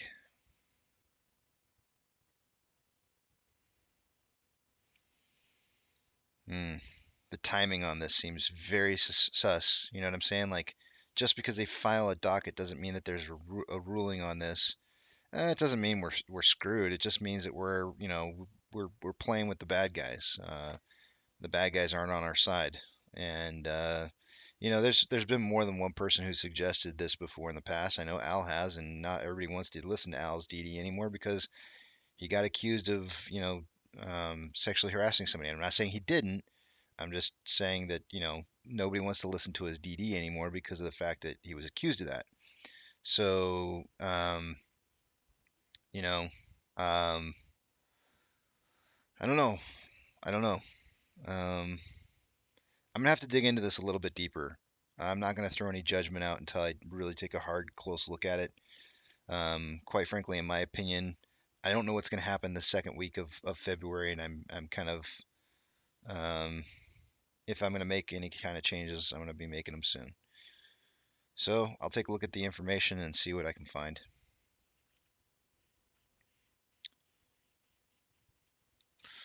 For me, Janet, it's more or less I just don't want to. I don't want to have my money invested with people who are screwing us over. Why you should move? You don't have to. You just stay right where you're at. You know, just because I feel a certain way doesn't mean you have to. Remember, it's your money and your choices. You have to make those choices for yourself. If you don't think that if you don't have a problem with anything that you find informationally wise about Fidelity, then you just stay right where you're at.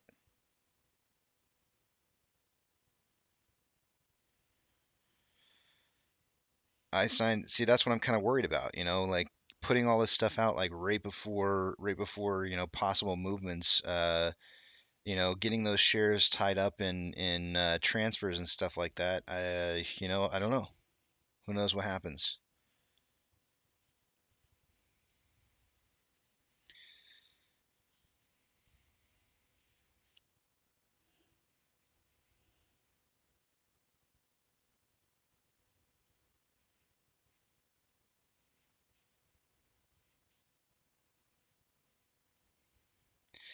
Yeah, Jenna, I don't even. You can understand being a woman. You can understand how sensitive of a subject that is for a man to be talking about. So I can't really discuss on that on whether I believe it's true or not. Irregardless, it's bad. It's bad stuff. It looks pretty bad. Whether or not he was set up, this is why I keep trying to tell you guys, the content of some of the things that people have put out for DD has nothing to do with the person themselves. So if the person, um, I don't know, you know what I'm saying? AMC and the person are separate. They're not the same thing. So just because somebody says something about AMC and it may be true, and it is true, doesn't mean that that person is now attached to AMC, and if they're if they're discredited in some fashion or another, that it makes the information now invalid. So I don't know.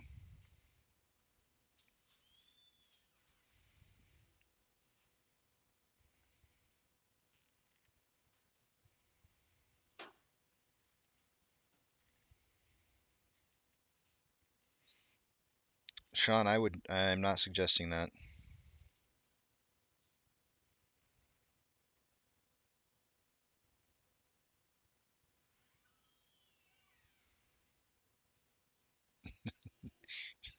Doc's trying to lighten up the mood, man. Thank you.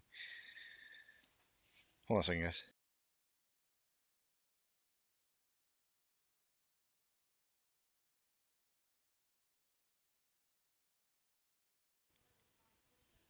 The next door neighbors are smoking food. My wife walked in. It smells like it literally smells like smoked salmon is what it smells like. And I don't know. I just kind of like she walked in. And the smoke from outside smoker came rolling on. I'm like, is there fish smoking in here? What's going on? It smells really good. What does 19% mean? 19. You're the third person, AP. The third person to ask. 19% is the possible chance if you have, based off of a year's worth of compiled data, if you were to look at how many days we had in the green on Wednesday, it's 38%. If it was a red day the previous day, the chances of having a green day today would have been the 19% chance. If it was sorry, did I say red day? I meant, well, it doesn't matter because if you have a green day the next day or the previous day, it's still a 19% chance. So overall, irregardless of what happened yesterday, we have a 19% chance of having a red day or a green day today, which is very, very low. Earlier today, I was expecting to see a green day until Powell got up and started talking. So, and now it's kind of looking like we're going to have a red day. So the statistics are starting to hold up. Over time, they're holding up. So, however, if today does end up as a red day, we have a 29% chance of having a green day tomorrow. So that's actually going to help our chances. If today's a green day today, we end up having a 13% chance of having a green day tomorrow. So I was looking for a reversal in price price trend history for today, and so that's why I said ask me what 19% means, is because I really felt like today would be a green day. But after the Feds talked, kind of felt dirty.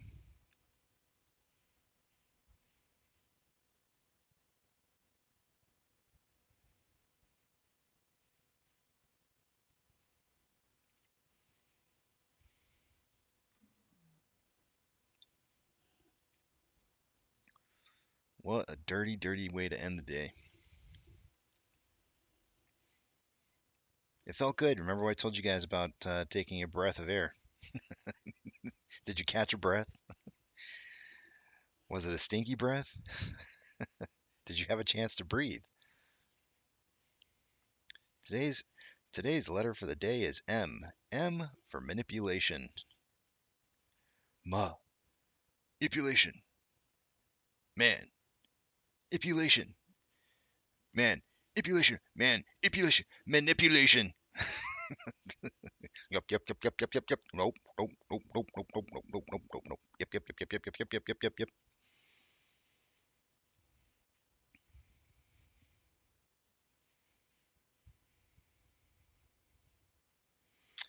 Yeah, they still do have the ISDA contracts to deal with.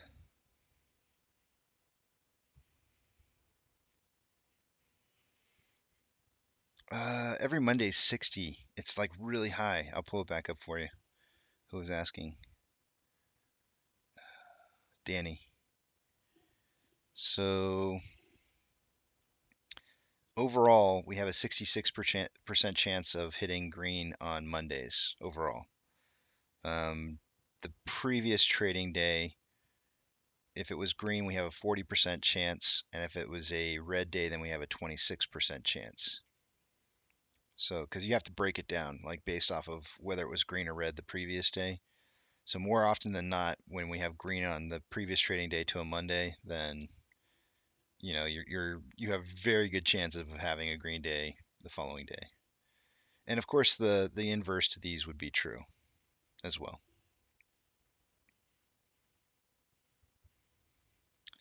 But yeah, historically speaking, Mondays are our best days. Tuesdays are our second best days. Fridays are our third best days. Thursdays are our fourth best days, and Wednesdays are by far our worst days historically.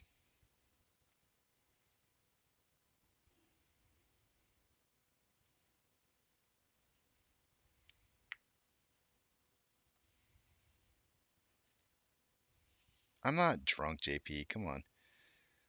What are you guys saying? It's like one beer.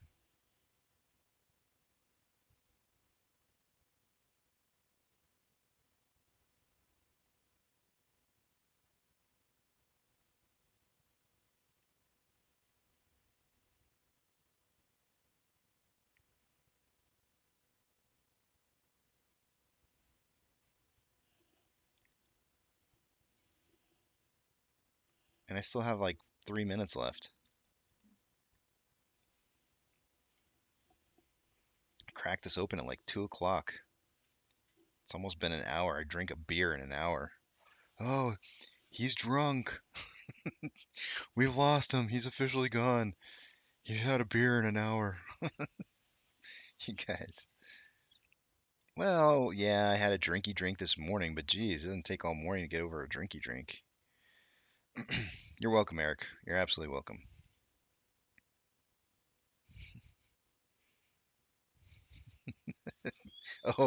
Oh, that's why you're saying it. I like Sesame Street, man. 1, 2, 3, 4, 5, 6, 7, 8, 9, 10, 11, 12. Come on, man. I grew up on that stuff. I dig that stuff. Don't get me started with I almost said consumption junction, and I don't even know why. Conjunction junction.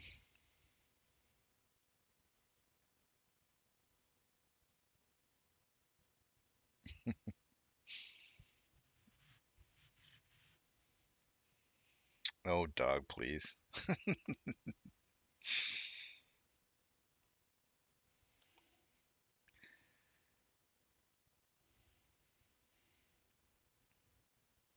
Well, irregardless of how we end the day today, guys, there is always tomorrow. And the beer is officially gone. So, you know what that means. As usual, it's that time of the day.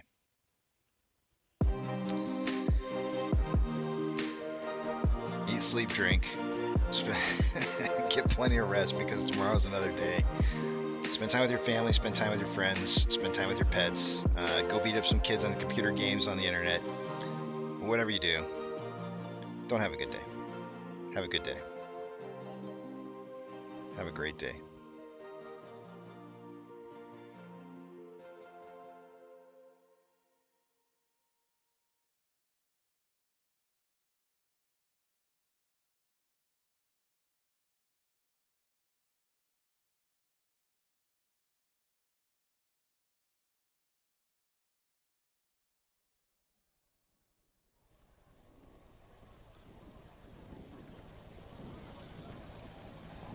T-minus 90 seconds and counting.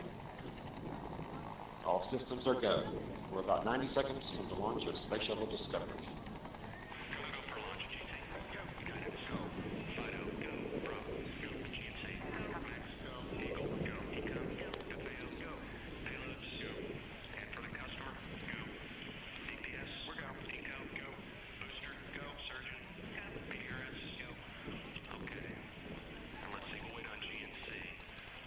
T-minus 60 seconds and counting. We are transferring to orbiter internal power at this time. Discovery is now running off its 3 onboard fuel cells. Coming up on a go for auto sequence start.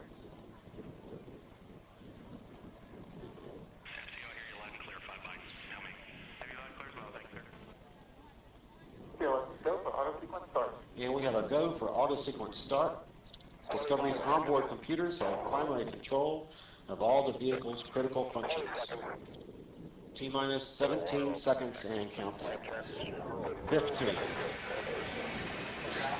12, 11, 10, 9, 8, 7, 6, 5, start, 2, 1, booster ignition, and liftoff of the Space Shuttle Discovery, returning to the space station, paving the way for future missions beyond.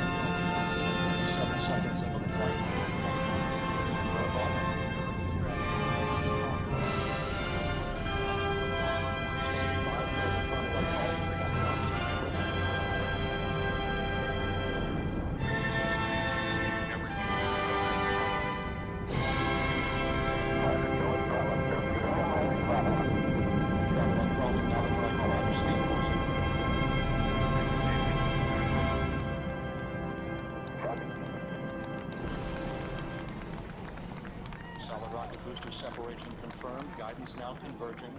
Discovery's onboard computers commanding the main engine nozzles to swivel, aiming the shuttle for its precise target in space for main engine cutoff. Dan, you sound good.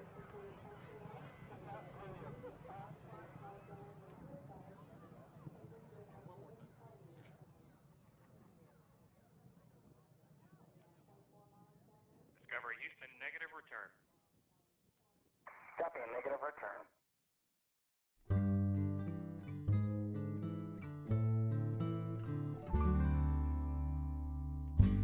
Almost heaven, West Virginia, Blue Ridge Mountains, Shenandoah River.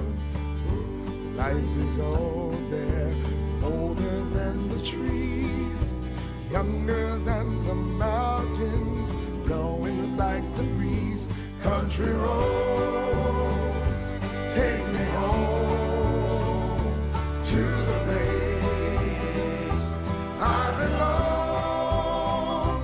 West Virginia, mountain mama, take me home.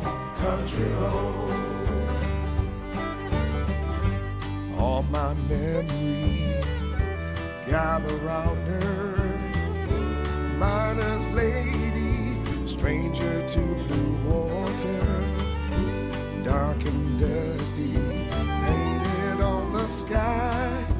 Misty taste of moonshine, teardrops in my eye. Country roads, take me home to the place I belong. West Virginia, mountain mama,